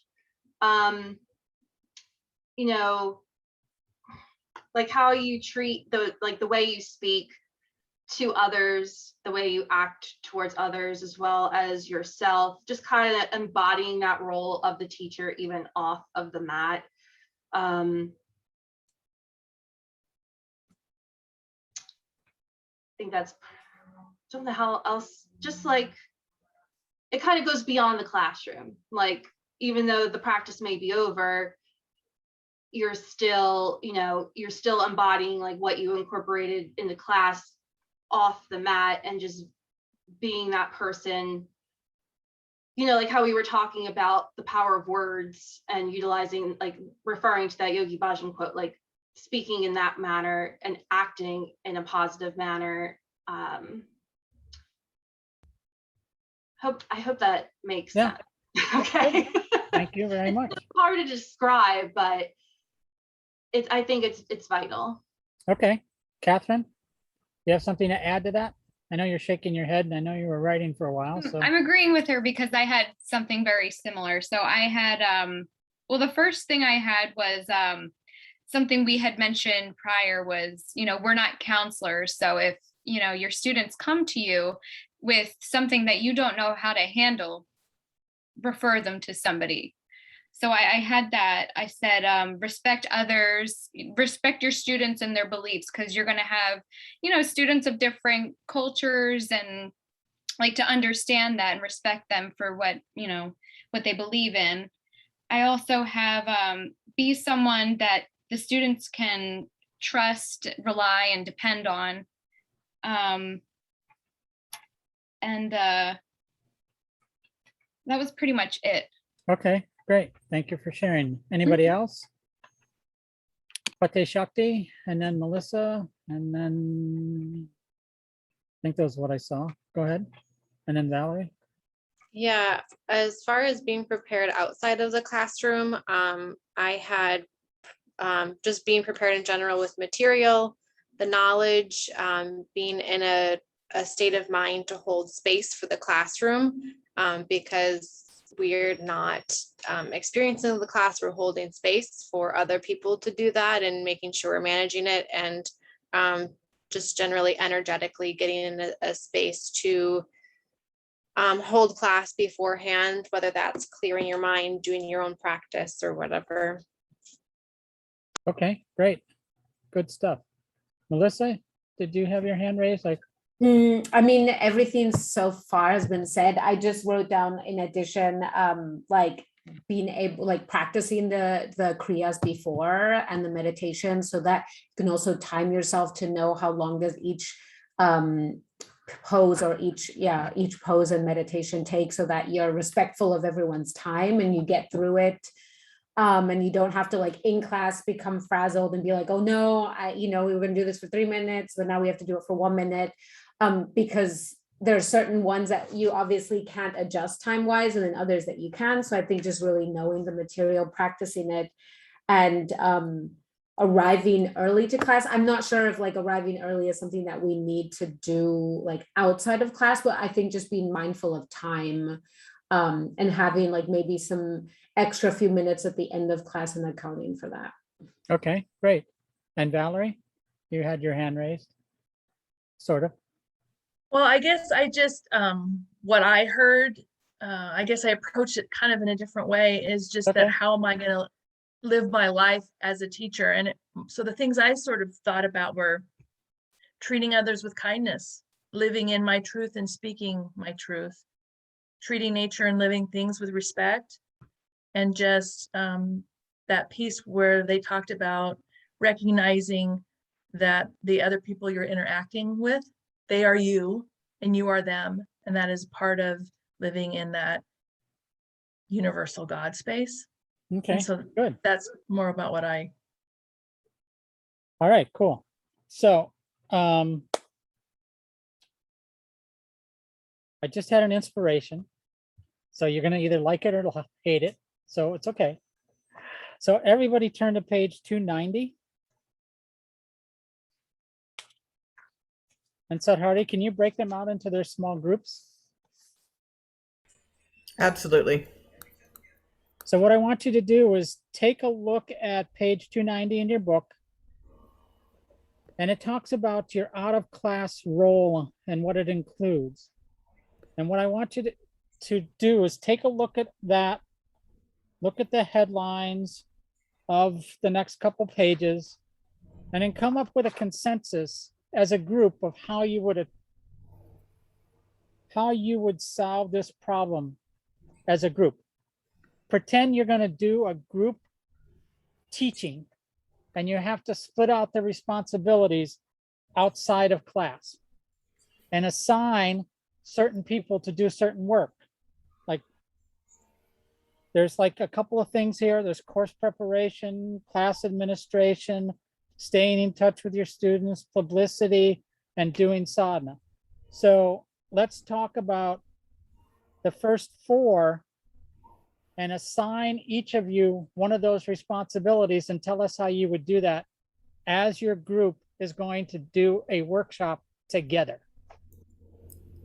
And we'll give you like, what, half an hour? What do you think, Sadhari? Is half an hour enough or should we give it 20 minutes? Well, does everybody understand the assignment first? So Yeah. you're going to be No. broken up into your groups.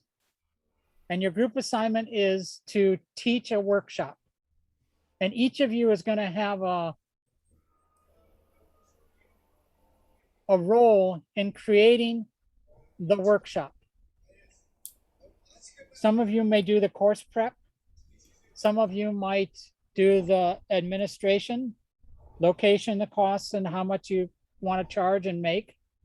Some of you might be the ones who are doing the communication between the students and what kind of questions you would have to ask them before and after.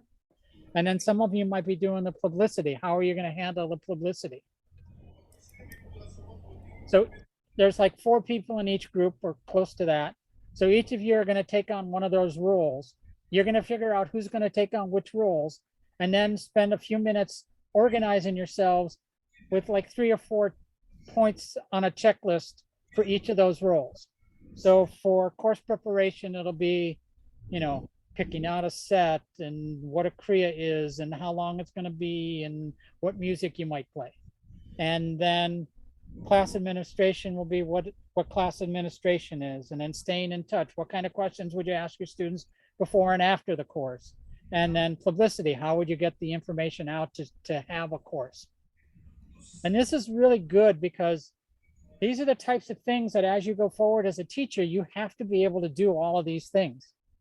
And I'd like you to do it in a group so that you don't feel like, oh, because somebody in your group might be real strong in X, Y, Z, and somebody in your group might be real strong in A, B, and C, and then you guys can learn from each other. Now, do you understand the assignment? Great, fantastic. So Yeah. plus it'll get you in your small groups and working together in your small groups, which we really want you to do so that you can create this real community within your small groups as well as in the bigger group. And so it all works out well. So you want to give them how many minutes, Dave? 20, 25? I was thinking 30. Okay. Take All right. 30 minutes, you know, and if you want to come back earlier, just come back to the room and tell us you're all done and then we'll figure out what we'll do next. Okay. But 30 minutes maximum. All right. Here you go.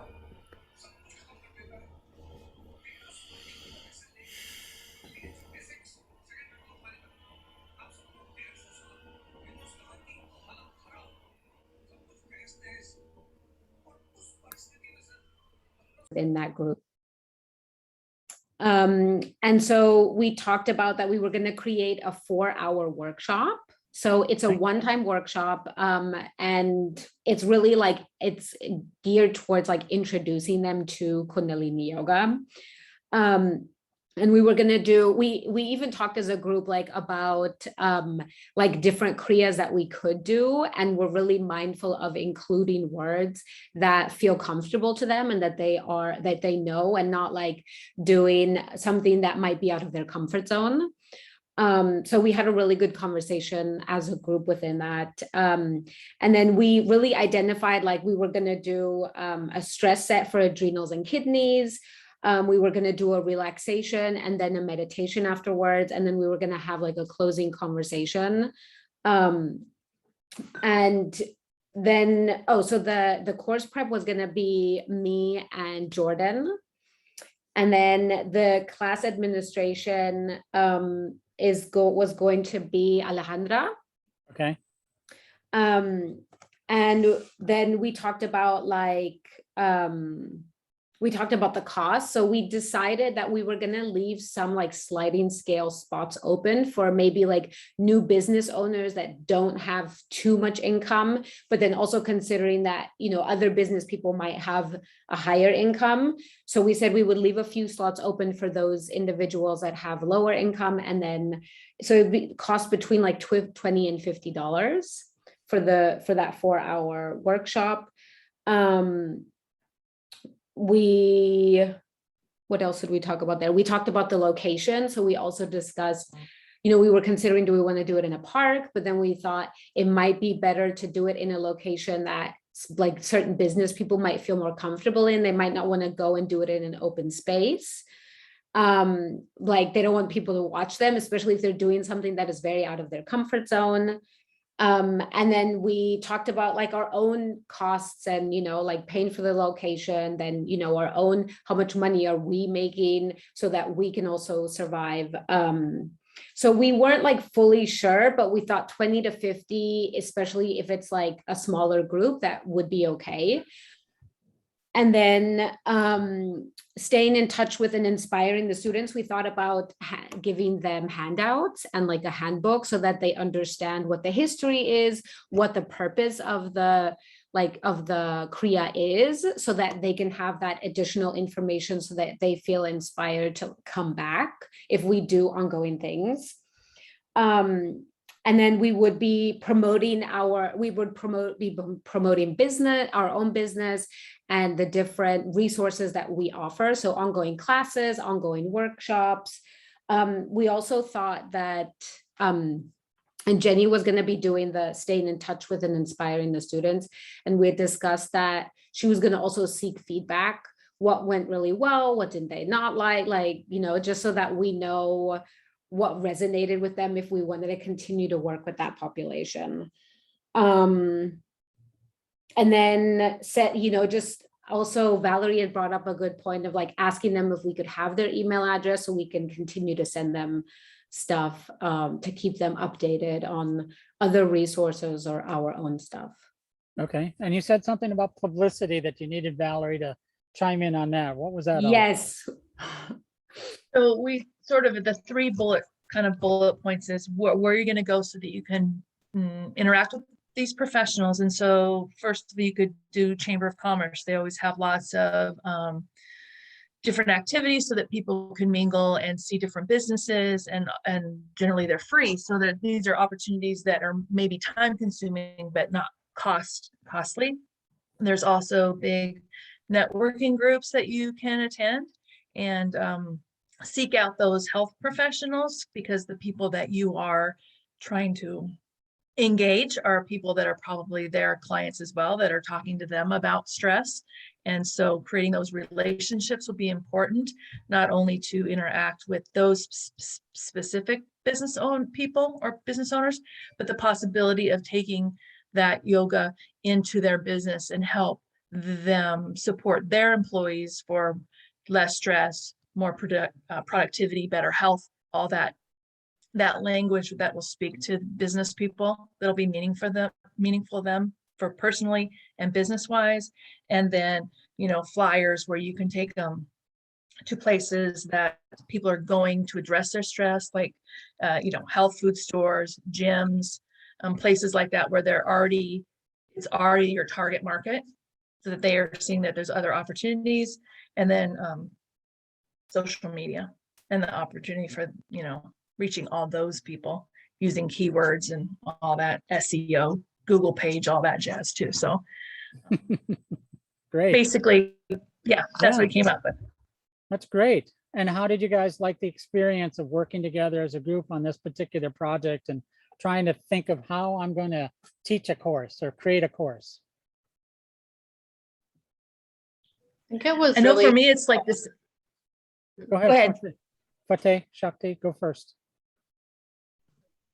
I was just going to say, I think it was really helpful to have different perspectives, especially for this one in particular, because I had already been starting to do this, and to have everybody else's feedback of what business professionals might be comfortable with, different from my own perspective. It's really helpful to also get an idea of like how to bring it all together. Great. Thank you. Thank you. And Valerie? I was just gonna say, it just was just a reminder about the whole Kundalini thing. It's the time thing. You know, you get the 30 minutes and it could easily be an hour thing, or it could be a 2-hour thing, you know? And so trying to keep that in perspective is just one more opportunity of trying to practice that. Great, great. And the first group already answered that, so we're all good.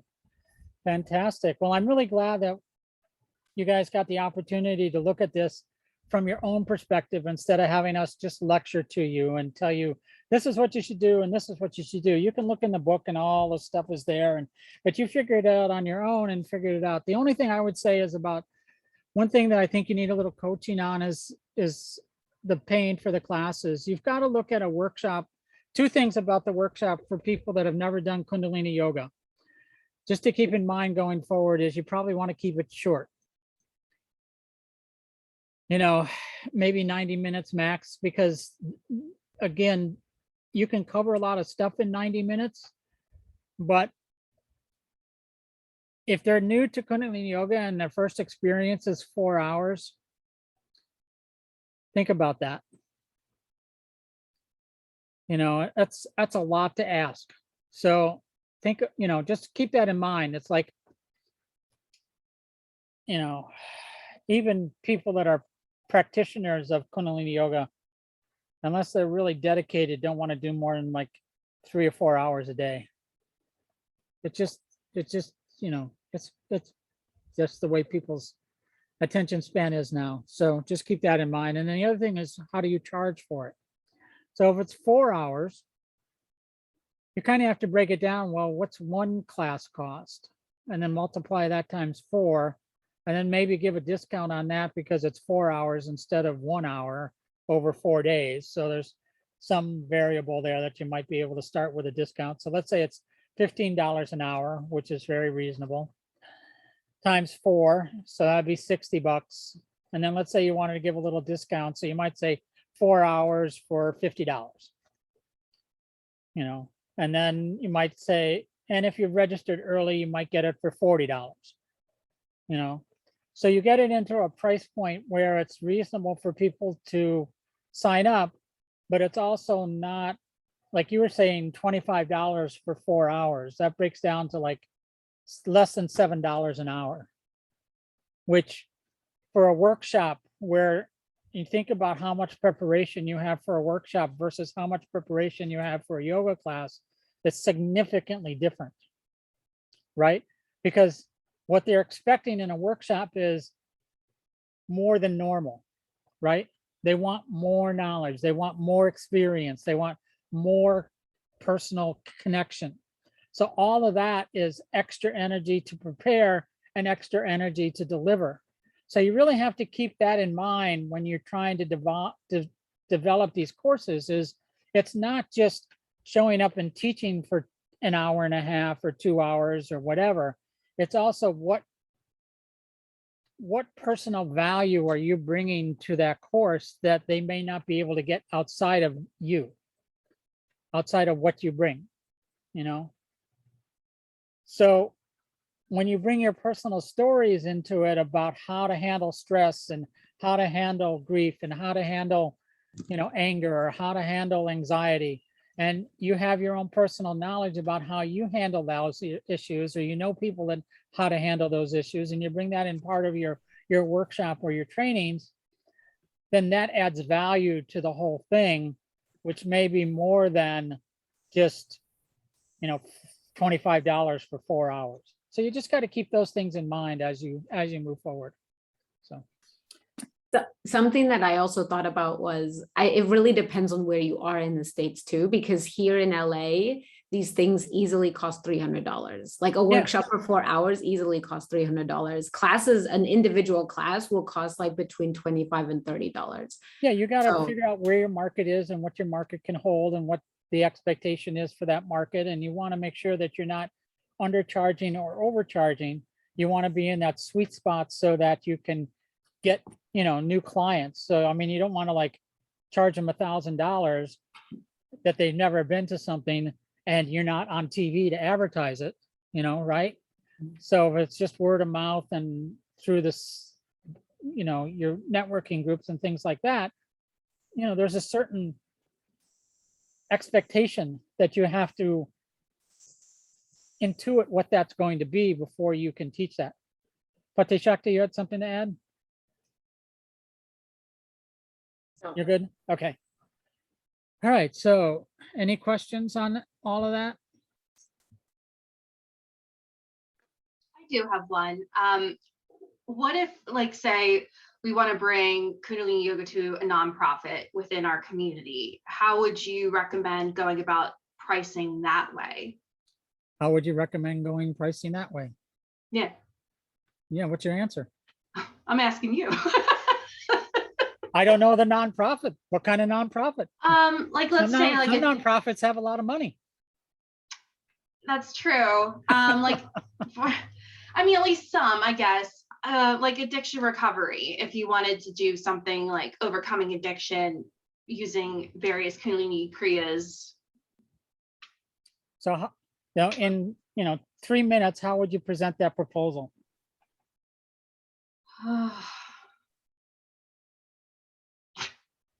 I mean, I'd Break it have down. to do my Break research. it down. Don't make it a big thing. Break it down. What would you have to do to get that proposal to somebody? What would you have to share with them that they could? What would be the benefit for them to do that with you? Well, I would definitely share how Kundalini Yoga has transformed my life as far as my journey with addiction recovery. And then I would have to do some research, but just as far as like how, like, I guess stats, as far as like how Kundalini Yoga has helped others with recovery or in addiction recovery, as well as like staying in recovery and using Right. that to entice them to use Kundalini Yoga for their nonprofit. All right, so let's flip that a little bit to really get you down into the weeds. Why would the nonprofit want to hire you? Because they don't have this type of practice within their nonprofit. It's something completely new to them. And why would that be important to them? Because you got to remember, you got to sell something that's going to be of value to the person you're selling it to. It's Right. not just that you have this idea that's great. Oh, I have this great idea. But if nobody's going to show up and use it, then it's all it is a great idea. Right. So in order for the person to buy it, there has to be a reason for them to buy it. Mhm. So when you're looking at whatever you're selling, how do you put yourself in their shoes to understand that by buying this, there's value for them as an organization, as a person, as a group, or whatever. And if there's no compatibility, then it's not even worth having a conversation, because if you can't figure out what you're offering has value for them, not value in a sense that what you offer isn't good, but value for them as their program. How does it complement what they do? How does it enhance what they do? How does it, so on and so forth. And then once you figure that out, then you can figure out how you would charge for it. Because if it's of high value for them and you have that conversation, then there's more value. Mhm. But if there's low value for them, Mhm. then they may not, no matter what price you put it at, it may not have any value for them. So you have to be able to understand who your audience is, so to speak. Mhm. By understanding who your audience is and what their needs are, not just, oh, I got this great idea, I'm going to set up a lemonade stand in the rainforest. Well, you know, people aren't real thirsty in the rainforest because there's water everywhere. Now, if you say you're going to put a lemonade stand in the Mojave Desert and you were going to be there every day for a week, now you have an audience. And so that changes how you're going to create what you're going to create.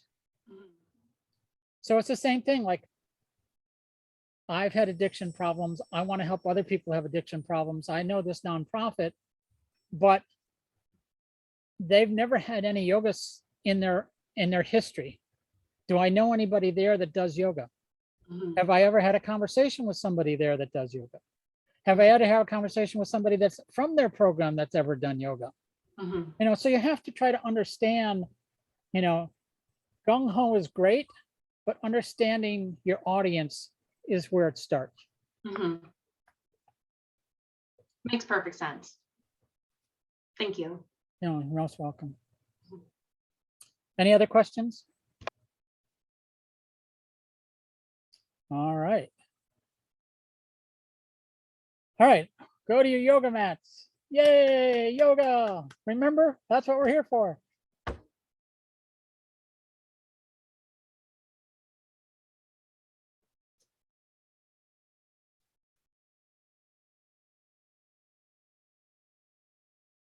All right. Let's just tune in since we haven't tuned in about yoga in a little while. Bring your hands together at the heart center. Inhale deeply. Exhale all out. Inhale deeply. Exhale all out. Inhale deeply. Om Namo Gurudev Namo.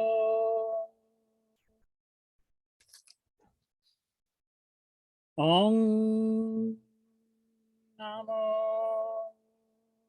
Gurudev Namo. Om Namo Gurudev Namo. Ad Gure Name, Jugad Gure Name, Sat Gure Name, Siddhi Gurudev Name, Ad Gure Name, Jugad Gure Name, Sat Gure Name, Siddhi Gurudev Name, Ad Gure Name, Jugad Gure Name, Sat Gure Name, Siddhi Gurudev Name. Inhale deeply. Exhale, and please come up into triangle pose.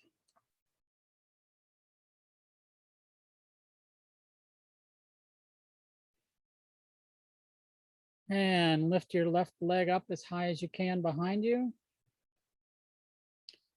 And inhale and exhale, bring your forehead to the ground in front of you if you can. And then inhale back up and exhale down. Inhale up, exhale down.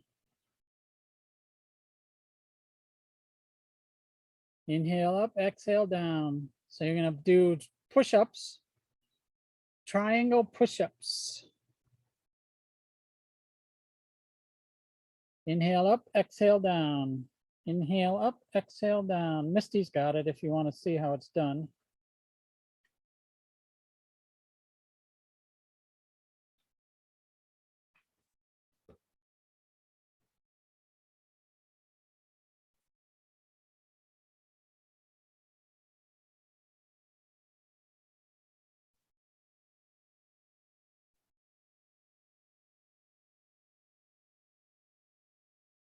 Halfway there, keep up.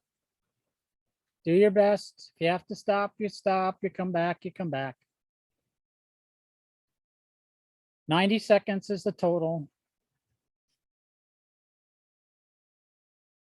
Inhale up, exhale down.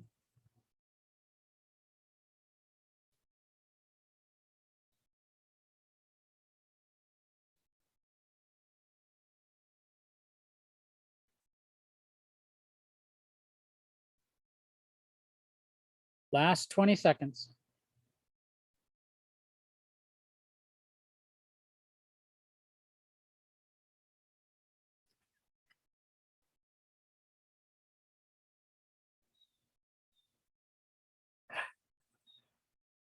Keep up, keep up. Few more seconds. You got it. Inhale. Exhale and switch legs.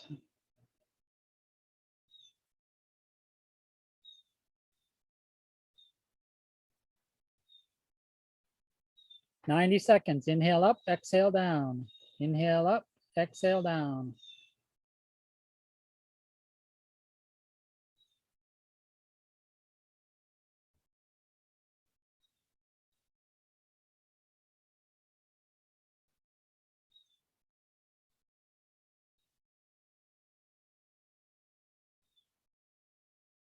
Do your best.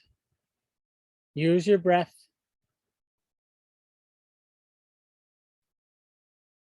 Come down as far as you can come down.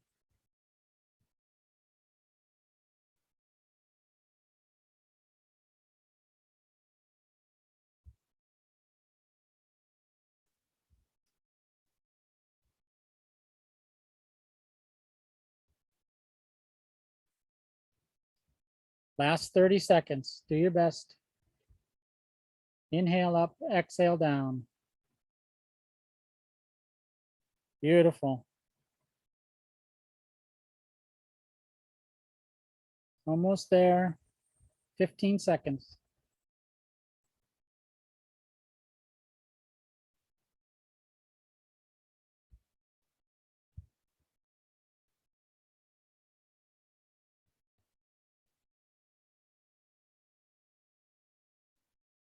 Inhale deeply. Exhale, relax and come sitting on your heels.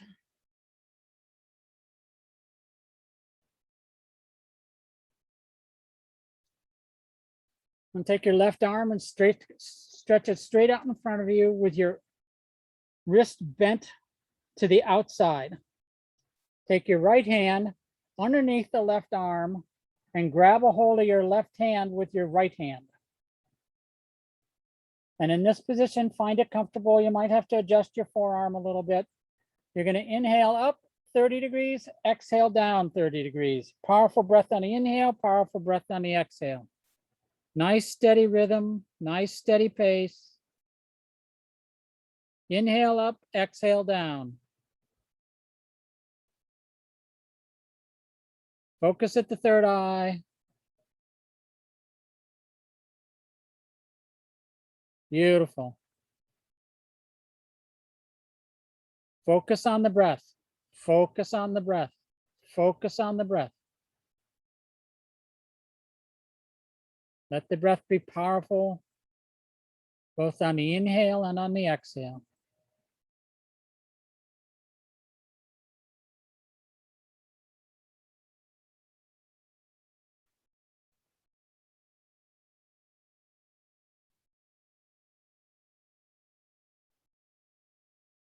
And be here for 2 more minutes. Find your sweet spot and keep up.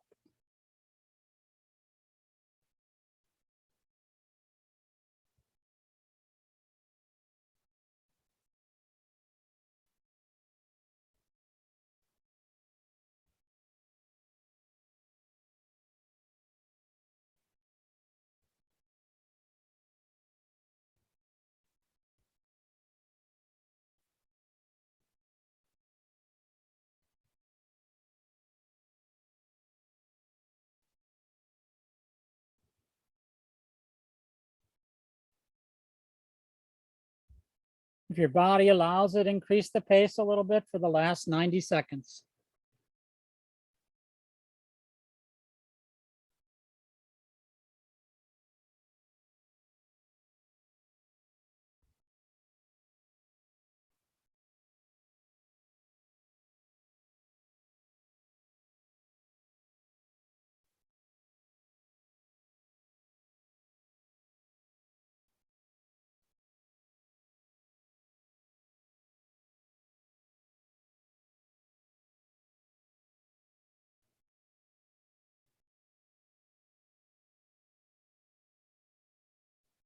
Doing well.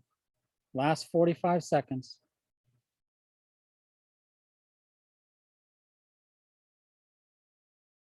Almost there.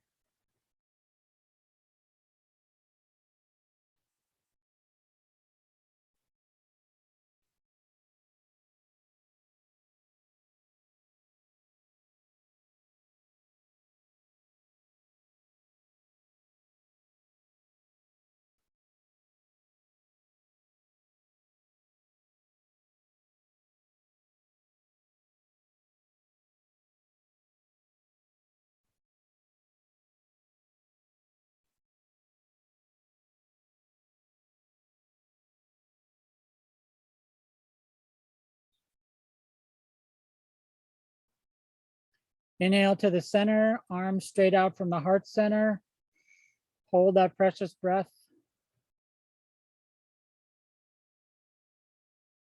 Exhale and relax. The last exercise, your hands are going to be about 4 to 6 inches in front of you. You're going to inhale and stretch back as far as you can. If you're flexible enough, the backs of your hands might touch.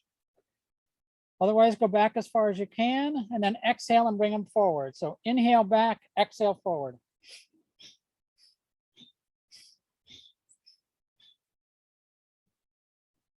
Nice steady rhythm. The hands don't touch when they come back.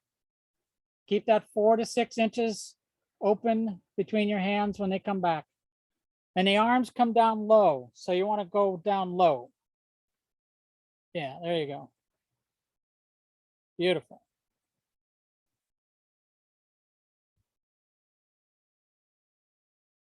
Awesome. Keep up. Nice rapid breath. Nice rapid movement. Opens up the heart center, strengthens the aura. Does all kinds of good things for you.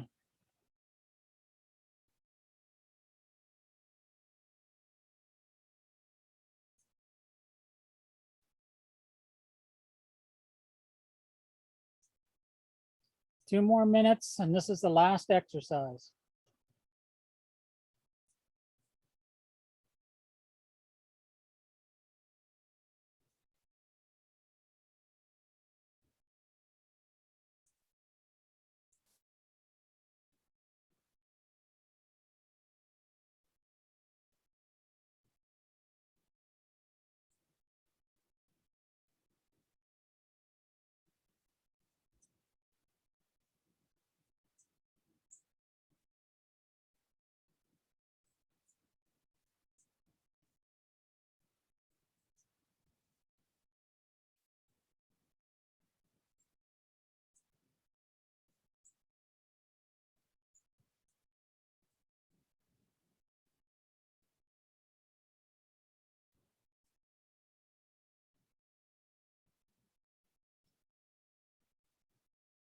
Last 60 seconds, do your best, 100% concentration, 100% effort.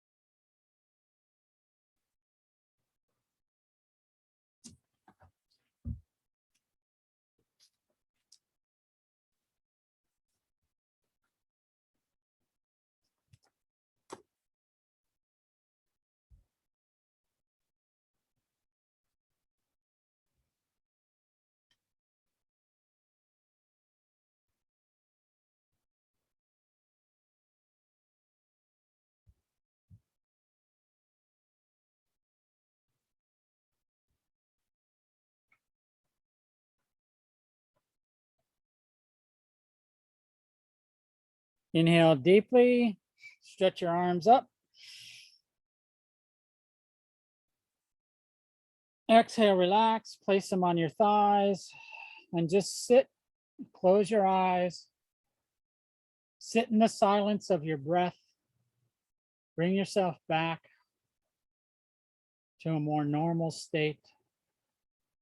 Allow your body to relax here, soften the body.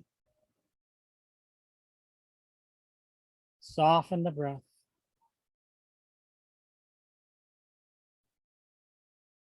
Focus at the third eye.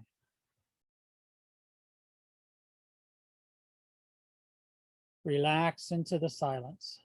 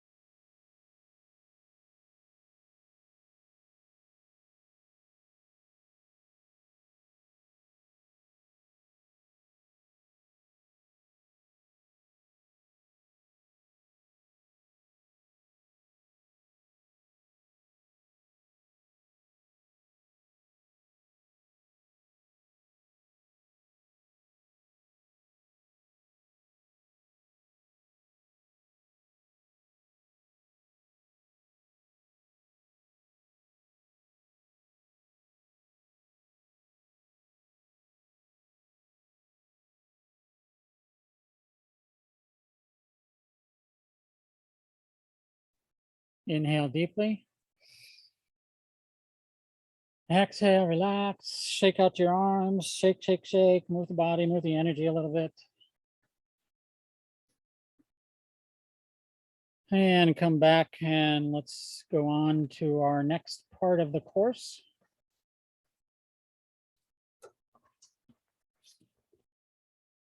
And I'd like you to bring out a piece of paper. I'm going to do some word association right now. I'm going to say a word, and without thinking about it too much, and what I mean by too much, more than 2 seconds, I want you to write down what that word evokes for you. So is everybody ready? Understand the assignment? All right. And then you're going to get 30 seconds, no more than 30 seconds. I might even cut it off at 15. So karma.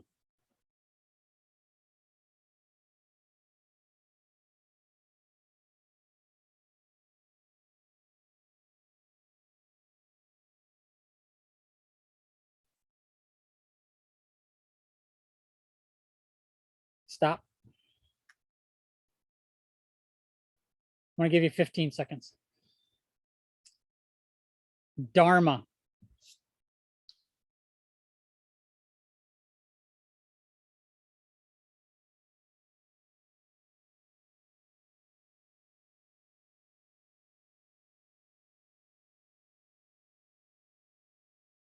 Stop.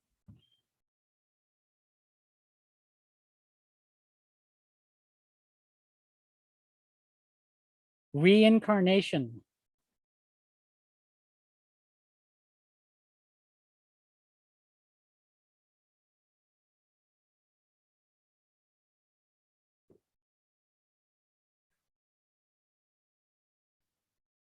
Stop. And liberation.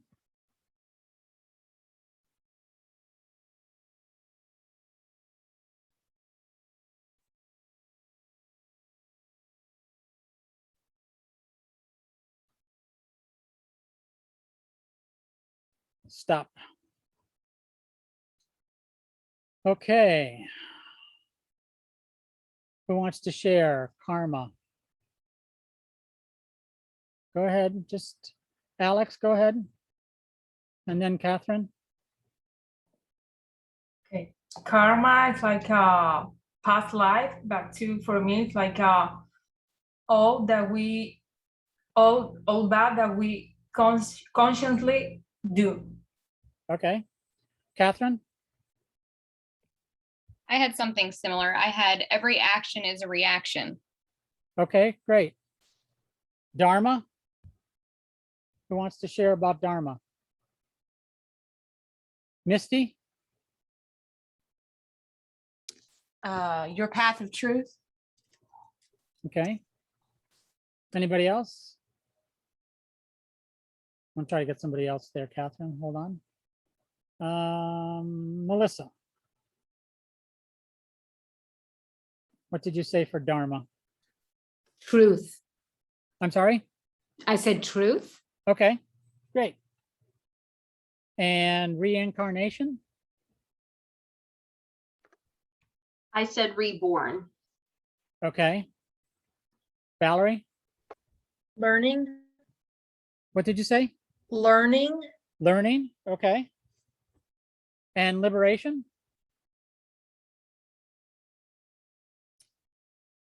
So many hands. Catherine, I put accomplish Dharma, soul to heaven. That was just me writing really fast. okay. And who else had their hand up for liberation? I said freedom. Freedom, okay, great. All right, so those are the topics that we're going to cover for a little while. And then we're going to talk about death and then some other stuff. So, because the section we're going to talk about is called the journey of the soul. And in order to talk about the journey of the soul, we kind of have to understand what the soul is. So one of the things that's kind of important, and recognize this is a philosophy.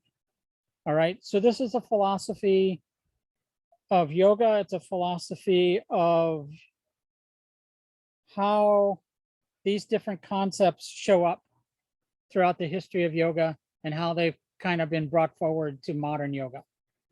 Because these are all concepts that are in different philosophies of yoga. So this is not like unique to Kundalini yoga. This is universal in almost every form of yoga that comes out of India. It's also has some parts of this are in the Buddhist point of view. Some of this is in the Islamic point of view. Even a little bit of this is in the Christian point of view. And I'll share some of those information with you as we go along. But the important thing is you take a look at soul. And let's say soul is, let's use the word universal soul. So universal soul would be everywhere and everything is universal soul as a concept. And that as human beings,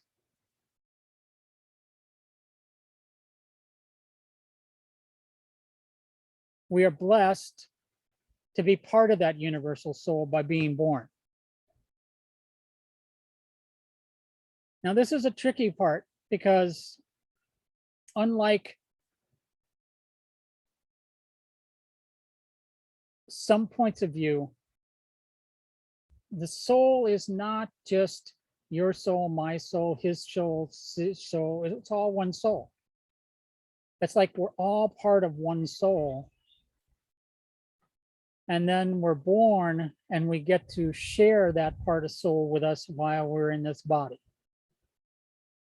So it's not unique to you, but it's part of that big universal soul that you just happen to share in this body,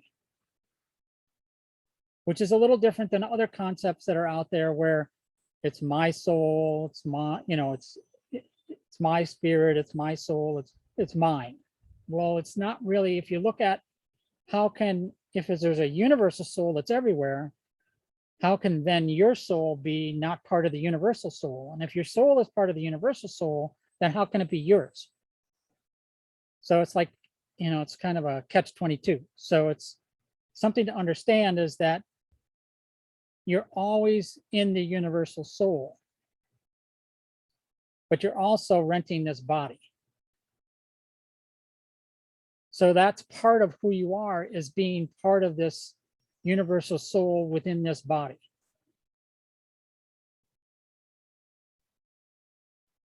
Any questions on that? I want to stop right there and just make sure you guys got that concept, because it's a little different than that's what's out there. But that's really what soul is all about, is like when you say you want to connect with your soul, it's really like that's just the terminology we use, but you have to look at the big picture as like from a universal soul point of view. It's like, how can you be anything but part of the universal soul and be alive? Yeah. So when we say the universal soul, it means like a universal energy. Yeah. Or okay. Yeah, exactly. So it's like a slide of the universal energy. Right. Exactly. Okay. It's just a different terminology. It's just a little bit way to look at it differently. Like different people want to talk with different terms. Right now, we're going to talk about it from a soul perspective, but it can also be talked of from an energy perspective. So that's true. So when we look at karma, one of the things we have to look at is cause and effect. So it's like this is a law that Newton came up with. Not that it didn't exist before, but Newton is the preeminent physics professor in the West that came up with this concept. Basically, every cause has an effect. And matter cannot be created or destroyed. So that's why when you're part of the universal soul, it's like it can't be created or destroyed. It's always there. It's there. You're there. It's always there. So one of the things is that Guru Nanak said in his writings that God can't be established because he's already established. So it's like you can't create God because God already exists. Or this universal soul, you can't create the universal soul because this universal soul already exists. And it can't be established by you. It's not like something you can like say, oh yeah, I know that God is right here. I know that this universal soul is right here. It's like you don't have any creative ability to create that. It's not in your powers to be able to create the universal soul.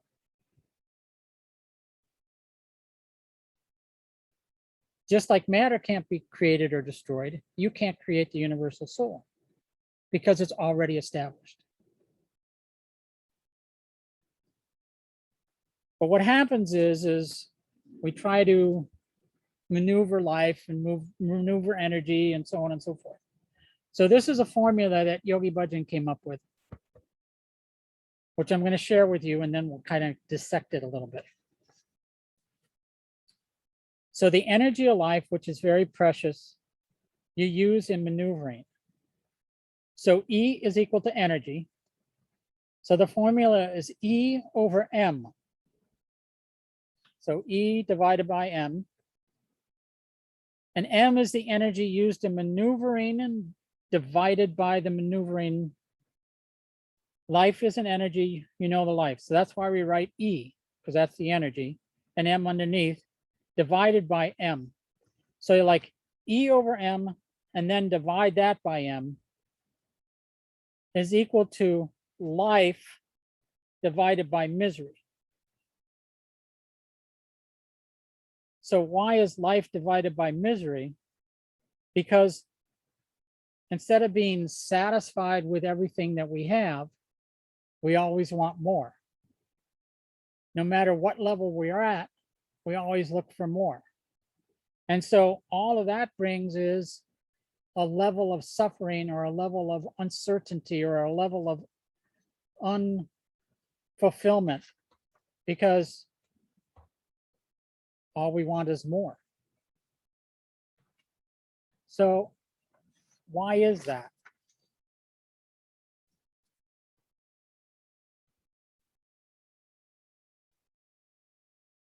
Basically, it's because, his words, ignorance.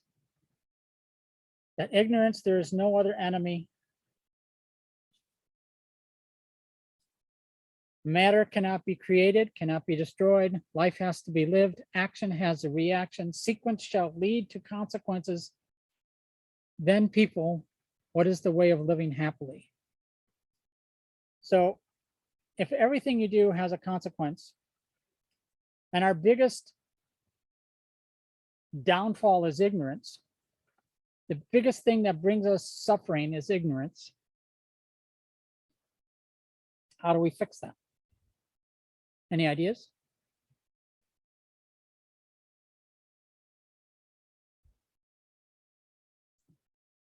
Knowledge of the self.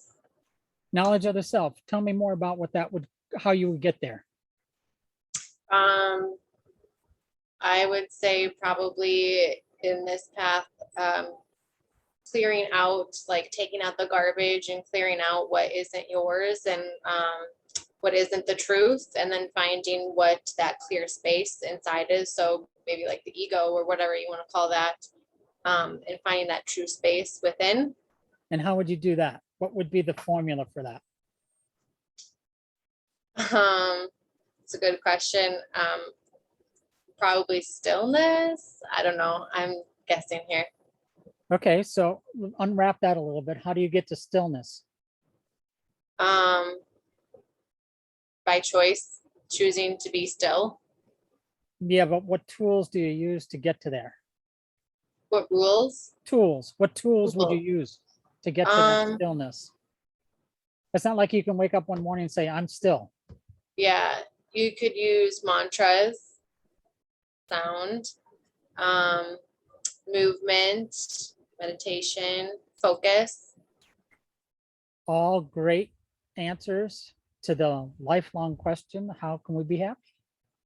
So she's right. It's getting to stillness, getting to that vibrational perspective where you are still. And not just still in the moment, but still 24/7, 365 still. So like your vibration is still. That's the goal. That's what liberation is. So liberation, we write in the book, is that the cycle of is the release from the cycle of birth and death when our actions no longer create karma. When we live in dharma rather than karma, we are said to be liberated. So if you're in that stillness, if your consciousness is in that stillness, if your awareness is in that stillness, if you're in that neutral mind all the time, so you're not creating good habits, you're not creating bad habits, you're not creating good actions, you're not creating bad actions. Your actions are just actions without you having preconceived consequences of what those actions are. In other words, you're not determined that when you're yelling at that person that just cut you off in the road, that they should feel bad. That you just say Waheguru and let it pass, so that you have that vibration of Waheguru 24 hours a day, so that you have that vibration of stillness of conscious awareness 24 hours a day. Then that's what liberation is about. It's a term we call Jivan Mukta, where you actually have liberation while you're alive. That's a very powerful concept. And it's one that very, very few people attend to and reach. So, but why do we bring it up? Why is it important to study? Why is it important to have that in our lexicon of things we would like to accomplish? Any ideas? Why would have liberation? Why would having the release from the cycle of birth and death, when our actions no longer create karma and when we live in our dharma rather than karma, why would that be important? We're not Valerie? living. Hold on. Let's do Valerie first, and then we'll go back to you. I would just say that that is the place where you're at one with the universe, or you're at one with God. You're living in that space. Right. Right. Okay. Fateh Shakti? I was going to say you're not reacting to other things. You're living in what you want to, that creative process. Right. So that kind of brings us back to Dharma. So what were some of the things that you guys said about Dharma? Living your truth, right? I think that was the big thing that came out of that, was living your truth and living the right way, right? So let's read about what this says here about Dharma is the path of life above the wheel of karma, aligned with our soul and destiny, where all our actions are towards the infinite. It is an action without reaction or karma.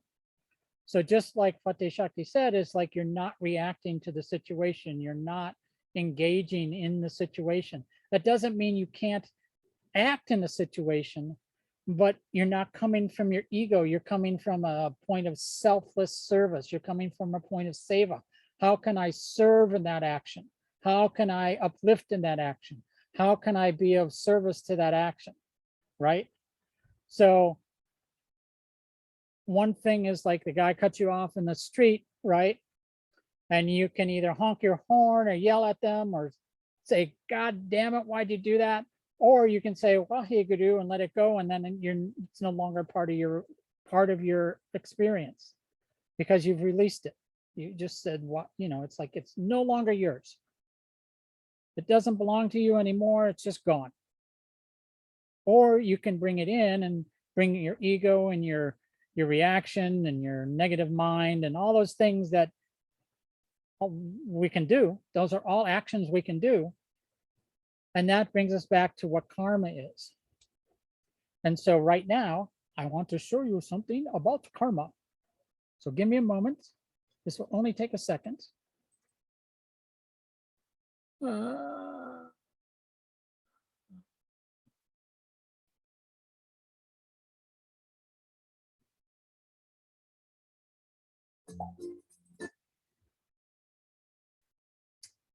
All right, so we're going to show you a little bit about karma right now. So get ready. This is an interesting thing. Share. Oh, please.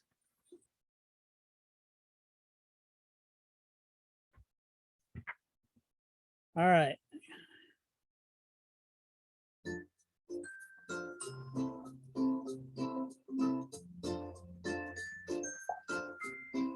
You guys can hear this and see it okay?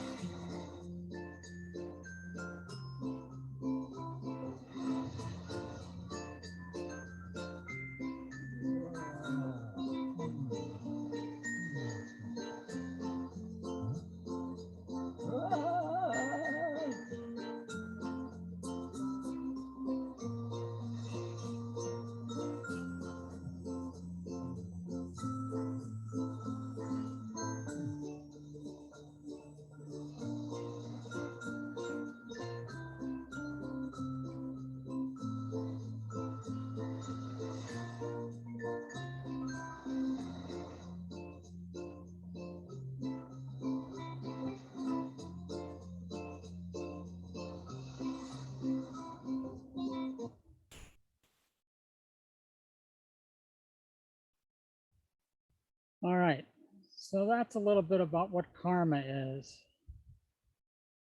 So karma, take a look at this for a second.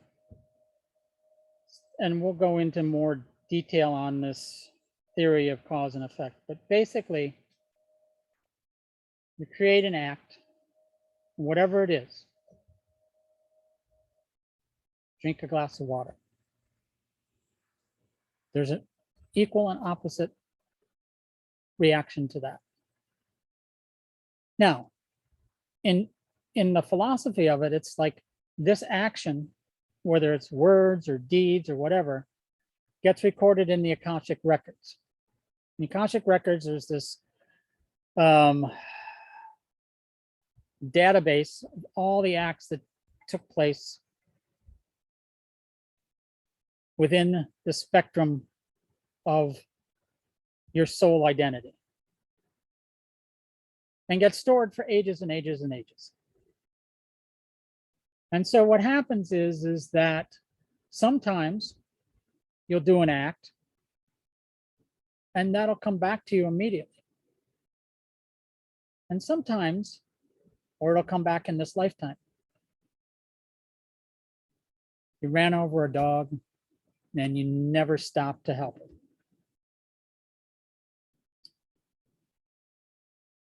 So that's an act that could have happened. And at some point, you might have a consequence of that. Now, that consequence could be exactly the opposite of that, or somebody runs over your dog. Or it could be something else where that pain and suffering that you caused the dog or you caused the people that own the dog comes back to pain and suffering in your life. There's no, very rarely is it a one-to-one relationship. And then what happens is that, at least this is the philosophy, right? So what happens is if you don't get that effect from the cause of your action taken care of in this body, then that memory of that action goes into the Akashic records. And so that brings you back through reincarnation to deal with that cause and effect, because it hasn't taken care of itself in this lifetime. So again, I'm just sharing with you a philosophy. This is how it works. This is what the philosophy is all about. And so that's why there's reincarnation, so that you have the opportunity to clear out, like what Fateh Shakti said, clear out all that stuff using the awareness of your consciousness, using the awareness of your non-reaction, using the awareness of your 24/7 mindfulness and meditation and good deeds, to always be in that state of non-reaction. And that's what happens as we go through life, and so that we can understand how that all works. Any questions up to this point? Okay. So I want to give you another short video about karma. Go ahead, Valerie. So I guess I'm just curious how the karma works with the idea that it's not your soul, it's the universal soul. So then in that respect, you're creating universal karma for all things? Yeah, how about that, huh? Okay. Yeah, because you're part of that universe, right? So, yeah. All right, I'm going to show you another video. Hold on. Where's my video?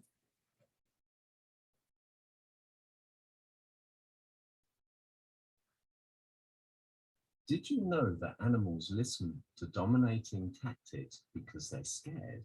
If you how? All right, hold on just a second. I got to share my screen. This is from a person who teaches in England.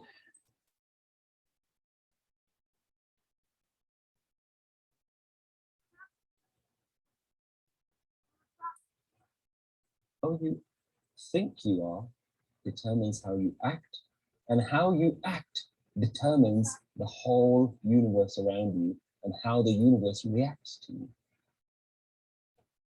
The consequences of your actions are also based on your identity. Nothing is without consequence. They say every action has a reaction. Every action has a consequence. This is the real meaning of karam. What is karam? What is karma?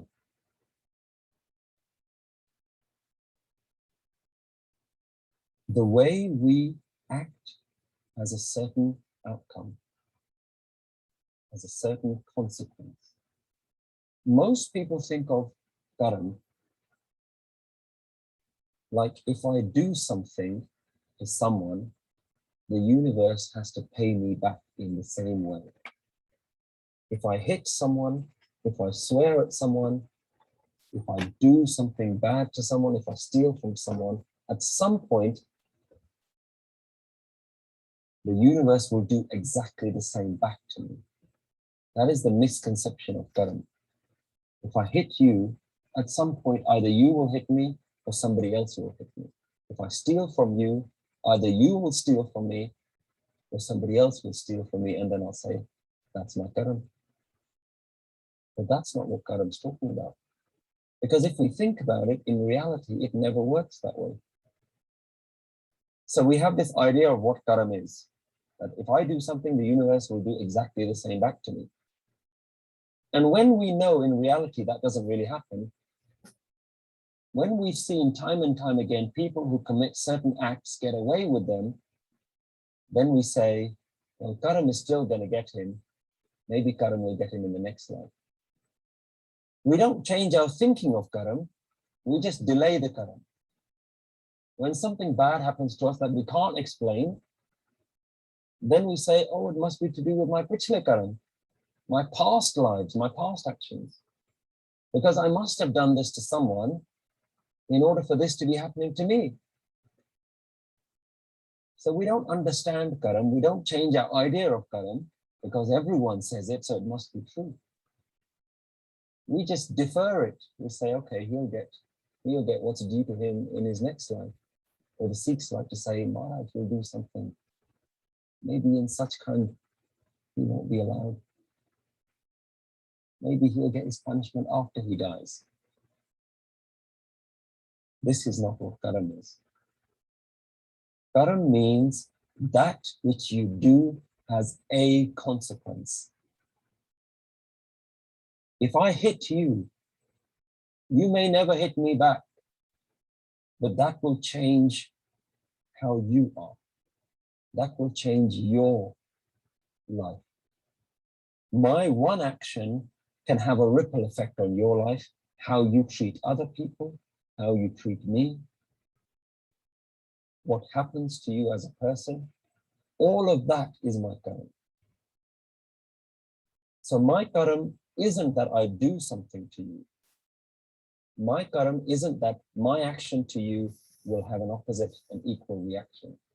My karma is by the very act of doing something to you, every consequence after that is my karma. Everything that happens after that is a direct result of my action that I did towards you. That is karma. That is what we need to understand.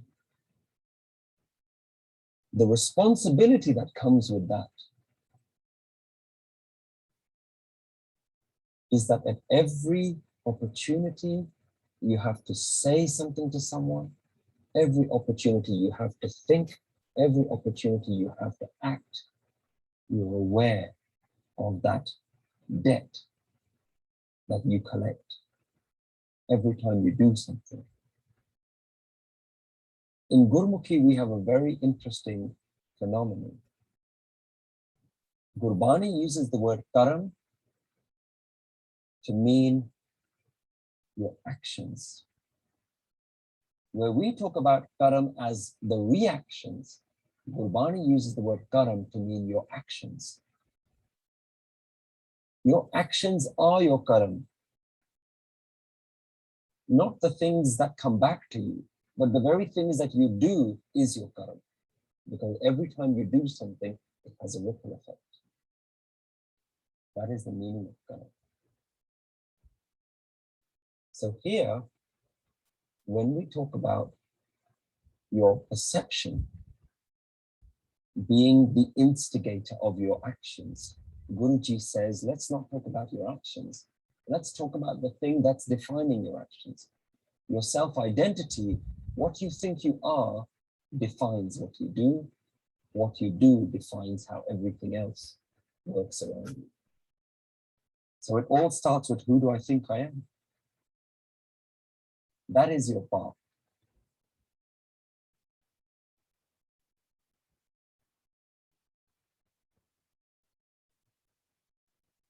Okay. So does that stimulate anything for any of you? Any thoughts, any ideas, any comments?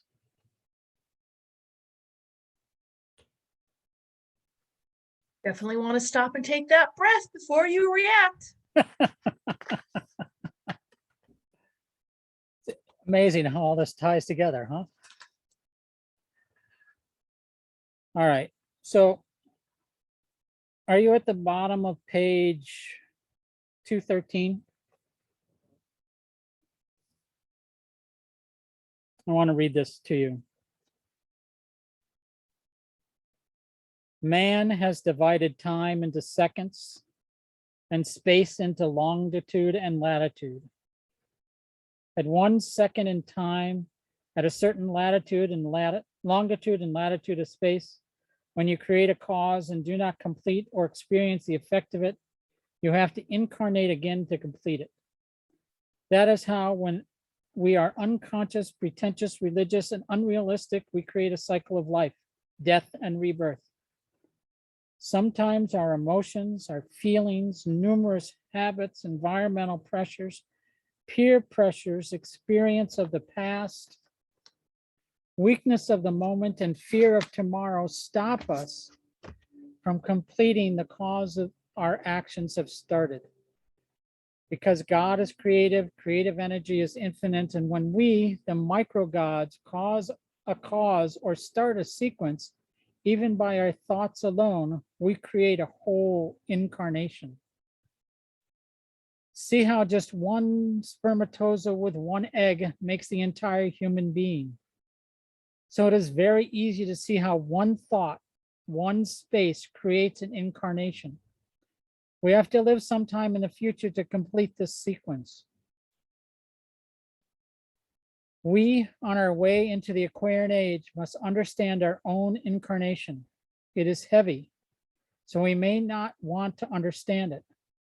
Sophisticated living, which has a depth and subtleness, is the reality.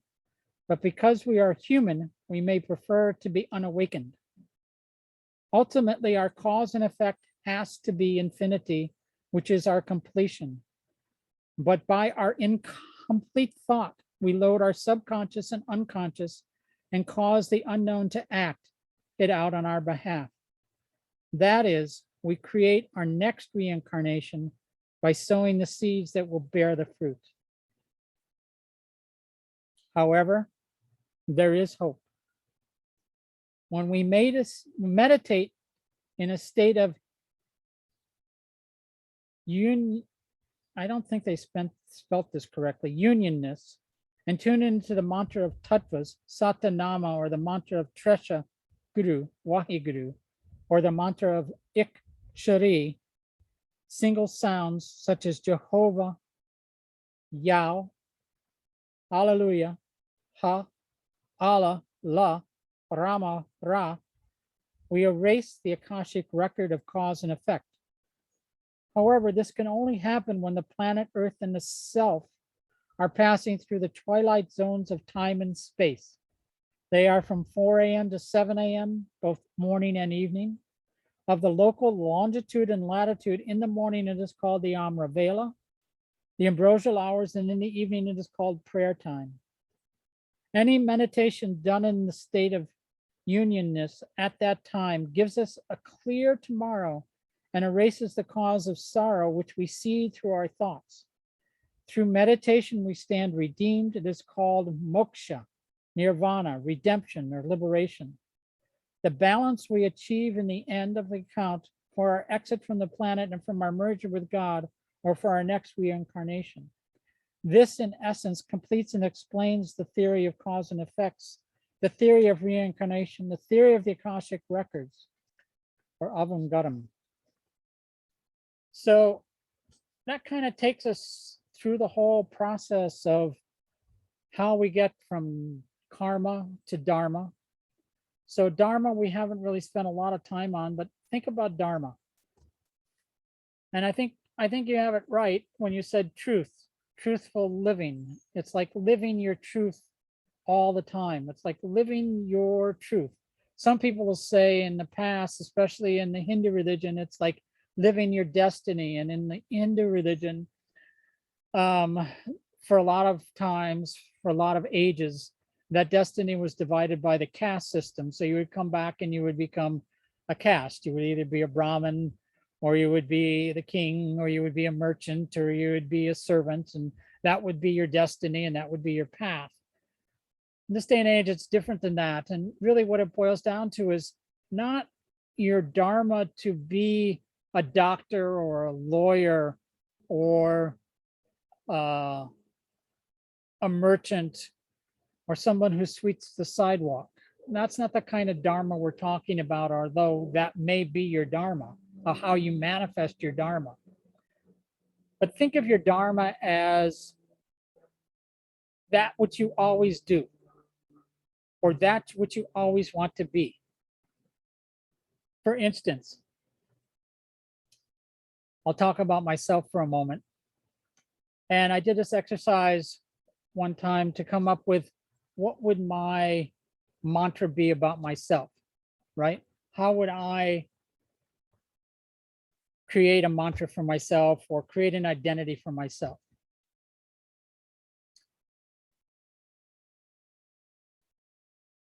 And it basically came down to is I bring joy to the world. Okay. So how does that manifest? It might manifest by me teaching. It might manifest by me bringing happiness to somebody. It may manifest by telling jokes that uplift people. It may manifest by doing good deeds. It may manifest by, helping people that need to understand how they can sell in a conscious manner. It depends upon how you want to interpret that as your dharma. So like if you take the effort to like really get down to your essence, like what are you as a human being? What are your morals? What are your values? What do you want to bring to the world that you can share to that next person? What is that in you that is? That becomes your dharma. And for a lot of people, it's a lifetime experience trying to figure that out. Is this my dharma? Is that my dharma? Is being a doctor my dharma? Is being a lawyer my dharma? Is being an accountant my dharma? Is that really my dharma? But if you can get your dharma down to an essence of not an experience, but how you want to share your being with the world. What are the qualities of your being? What are the attributes of your being that are consistent no matter what? I like to make people laugh. I like to make people cry. I like to share my knowledge. I like to drive cars fast. Whatever it is, that's at your core. So what is your core being? So what is your core being? That's your dharma. And then how do you manifest that in your life? And what are the essence of you that is you? How do you figure that out? Again, it's work. It's not something that's just going to hit you in a light bulb, or it might, but most likely it's going to be work, and it's going to be working and liberating yourself, right? Liberating yourself from your past experiences of your childhood, liberating yourself from your past experiences of high school, liberating those thoughts that Haridas talked about this morning, that somebody told you something and it's stuck with you for 50 years or whatever, and you always thought that you were slow, or you always thought that you were obnoxious, or you always thought that you could never amount to anything, or you always thought I wasn't good enough. So when you can free yourself of those things, right, you free yourself of that attitude, you get out of that point of view by doing the things that Fateh Shakti told us about: meditating, yoga, chanting, all these tools that you're learning in this class. You eventually get free of that so that you can find your core. And maybe you know what that is today. Maybe you understand. Wow, I am a beacon of joy. I am a giver of knowledge. So if you're a giver of knowledge, what would be let's just hypothetically, if you were a giver of knowledge, that's what you felt your core dharma was. What kind of things could you do in life? Right. Right? Be a teacher. Be a teacher. Anything else?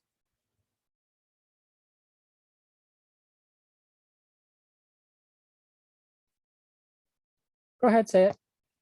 Catherine, we didn't hear you because you were on mute. A librarian? Librarian, okay. All those are good things. And that's at your core, right? So you could have multiple careers as a giver of knowledge. You could do all those things as a giver of knowledge, and you would still be at your core. And that's really what your Dharma is. And so within that Dharma, you think about, well, how do I combine Dharma with karma? But it's even more than just being a beacon of joy or being a giver of knowledge. It's understanding that as I'm in that space, as I feel that is my core, and it doesn't prevent you from bad things happening to you. It doesn't prevent you from doing bad things, but you look at it from a different perspective. So let me just share with you this information I have that I gathered from one of the lectures about Dharma. So what is Dharma? The answer is simple. Instead of living the life of karma, live the life of Dharma. But there is no big deal. Anyone who lives the life of karma is not living the life of Dharma, and anyone living the life of Dharma has no karma. This liberation, everybody wants to be liberated. There's nothing in the world you can believe in. And your real power is what? Right thinking, right living depends on right thinking. What is Dharma? Dharma means right living. Dharma doesn't mean this right. Dharma means first you must know what is truth, then you must live it. So when you guys said the words before, you're right on the money. But know this, that every religion has a philosophy. There's a Christian philosophy, a Buddhist philosophy, a French philosophy, a Sikh philosophy, philosophies are a dime a dozen. People do not understand the power of the word. The power of the spoken word is the highest energy known to be available on this planet Earth. Therefore, the life is either you live the life of karma or you live the life of Dharma. If you live the life of Dharma, then there is nothing which can bother you. This doesn't mean that you will not face difficulty. Life will face difficulties, but life facing difficulties will enjoy the difficulty, will enjoy life, I'm sorry. Difficulty comes on those who live the life of karma. Difficulty comes on those who live the life of Dharma. Life of Dharma makes a person live through the difficulties because those karmas are of the past. The strength of Dharma will carry you through. We are all gifted with life. According to the Guru, we earn it. We are all different because we have different earned capacity. We earned it differently. With Guru's blessings in our previous life, we earned different karma.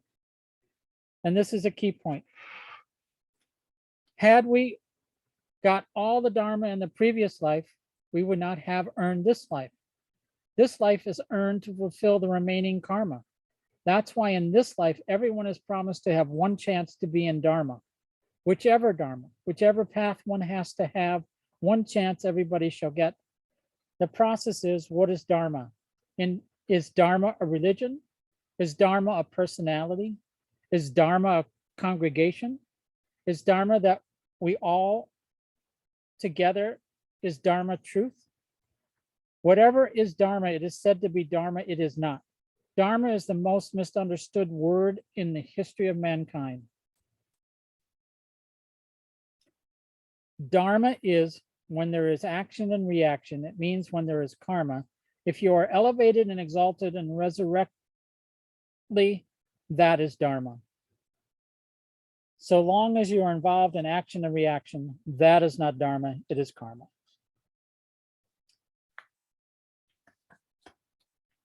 So that's just some of the information that I ran across while researching this, but I also want to share with you, and before I go on, do you guys have any questions about that?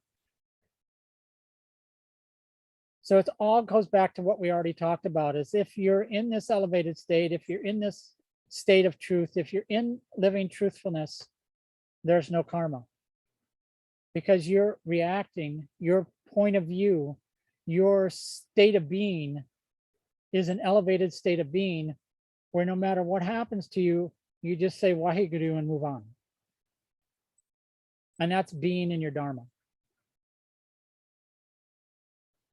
So I'm going to read you some of the things that Yogapedia found about different. Let me see, is this the one? Make sure I get the right thing here for you. Here we go. So this was from a researcher that did some research in India for an article about Indian psychiatry. And basically he's talking about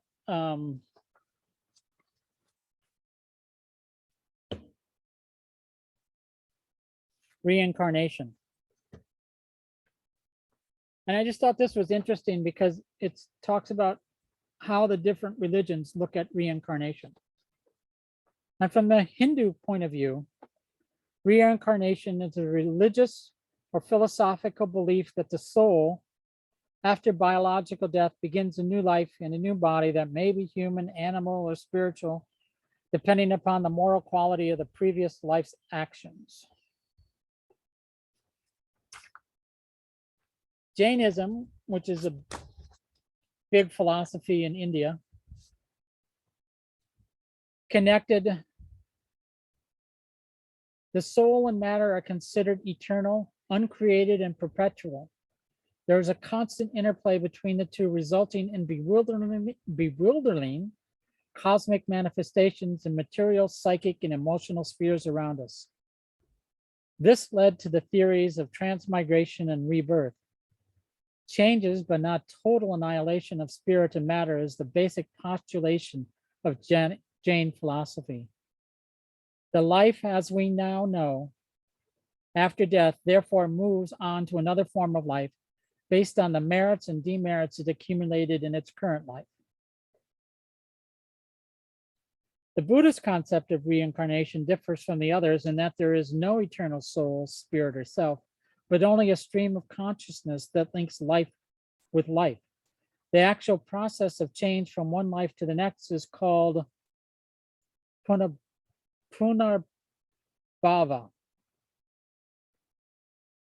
literally meaning becoming again. Buddha taught a distinct concept of rebirth constrained by the concepts of anatta, that there is no irreducible Atma tying these lives together, which serves as a contrast to Hinduism, where everything is connected. And then in Sikhism, preaches the path of bhakti through salvation. Sikhs believe that the soul is passed from one body to another until liberation. But if we perform good deeds and actions and remember the Creator, we'll attain a better life while we carry. And if we carry out evil actions and sinful deeds, we'll be reincarnated. Islam, reincarnation is refuted by all the main monotheistic religions of the world. The reason for this is that it goes against their basic teachings of finite life for the human upon which he or she is judged. The issue, of course, rewarded accordingly. Because it brings up this question, well, is this the first life? Is this his last life? They didn't really want to deal with that. However, the idea of reincarnation is accepted by a few Muslim sects, particularly the Shia sect, and by other Muslim sects in the world, such as the Druzis. South Asian Islamis perform chantras yearly, one of which was for the sins committed in past life. So in some certain sects, they believe in reincarnation, and certainly modern Sufis embrace the idea of reincarnation. In Judaism, it's not an essential tenet of traditional Judaism. It is not mentioned in the Tanakh.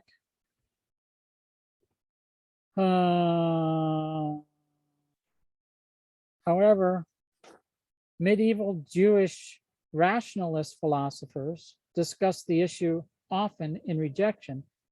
However, the Jewish mystical texts, the Kabbalah, teach a belief of reincarnation or metamorphosis of the soul cycle. And then in the 16th century, there was a Jewish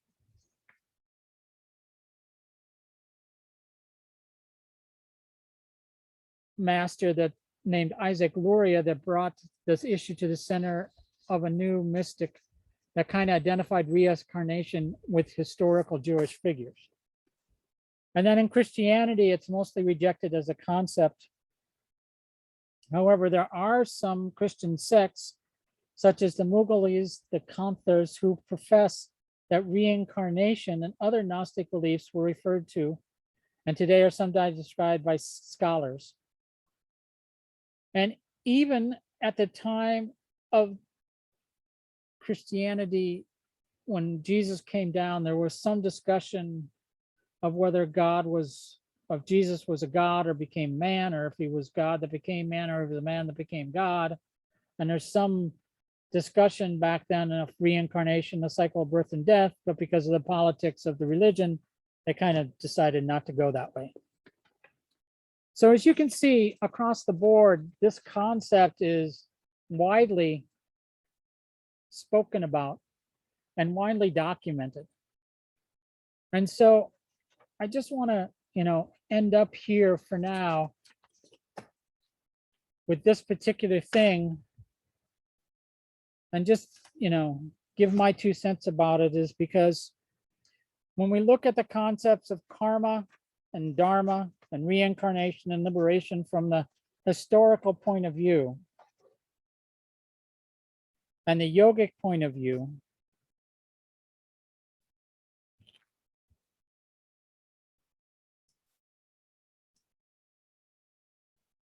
it all comes back to, if you take a look at page 213, what Yogi Bhajan says on Dharma. When karmas remain, so do you. Karma has to become Dharma. Dharma is where the account is cleared. It is where your discipline and commitments make you positive and graceful. Then you break out of your cocoon, you become a leader, you elevate all, and you leave a legacy. That ability to turn negative into positive, support all your actions and your facets and manners is the result of meditation. It comes to refined mind. It's what develops through sadhana, aradhana, through japa, and through discipline. So all the things that Fateh Shakti talked about before, by doing that on a consistent basis and with a strong practice, gives you the ability to not react to the karmas that come to you, and so that you can react and act in a way that doesn't create karmas. All right, inhale. Exhale. I know that's a lot to swallow. So do you have any reflections, comments, ideas, thoughts? Go ahead, Catherine. This is me just thinking out loud, but like listening about Dharma, it sounds similar to our neutral mind almost, no? Yeah. Yeah. So how do you get to neutral mind? Well, it's like a balance between our positive and our negative mind, right? Yeah, but how do you get there? What tools do you use to get to your neutral mind? Same tools. Which are? The meditation, chanting, yoga. Yeah. Wellness. Yeah, all those tools that allow you to become more in tune with your core, give you the strength to be in that state of Waheguru all the time, so that, like when I explained this morning about coming out of doing the 84 steps of Goenwall and chanting Japji 84 times, that state is about as close as I've ever come to being in a state of total bliss, total samadhi, total liberation. Because no matter what happened at that time, it just was like water on a duck's back. It just, you know, I could participate in the life and I could watch the life, but I didn't have to own any of the life. And so that's why doing these deep meditations and having these deep experiences give us that touchstone, that gives us that foundation of, this is what I'd like to be. Then there's the real world, but that doesn't mean you have to act and create karmas. That just means you have to be in the world, you know, and do your things from that righteous living, from that state of bliss, from that state of doing the right thing and doing a rightful living. Any other comments or questions? I liked what Nanak Nam said in the Yep. video that we watched about how like he hit someone and then that completely changed their life and it caused a ripple effect. I don't think people think of that when they say a word or do something to someone. They don't think of the effect that it has on those people. Yeah, yeah. And we witness that and are part of that every day, right? Mm-hmm. I mean, there's Absolutely. things that we say, we do, we act, we, you know, get mad at our spouse or a partner or get mad at our sister or our brother. And yeah, who knows how that, you know, Mm-hmm. functions down the road, how that manifests for them down the road, Yeah. you know? So it's like, I forget, Valerie said before, take that breath, chant Waheguru, and then react. You know, it's so, all right. All right, let's take a deep breath. Exhale. Let's take a 10-minute break and then we'll come back and we have another part to go for.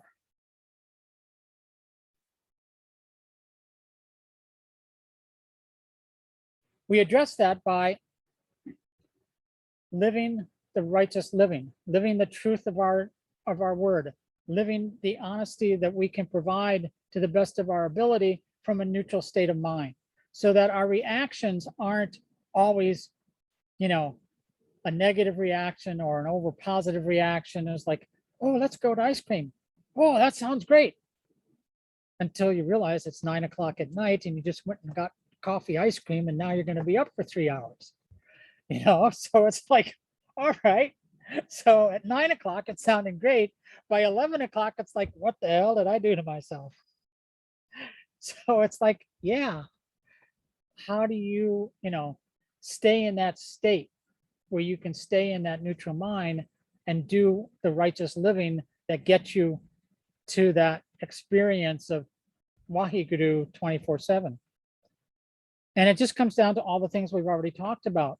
But, you know, it's a lifelong practice. It's always being on top of your game in terms of doing the meditation, even if it's only 5 minutes a day, doing your practice so that you're consistent and being in that space where you can react without reacting. That's really what it's all about. So let's just look a little deeper into this and look at the whole thing about death. And if you can open your books to 239, we'll go into some of the things that have been shared with us about how death happens.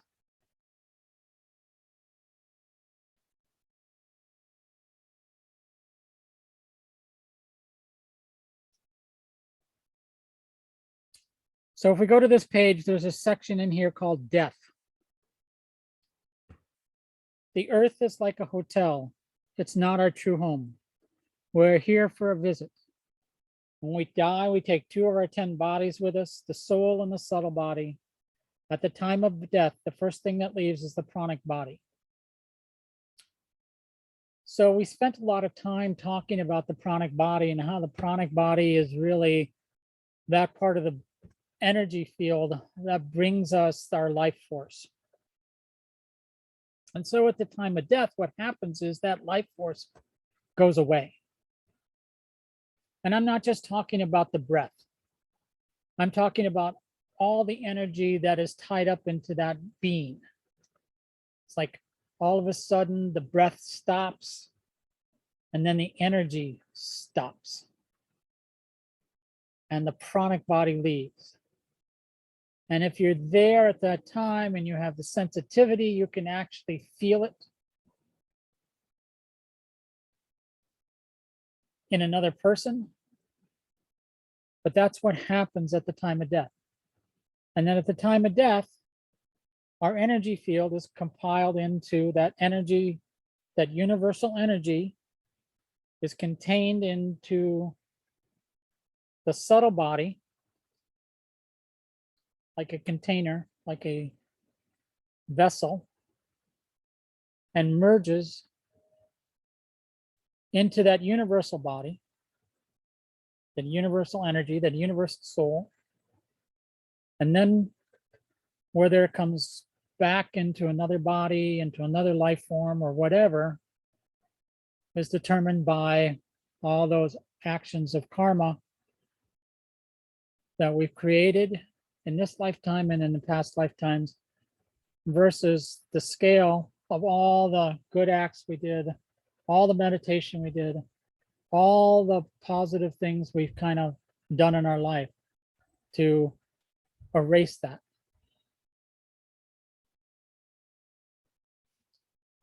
And then, according to this, we have 3 seconds to review the life video.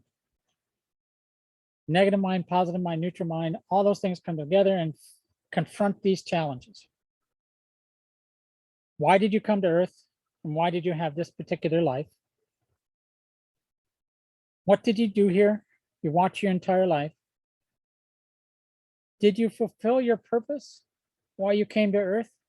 You decide or judge your own self. And that's 3 seconds. Zip, zang, zoom. Kapow, kaping, kapoo. It's all done. 3 seconds.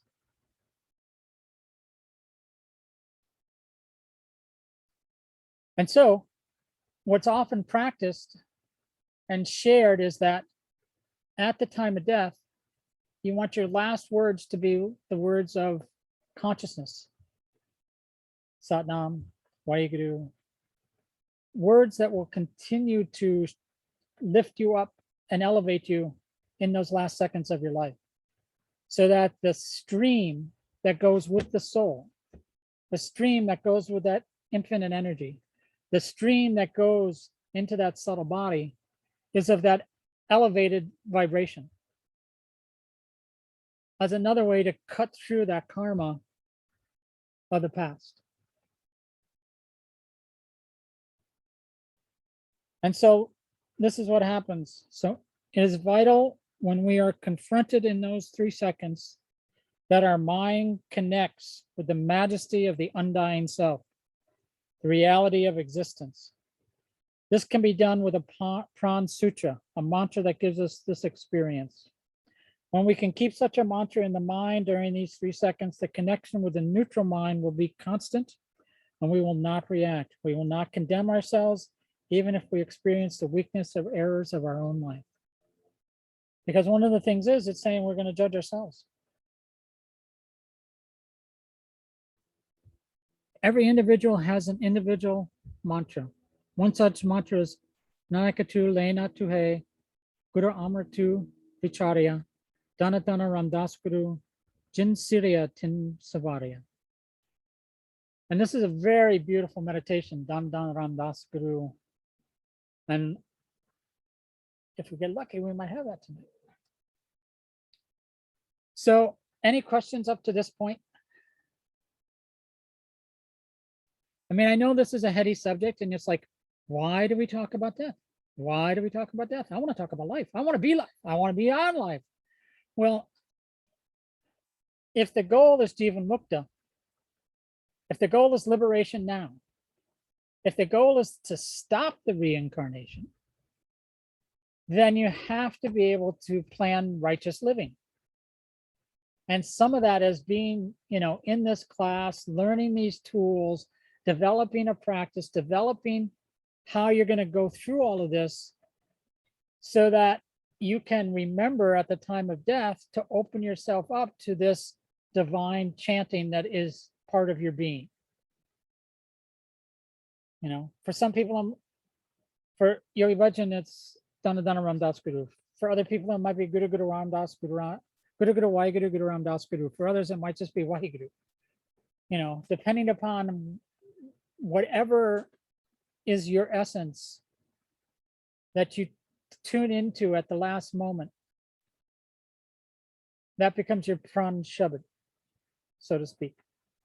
And from my perspective, the way that happens is what you find is your go-to meditation, your go-to mantra when you have to have a go-to mantra. What is that thing that no matter what, if you chant, you're going to be okay?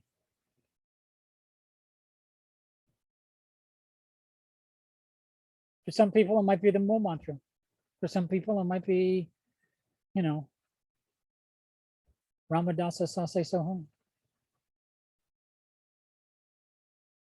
But only through time and experience and just opening yourself up to all these channels and all these opportunities will you find that something that's good for you. And what you find today, 10 years from now, it might be something different because that's where you're at in 10 years. And that's okay.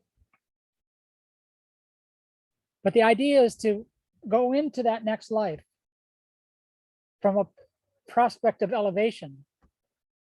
And not from, oh shit, I'm dying, oh shit, I'm dying, oh shit, I'm dying, oh shit, I'm dying. Now what's that gonna do?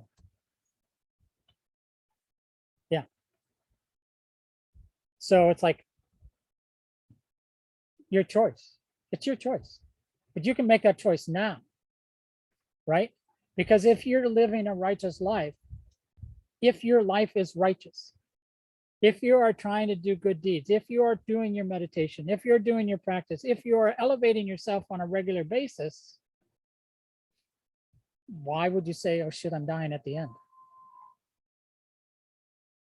It's just not going to happen. Most likely. I'm not going to say it's not going to happen because anything is possible. But most likely, you're going to be in a consciousness throughout your life that it won't be there for you.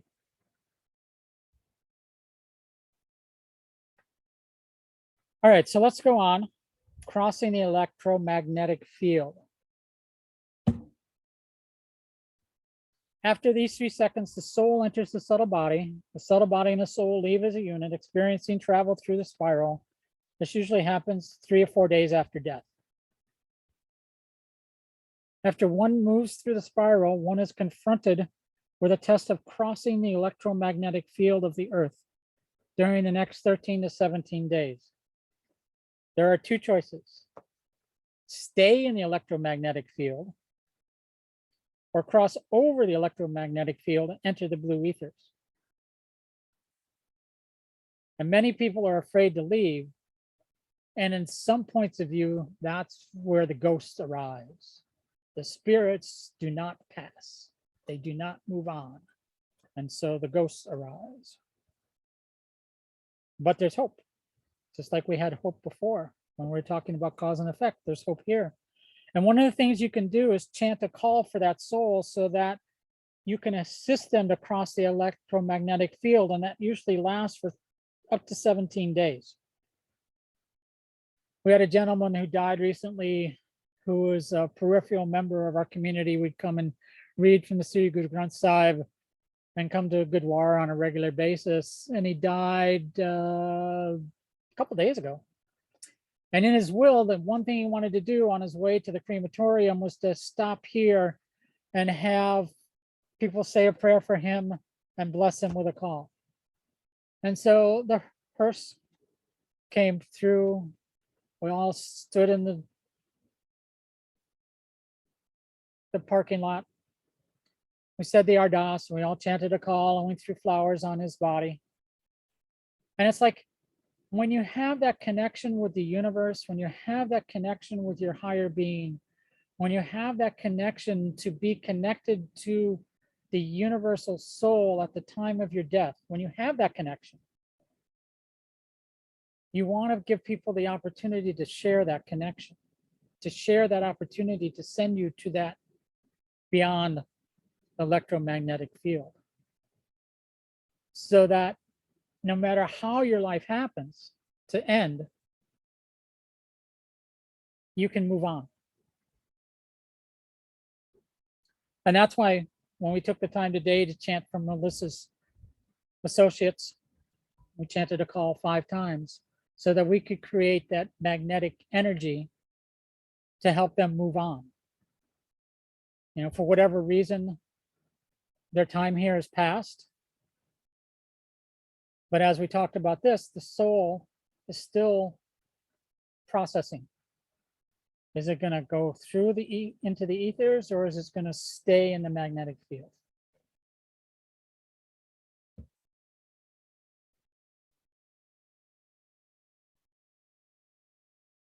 And then we talk about the blue ethers. The first blue ether is the first stage that we experience after we cross the electromagnetic field of the planet Earth. Here we are usually accompanied by a guide. In this dimension, all the information of the universe is kept, including the life histories of all beings.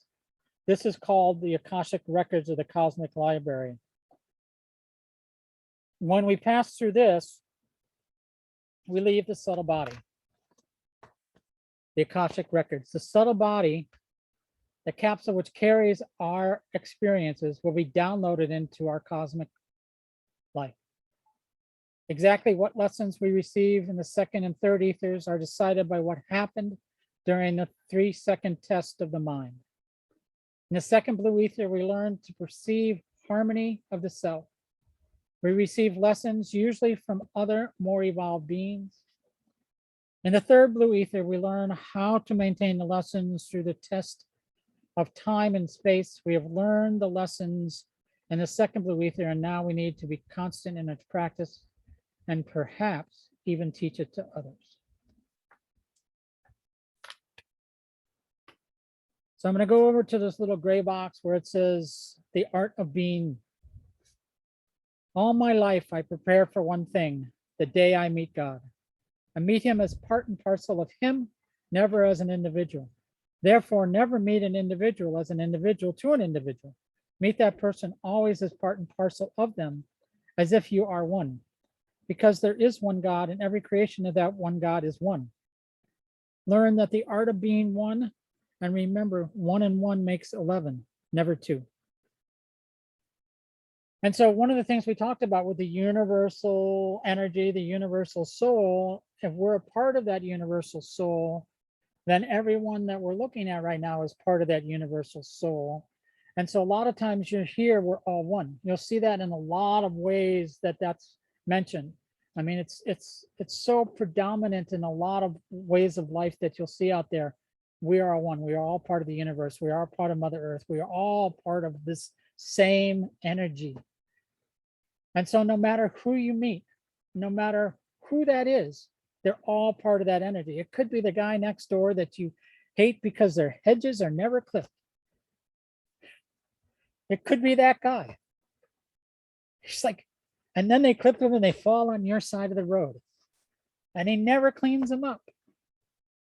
It could be that guy. But no matter what, it's all part of that universal energy, and we're all part of that universal energy. And no matter whether we cut someone off or they cut us all off, the more we can remember that we're all one, that's another step along the platform to keeping our consciousness raised, to keeping our awareness raised, to keeping our association with our divine vibration raised, so that as we go through life, we're working from our neutral mind, we're working for that space where we're not reacting, but we're acting from that space of righteous living and being truthful in our projection. So, any questions, comments, points of view that you want to share? Awesome. Go ahead, Catherine. I just read death and accidents. Yeah.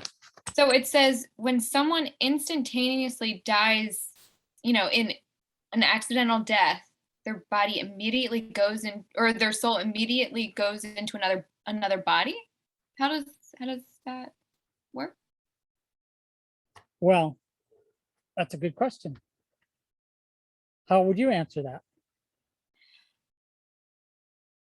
Because it's a universal soul. So Right. can two souls share a physical body? Well, it's not saying that it's going to share the physical body. It's say it's going to go into a body, because one of the things you have to realize that we haven't talked about is that it'll not go into it'll go into a baby's body.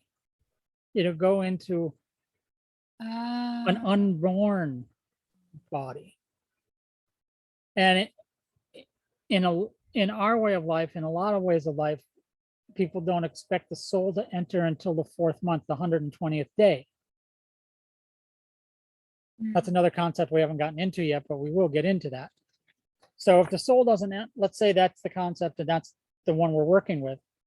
If the soul doesn't enter for 120th day and there's an accidental death, then there's all these babies out there whose souls haven't entered them yet, even though they're growing in the fetus and the fetus is growing in the womb and so on and so forth.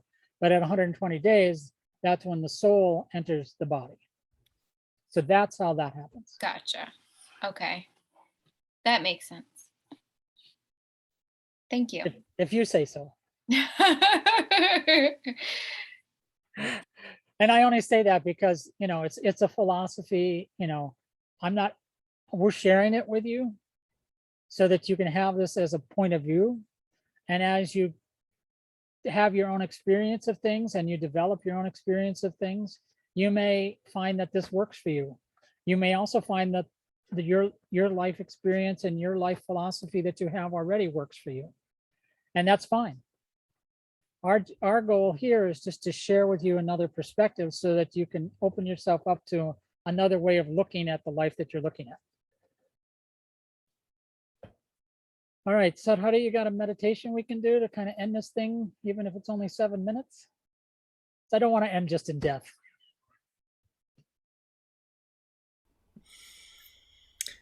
Okay, so what do you want? Done or something? Yeah, done. Let's do done. Okay. All right, so we're going to do this meditation. Done Ramdas Guru. You have the music? I do. Let Right, me so the when words. she gets the music, she'll do the words. But this is a meditation. We'll probably do it for 7 minutes so we can get out of here. We're pretty close to what we said we'd be over. You take your left hand and you hold it in front of you. You take your right hand, you hold it in front of you. You take your right hand and place it on top of the left hand, fingers together. Take your left thumb and place it in the middle of the right. Take your right thumb and place it in the middle of the left. Hold it right about just a hair above your heart center. You're looking at this. And this is a meditation to conquer the fear of the future. And all you have to do is listen to the words. Close your eyes, deeply meditate, allow your breath to be long and peaceful, calm and long. And just listen to the words and just go deep listening. Listen deeply. Okay.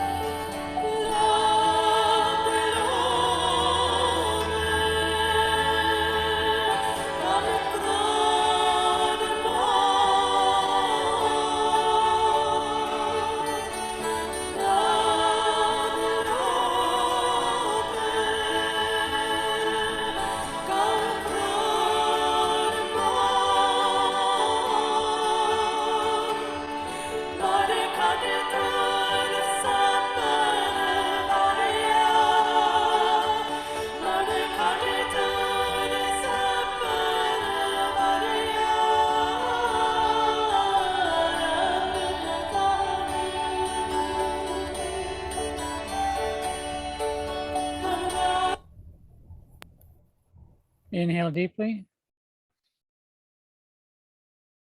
Suspend the breath. Hold the mantra in your heart.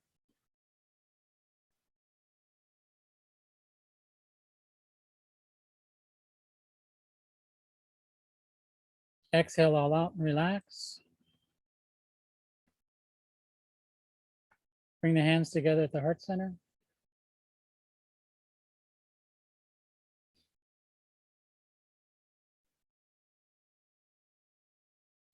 May the long time sun shine upon you. All love surround you. And the pure light within you guide your way on. May the long time sun shine upon you. All love surround you. And the pure light within you guide your way on.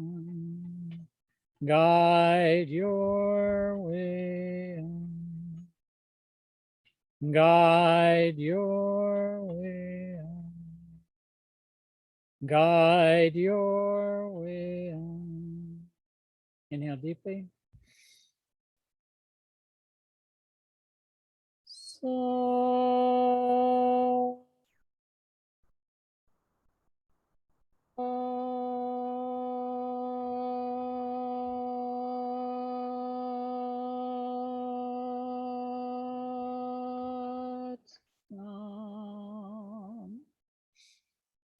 Sanam, blessings to you, oh Guru Ramdas. Please bless these people on their path of self-discovery. May they learn to trust their intuition. May they learn to find their path, to embrace their path, to do all the things that they can to live a life of righteousness, to live their truth, speak their truth, and be their truth. Satnam. Thank you all. Thank you all. Thank you all.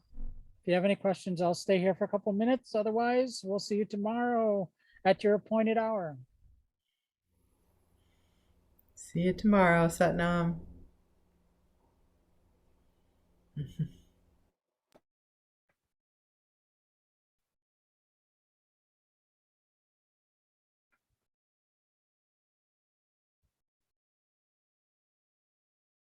Okay. Well Nice. done. Thank you. Thank you. So, off to the races tomorrow. Yeah.